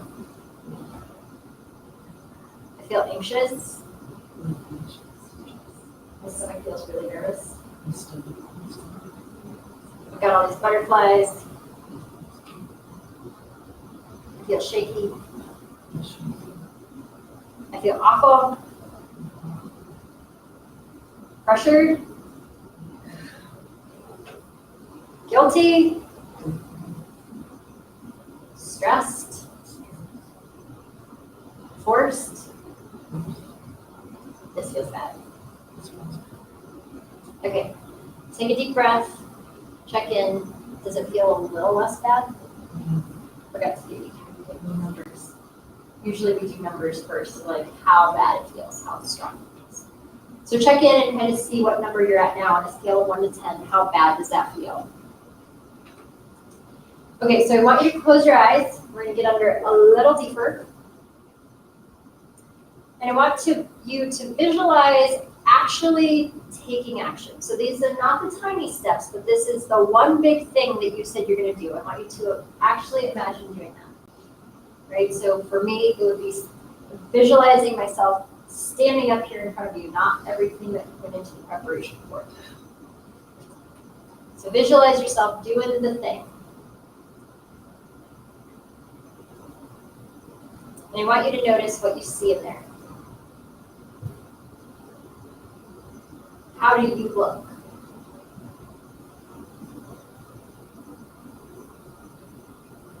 How do you feel?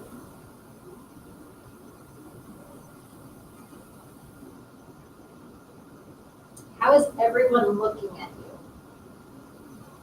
All these prospective clients, you post on social media, all your friends and family, everybody out there, how are they looking at you?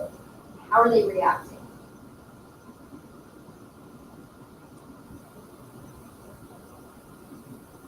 And what are you afraid will happen?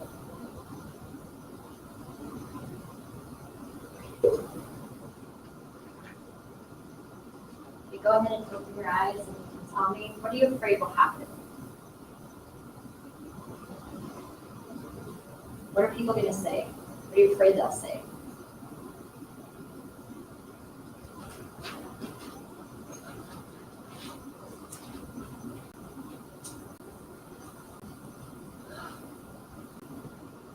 I got plenty to go with if you don't want to go. That's totally fine.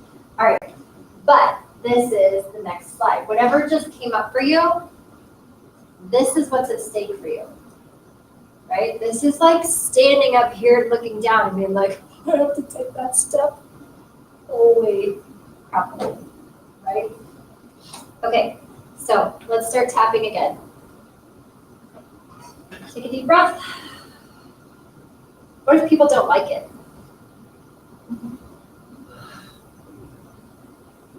What if I look like a fraud? What if I look like an imposter? What if I feel like an imposter? Ugh. Ugh. What if I fail? Or worse, what if I succeed? That'd be worse. This means so much to me. What if I'm not ready and people challenge me? What if it goes badly?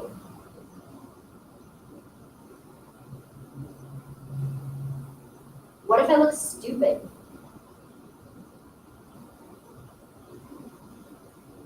And people don't like it? What if they look at me skeptically? What if they get angry at me and attack me? Or criticize me? Or what if they're shocked? Thinking, who does she think she is? Or he? You're not that.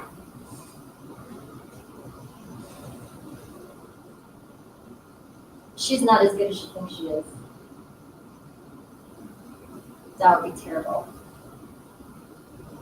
And that makes me feel really, you can insert your own emotion, worried.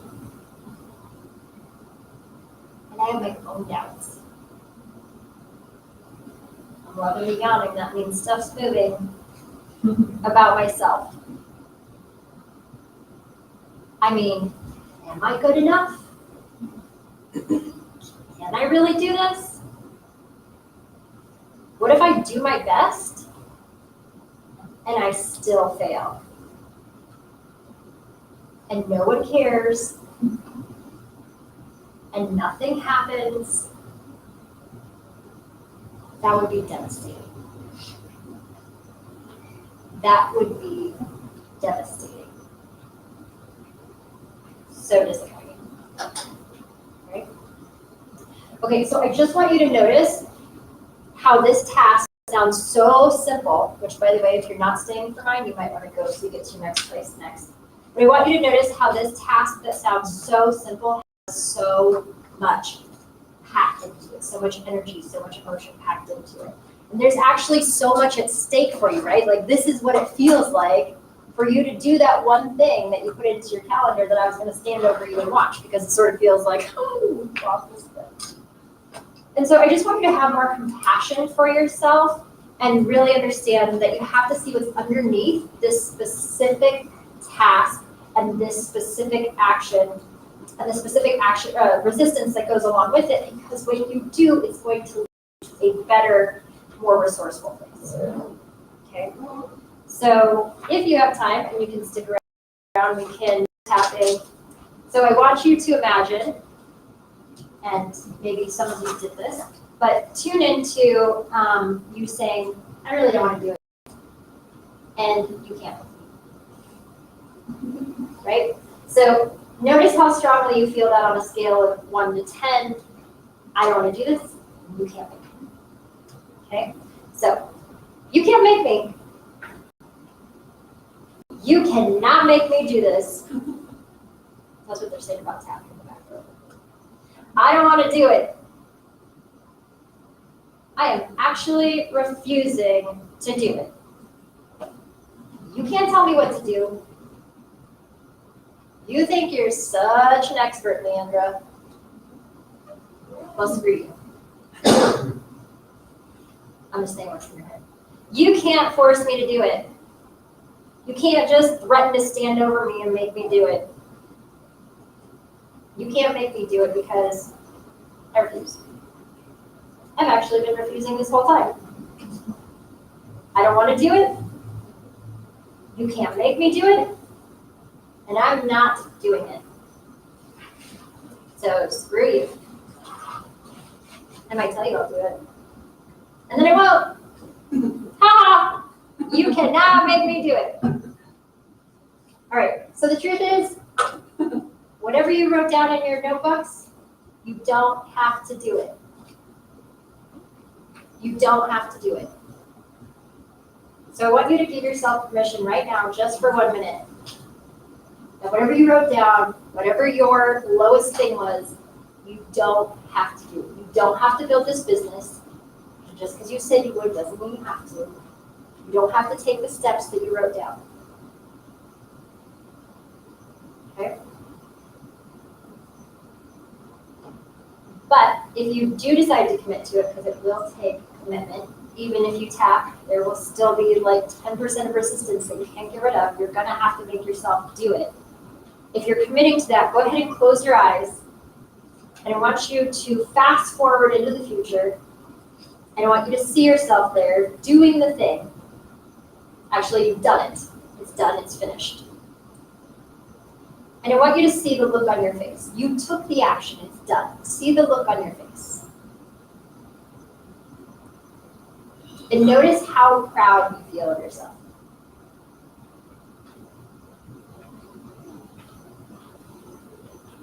And notice that you're like celebrating, congratulating yourself, thinking, wow, I just did it. I did the thing. I stood on the edge of the cliff and I took the next step. And notice that it's also a feeling and an energy of, and I'm on my way. I didn't just take this one step, I'm on my way. I know that I can take the next step because I just took that one. This is happening. I am happening. I am doing the hard thing. And I am a freaking rock star. All right, so go ahead and open your eyes, take a deep breath, and thank you for coming today. And if you're sticking around for the next one, you might want to get up and stretch. Thank you.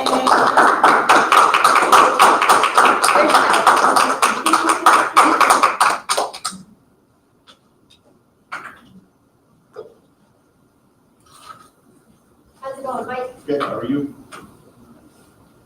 I was sending somebody your way. Oh, good. They needed some performers for a nonprofit they wanted to do. Oh, You're gonna need some numbers for that. yeah. And I know the guy for it. I actually just today on the nonprofit section.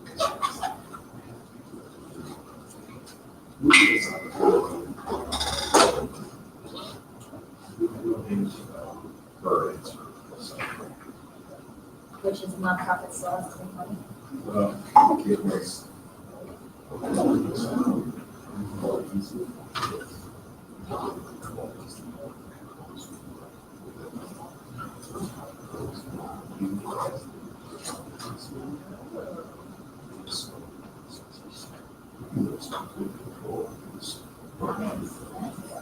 Yeah, that was probably the best answer to that. Huh.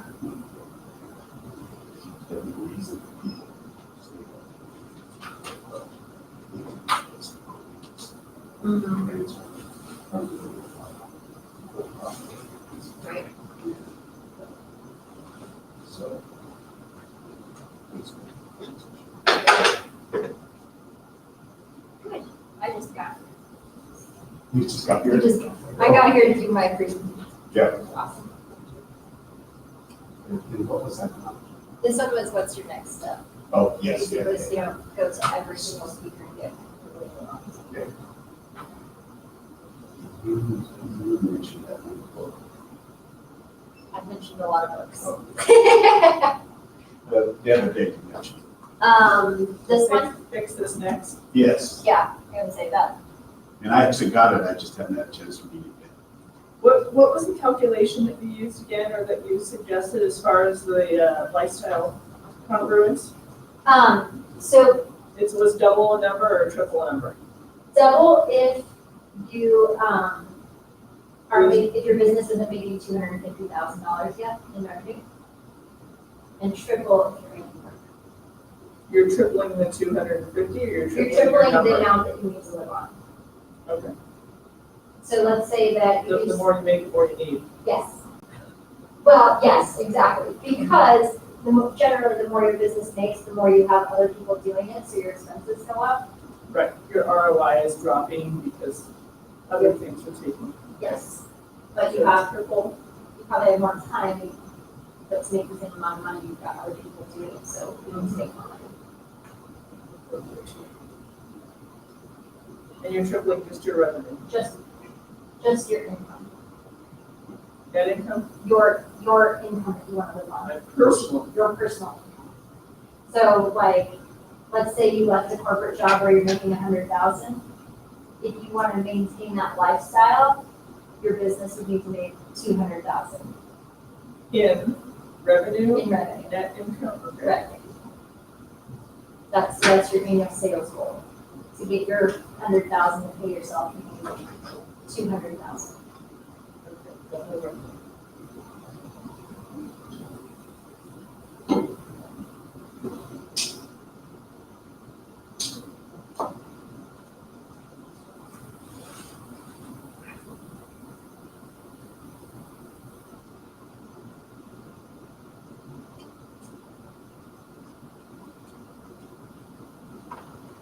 So the guy who gave the digital marketing presentation, right, you're on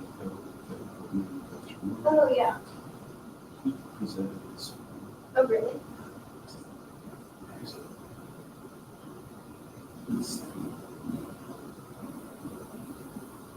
He studied it more than anything. Marketing. The digital. Digital marketing. Yeah. So he's We probably, did science. yeah, Science. so it's really good. Yeah. Was he one of the how I scaled it? No. It was just. Well, it's the apex of actually dealing with challenging. Oh, wow. Titles are so important to Yeah. see. I changed my title after I saw everybody else's, I was like, oh, yeah. Right. So I changed my title for what it was originally, because I realized which one that I wanted to go to. Dang, so that's the prospect attraction. It's like, that. So Is that what it's really apex of the curve. Oh, yeah, that seems so interesting. Yeah, it doesn't sound interesting, but it's the heart, basically, or the core. I thought it was good. I thought it was good too, so I didn't sign up for it. Yeah.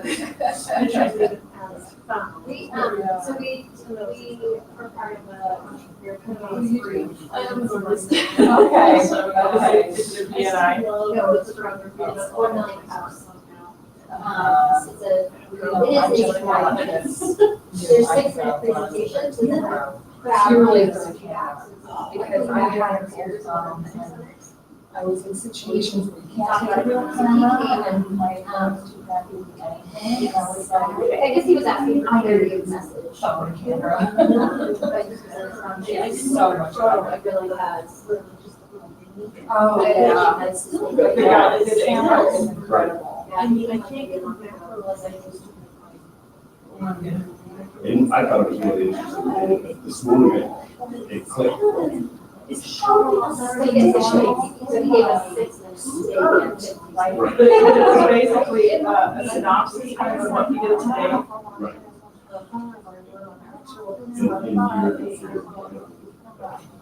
Last time was 6 minutes. So So I felt like it was worth it, but. I did it when I graduated. So like, you talk about 14 minutes. I don't know, because the camera. This is something, sorry. It's actually like really. Low, there's slow. Oh, He yeah. had a quadrant. Yes. Yeah. Like, not low motivation spikes, so you're not actually looking like them versus high motivation when you're doing it. Right, so it could be low motivation, so you're getting like the average research page, you're not like focused on it. So like, we heard some examples, and we're like, this is what he was talking about, and it's. I mean, it's as good as a DSLR. On Facebook, I know, You know? they've been showing up for at least a year, and now I'm like, we have to check that out. So they've been there for a year, Yeah. right? So if they had shown it to me once, it would have been gone. Yep, and they but the ad is there every time I log into Facebook, and it has It's like the Google AdWords where it follows you around based on like all of your other. Anyone else wants to too? I don't, apparently there's going on the I don't know how they, Well, how they, I don't know how they got into it. here was this and how Google runs about safety and security, right? They want to gather all your information and they're out. So they're kind of at war with each other. So you took this morning guy searching on Google Trends for solutions. The best example is the Rio. So when the state authorized the Rio was inundated with calls for agreements to take place. And so then they researched where the word that people were using, it wasn't papers, it was Carry out, I saw some of that. Carry out near me versus, yeah. it was really interesting. Okay, ladies, we'll get started. I think I lost some people with my tablet, but Well, that's it's okay. just like it holds your phone and turn. You were very focused on people's, yeah. iPhone very well, so I guess more of the psychological aspect of why people weren't doing something versus either a physical or other. Because I see it. I think it's probably a very big Yeah, because, I mean, I think it's whether or not it's. mind over matter, right? Yes, but I will watch my clients drag their feet on something for months, have one breakthrough and be like, yeah, I did that. Oh, one of my clients is a naturopathic doctor and chiropractor, and she was saying that she could barely get through 5 client notes a day. Yeah. And Because you dread it. after doing the tapping, she did 24 in the morning. 24, like she did 5 times as many because she had done the tapping. That's funny that she was naturopathic and didn't already know pressure points or something. She does. It's this tapping that we've been doing is so specific and like mind reader-esque, which is why I was like, you guys don't have to say anything. I already have a script of what you're probably thinking. That it just was so specific that it made a real difference. So anyhow, but moving on to passion and profits, so you can make more money doing what you love. Doing what you love. Ugh, I can't say it. What you love. There we go. So I told you a little bit about myself before, but I'll give you a little bit more background.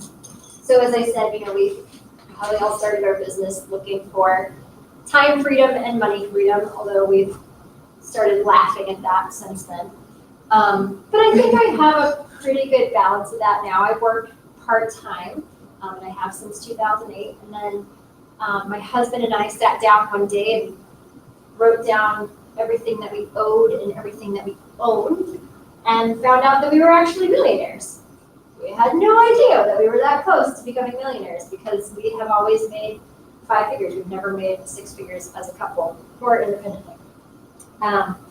So I will tell you though, it did not start there. So I mentioned before that I taught at CSU and I was teaching finance. I was teaching financial planning actually. And at the end of the day, I was walking home. I'm like going in and out of, you know, big student parking lot, weaving through the little Ford Geos and the big Dodge trucks. And I passed this super fancy white sports car. I know my cars pretty well, right? It's not a Mustang. It's not a Camaro. So I turned around and looked at it to see what it was. And it turned out that it was a Maserati. In the student parking lot. And it kind of just rolled my eyes because I'm like, seriously, who buys their kid a Maserati that costs more than what we make, right? And I just kept walking, and then it kind of hit me that somehow, even though I'd spent my entire career in the wealth industry, and I was at that time teaching the future wealth managers, I worked at a hedge fund where I worked with multimillionaires. My entire career had been in the wealth industry, and I was disgusted by wealth, which is why we did the tapping, right? Because this is what I realized, like, You can learn everything about money that you want to, and you can still have a bad relationship with money.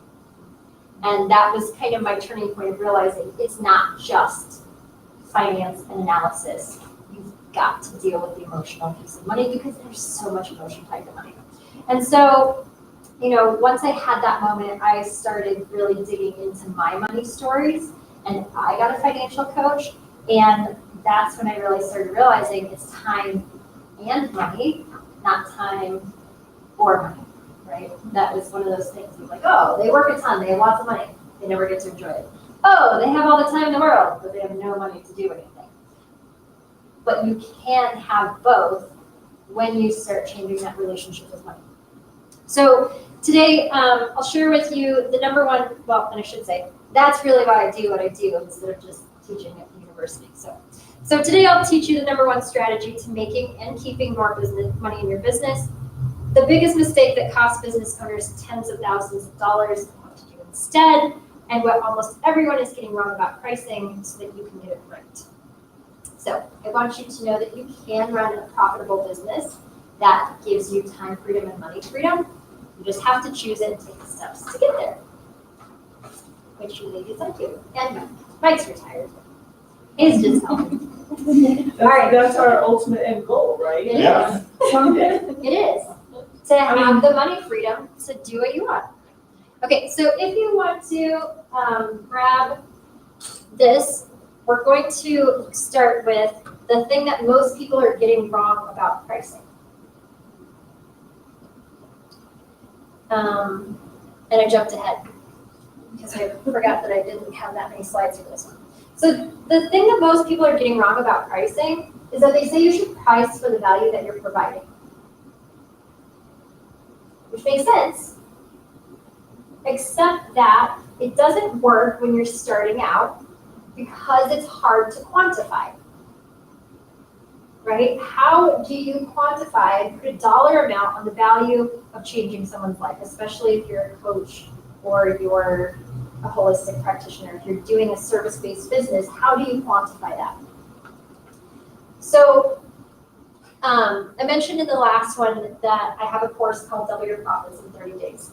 And the whole idea for that course came because I heard a coach saying, well, I'm going to charge 65 pounds an hour, which is in Europe. But my coach tells me that I need to charge 250 pounds an hour, and that just seems outrageous to me, and I want to be affordable for my clients. The problem with that is, when you're affordable for your clients, you often can't afford your own lifestyle. Okay?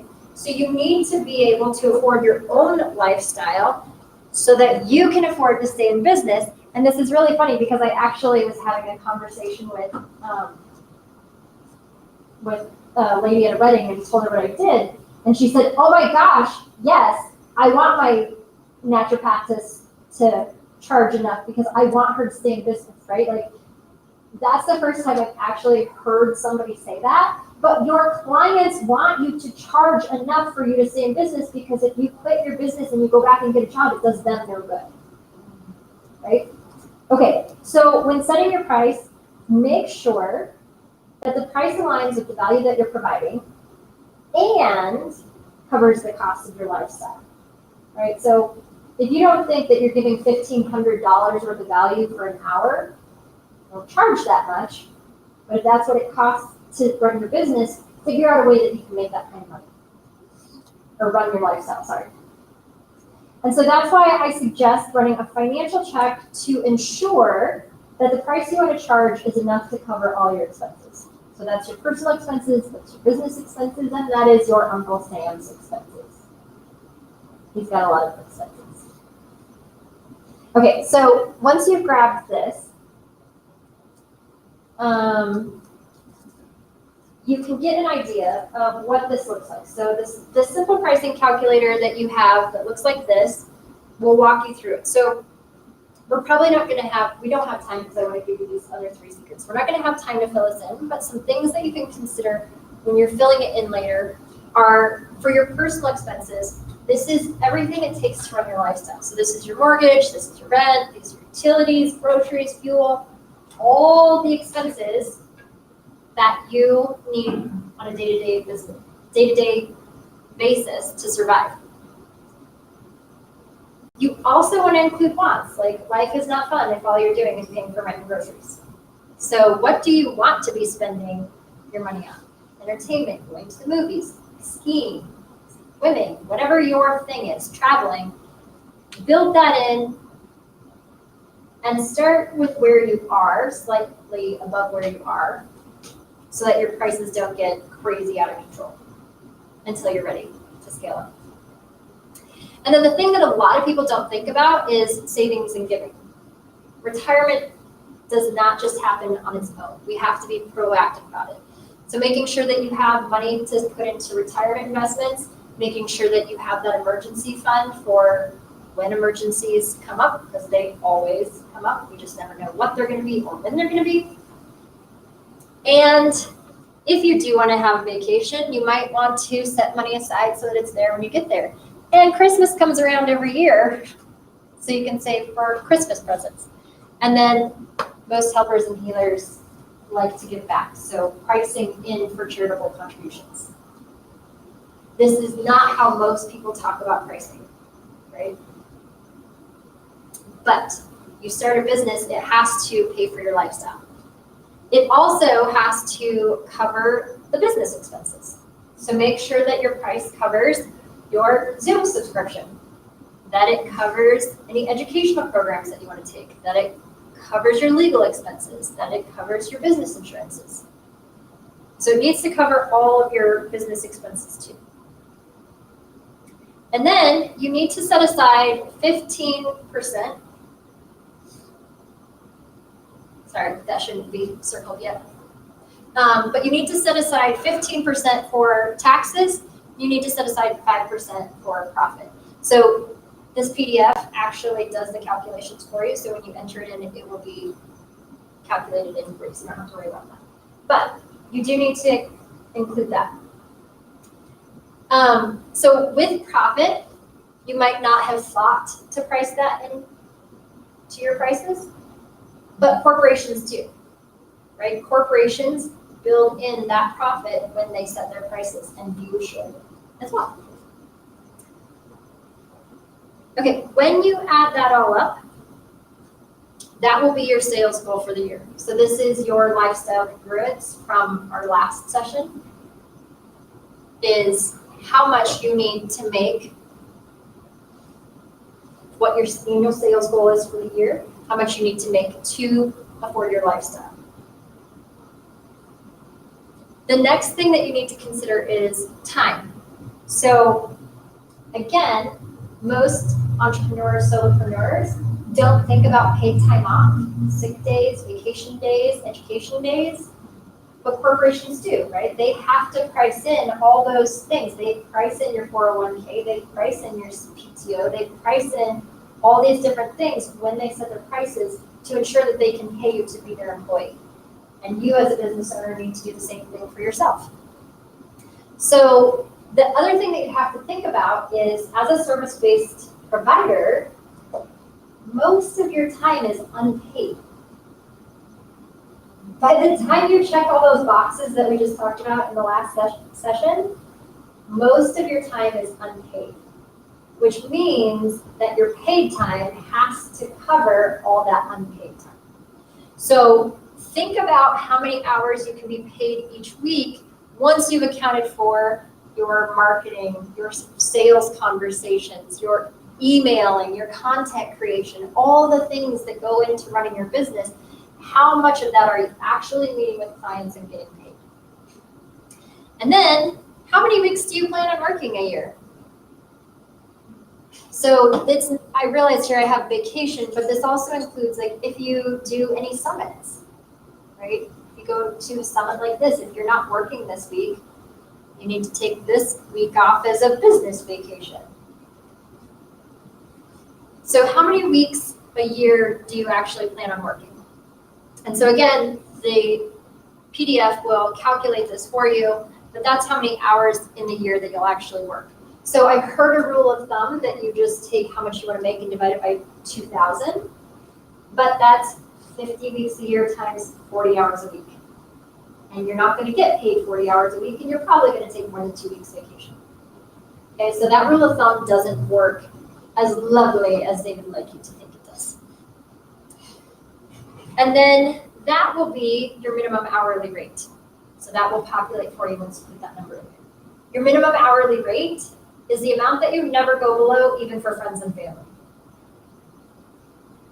Right? That's the minimum amount. So I never work for less than this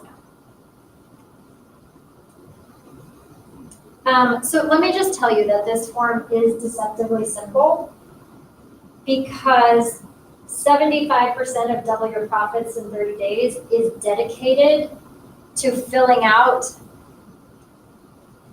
these lines, right? The calculation part is quick. And it seems really simple because it's one page, but realize that to fill this out will take you some time to really figure out how much all of your expenses are and how much you need to be saving for retirement and all those pieces. So if you do want some more support with that, we can talk about it at the end. So let me just tell you how this works. So my client that I was telling you about earlier, Jonelle, she's a naturopathic doctor and she's actually a chiropractor too. So I like to call her Dr. Squared Shop. She's got 2 doctorate degrees. But she's taken double your profits in 30 days 4 times. Remember that part where I was telling you before that getting your clients to read up is so much easier. So she's taken it 4 times. The first time, so she's raised her prices every single time she's taken it. The first time, she was really scared to raise her prices because she was afraid that nobody would pay them. 6 months later, the second time, she raised her prices and she was laughing because she said, I'm the highest priced naturopath in town and I need to raise my prices to slow down the flow of new clients because I have so many people coming in. So raising her prices actually made more people come to her because, believe it or not, our prices communicate our value. $500 an hour, wow, she must be really good, right? I don't know if that's her prices, but compared to the $150 an hour person. The third time she raised her price, it was really because she was finally valuing herself. She realized, hey, I'm a one-stop shop. Most people are having to go to their chiropractor for one appointment, which takes time. And then they're having to go to their naturopath for another appointment, which takes time. And then they have to pay the chiropractor and they have to pay the naturopath. Whereas they can just come into me and then they have to try to communicate, well, the chiropractor said this, the naturopath said this, what comes of that? And so she was realizing, hey, this has value that they can just have one appointment and get all of this knowledge in one place. So valuing herself. And then the 4th time, I'm not sure if I think she did actually raise her prices, but the 4th time she really started re-envisioning her business because she realized that to get to the financial goal that she wanted to get to, she couldn't get there with the business model that she had without working a ton of hours or setting her rates sky high. And so that really led to her looking at do I want to have a group program so that I have a lower cost offering where I can reach a lot of people and still get paid for that time, and then not have to charge sky high prices to see people one-on-one. Or do I want to bring somebody else in, right? So there's all these pivots that you can do with your business, but oftentimes until you've done this exercise enough times, you don't see that. You just think, oh, I want to make $150,000. Until we double it, and you're like, ooh. That means my business has to make $300,000. And how can I make $300,000 seeing people one-on-one? So re-envisioning your business. So in the time that she has taken all this, she has doubled her average monthly revenue. She has 10x'd her paycheck, and she did that all while taking more time off than ever. So the one thing that I always say is fail on paper first. It is so much cheaper and easier to find out on paper that your price isn't going to work than to set that price and get 2 or 3 years down the road and realize I can't afford to stay in business. And I've heard a lot of people who used to have businesses say, I couldn't afford to stay in business. Right? So fail on paper first. All right, so to wrap up strategy number 1 for turning your passion into profits, it is don't just pick a price based on the value that you thank you offer, make sure that you price high enough to cover all your expenses. And that leads us nicely into the biggest mistake that costs business owners. Oh, look at all those clicks, had nice circles on there. The biggest mistake that costs business owners tens of thousands of dollars, which is not having a profit system in place now to grow your paycheck with your business. Okay? That costs people so much money because this is what they think will happen when they make more money. So let's say they're making $3,000 a month in revenue right now, and when they get to $6,000 in revenue, they expect that their paycheck will go from $1,000 to $3,000. But when you don't have a profit system in place, what actually happens is you go from $3,000 in revenue and to $6,000, and your paycheck stays the same because your operating expenses go up. Because you say, oh, this is that bleeding lines thing. Oh, I need to spend this money on this thing to make this money, right? I have to spend, it takes money to make money. So I gotta spend this money so I can make some more money. I gotta spend this money so I can make some more money. And next thing you know, your paycheck hasn't moved. You're making a lot more money, but your expenses are eating it all up. This happens a lot. So that's why you need to have a profit system in place now to ensure that your paycheck grows with your business revenue so that your business expenses keep in check. Oh, I was like, that's the wrong number, but it's not. Actually, if you look, the business expenses went down as the revenue went up because they got their system in check. Here at the beginning, they've got 67% in expenses, and there they went down to 30%. So the whole idea here is more money is flowing through your business into your hands instead of operating expenses.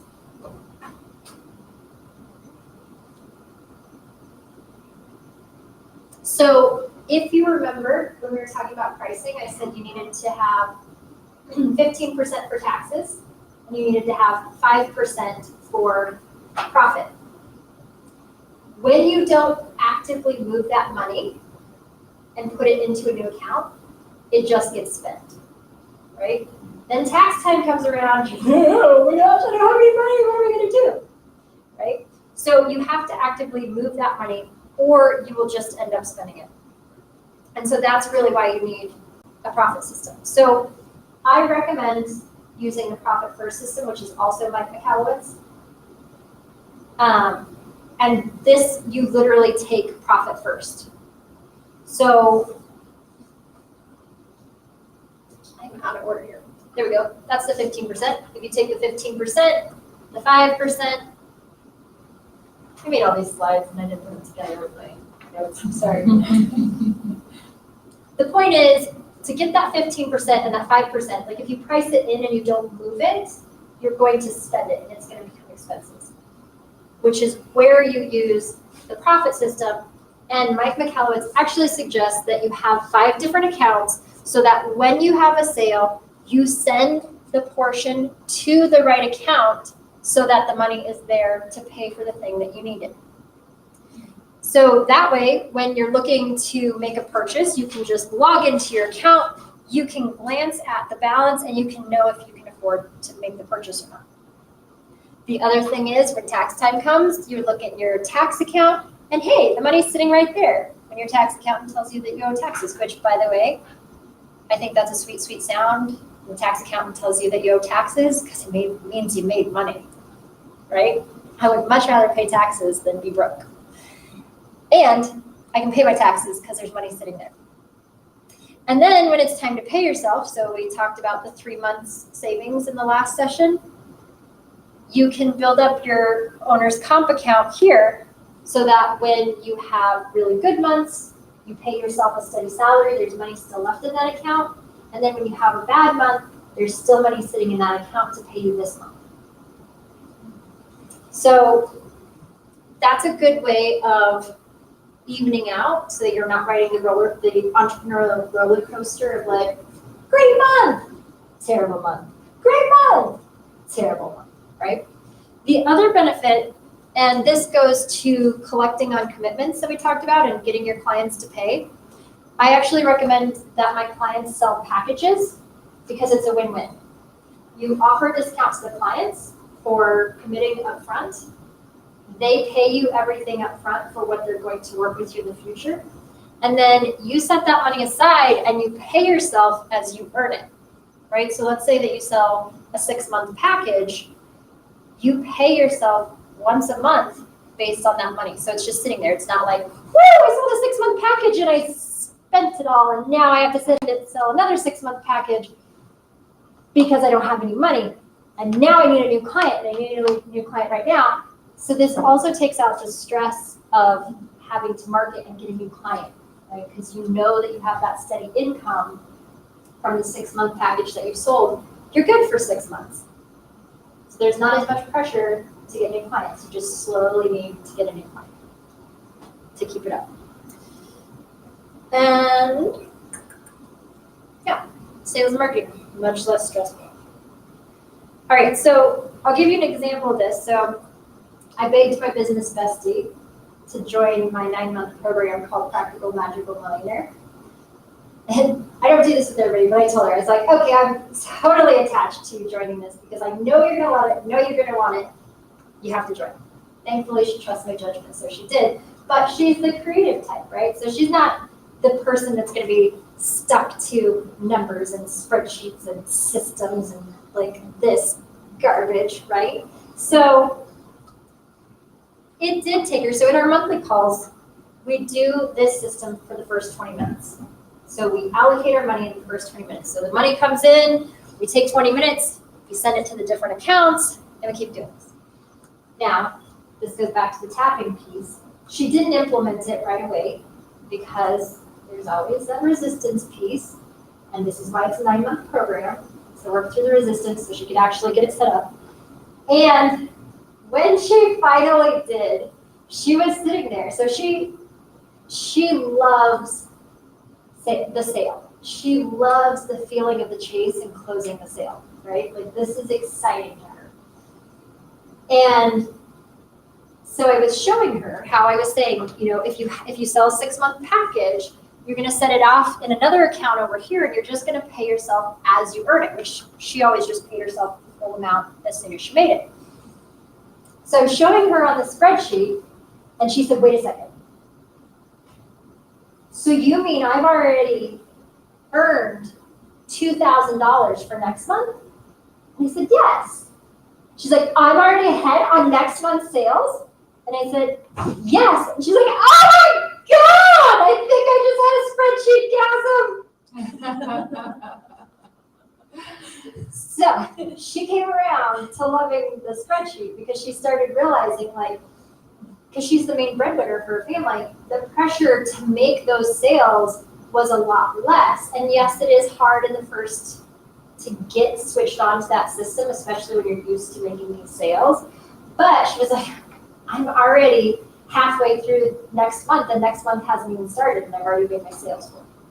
And it is a runway. So you do have to keep making the sales, but it is spreadsheet-gasm. The other benefit was that in that 9-month period, and I said she didn't start it right away, she actually went from struggling to keep $1,000 to $2,000 in her emergency fund to having $6,000 in her emergency fund. Because with structure comes freedom. Okay, so if it only takes 20 minutes to do this, why would you not just buy Mike Michalowicz's book, do it yourself for a whole lot cheaper instead of joining this 9-month program that costs way more than a book? Because there are 2 mistakes that I see most people make. Most people, like the majority of people. They buy the book and they don't read it.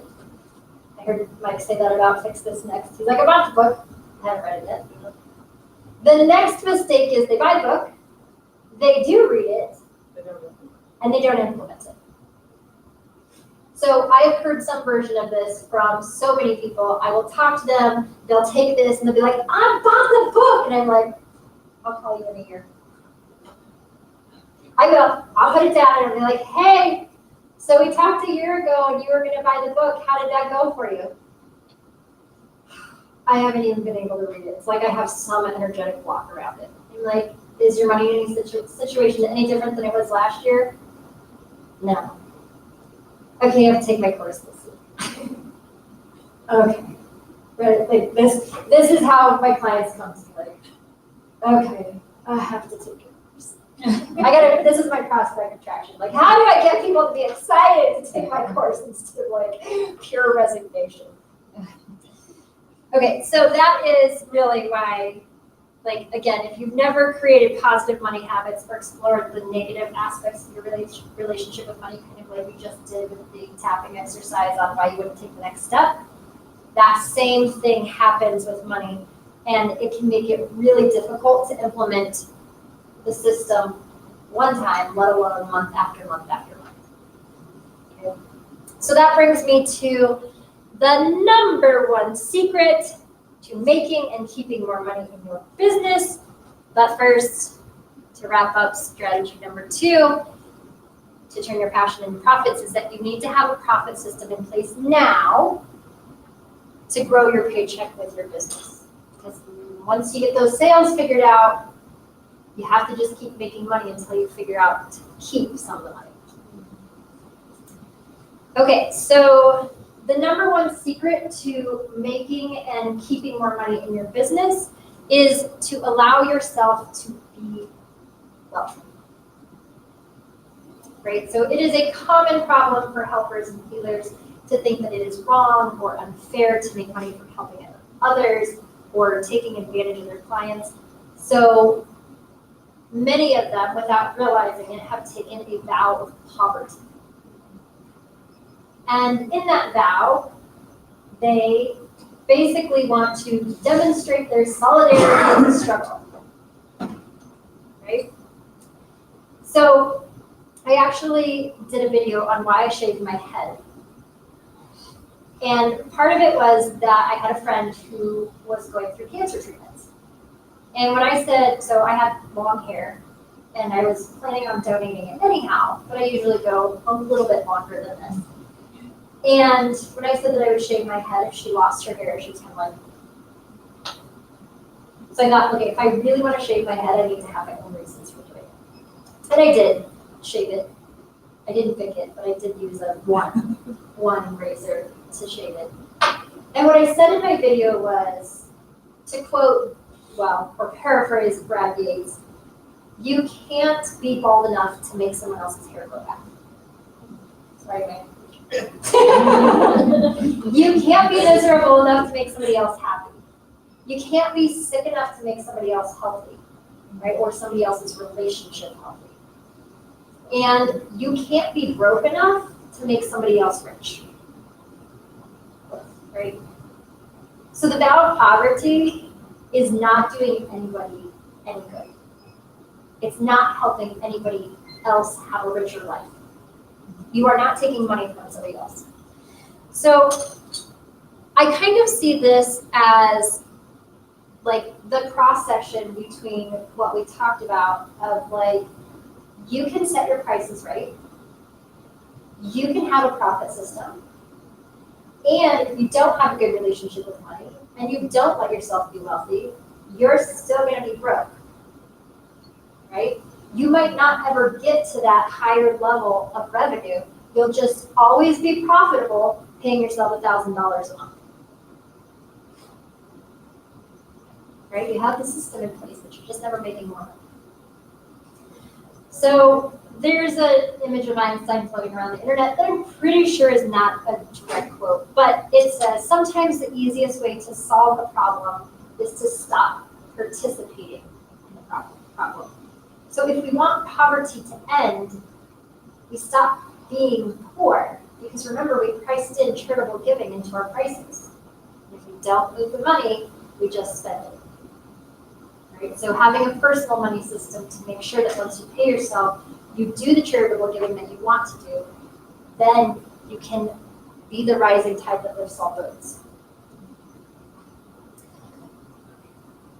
Okay, so again, with the tapping, you can have everything and you can still self-sabotage. So the example that I give of this is that every year I go back to CSU and I teach the fostering success students, which are the kids that have aged out of the foster care system or they're otherwise independent. And so a lot of these kids go into social work, and you've probably heard the phrase, I'm not going into teaching, social work, etc., for the money, right? So he says, I'm not going into social work for the money. And I made the point to him that with the studies that he's doing, instead of going into social work, per se, he could start working with the rich old white men that he was grumbling about because he'd just gotten back from Central America and was talking about the poverty down there and how unfair it is for us to have all these nice things, right? So I said, okay, you could work with these rich old white men that you're despising right now, and you could thereby charge a much higher price and make a lot of money. And you could use that money to buy a newer car that's better for the environment. You could buy clothes that are more expensive because they were made by people who earned a living wage in a safe factory. You could buy organic food that takes good care of the environment and is therefore more expensive than conventionally grown food. And you could do all this while living in a teeny tiny apartment with no furnishings. And you could give the rest of your salary, you could donate it to the Central American village that you're talking about. Right? That is the vow of wealth, is to be the rising tide that lifts all boats.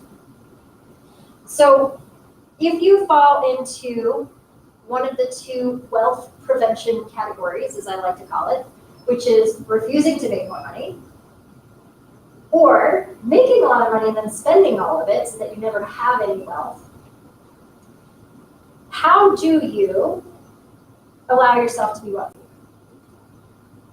Well, the first thing that I say is divorce yourself from the vow of poverty, right? Break that vow. And instead enter into a vow of wealth.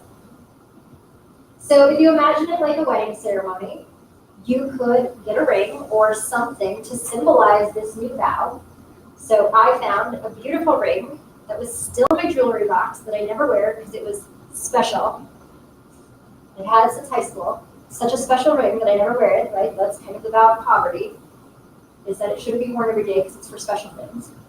And you can wear it to remind you of this vow, just like you wear your wedding ring to remind you of the vow that you made to your partner.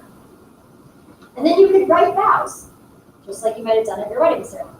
And you could say something like, I vow to allow my business to make at least $250,000 a year in revenue. Make them specific. I allow myself to keep at least half of the revenue as my paycheck. Specific. I vow to save 20% of everything that I make. I vow to contribute 10% to my retirement account. And I vow to donate 5% to a charitable cause that I care about. Right? So what would your vows be? And you have some time. So if you want to think about your vows and tell me what your vows would be, I would love to hear.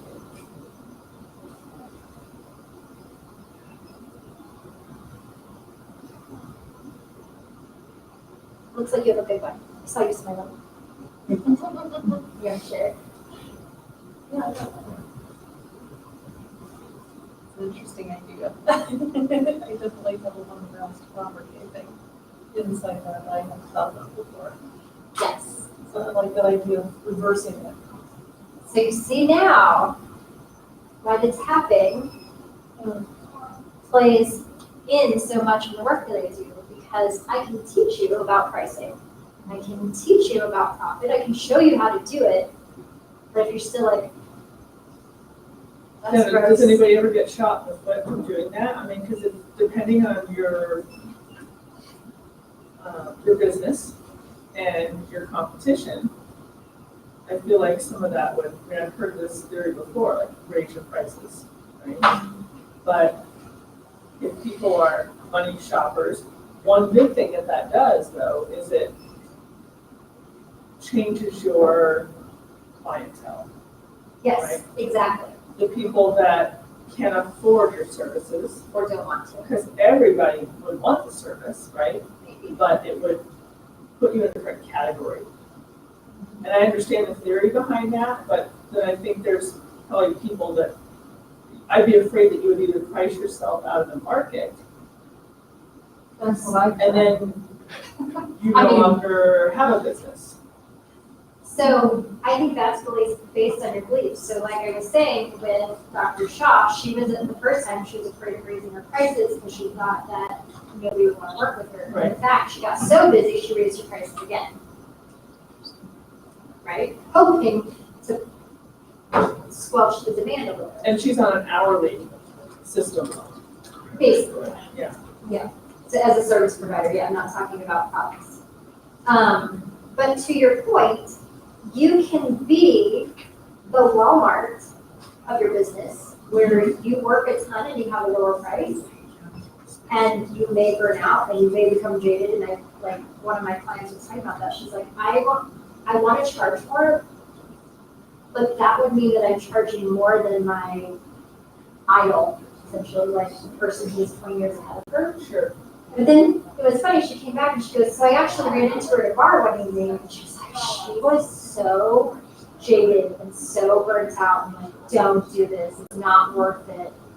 Because she had the lower price than my client with fewer years of experience was charging.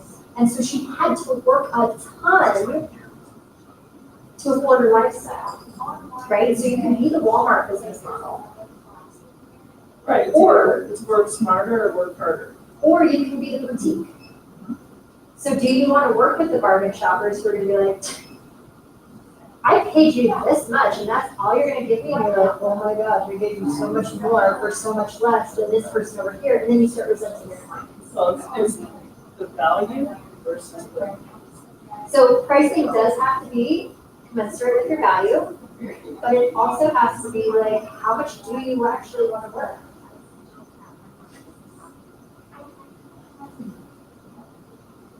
So you're making me think about how I've been doing financial models for startups for a while, because, you know, there's this tendency in the angel side of financing that the founders don't get paid for a year. And thinking about that, that's wrong. So I actually talked to one of our founders, who shall remain nameless, but when I talked to her, she was so burnt out, and she was like, nobody talks about the emotional drag on this. She's like, I don't even want to do this anymore because I'm working my tail off and making nothing.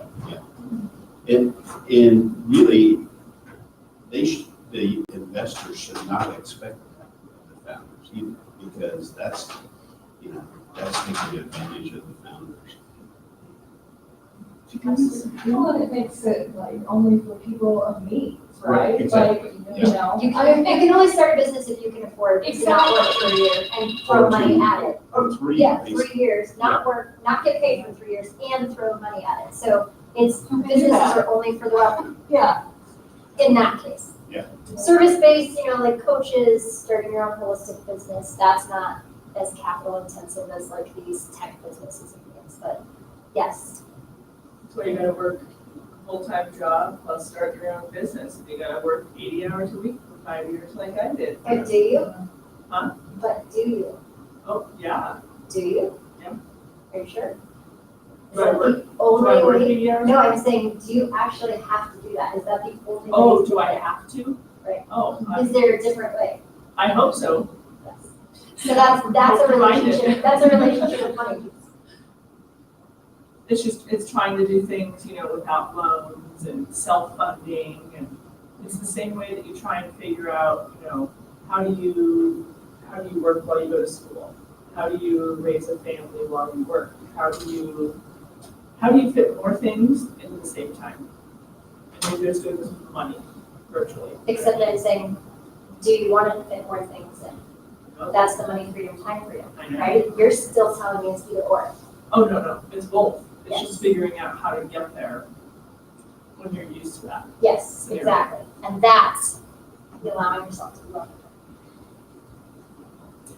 Okay, so third and final strategy again, allow yourself to be wealthy. And I'll even say that it's our civic duty as helpers and healers to be wealthy, to be women millionaires. Because again, we will rise all boats with our time.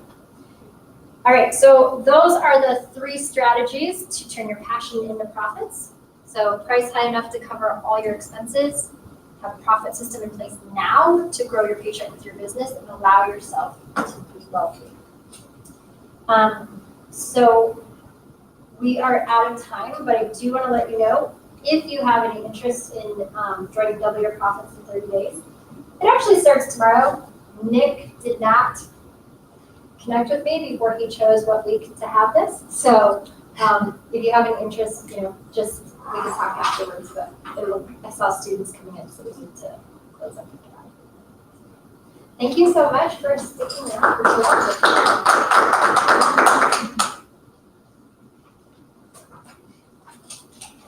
Do you have another one later besides? This is it. I did, another Double Your Profits? Yeah. I offer them every 6 months. The next one is I think that's 6 months. The next one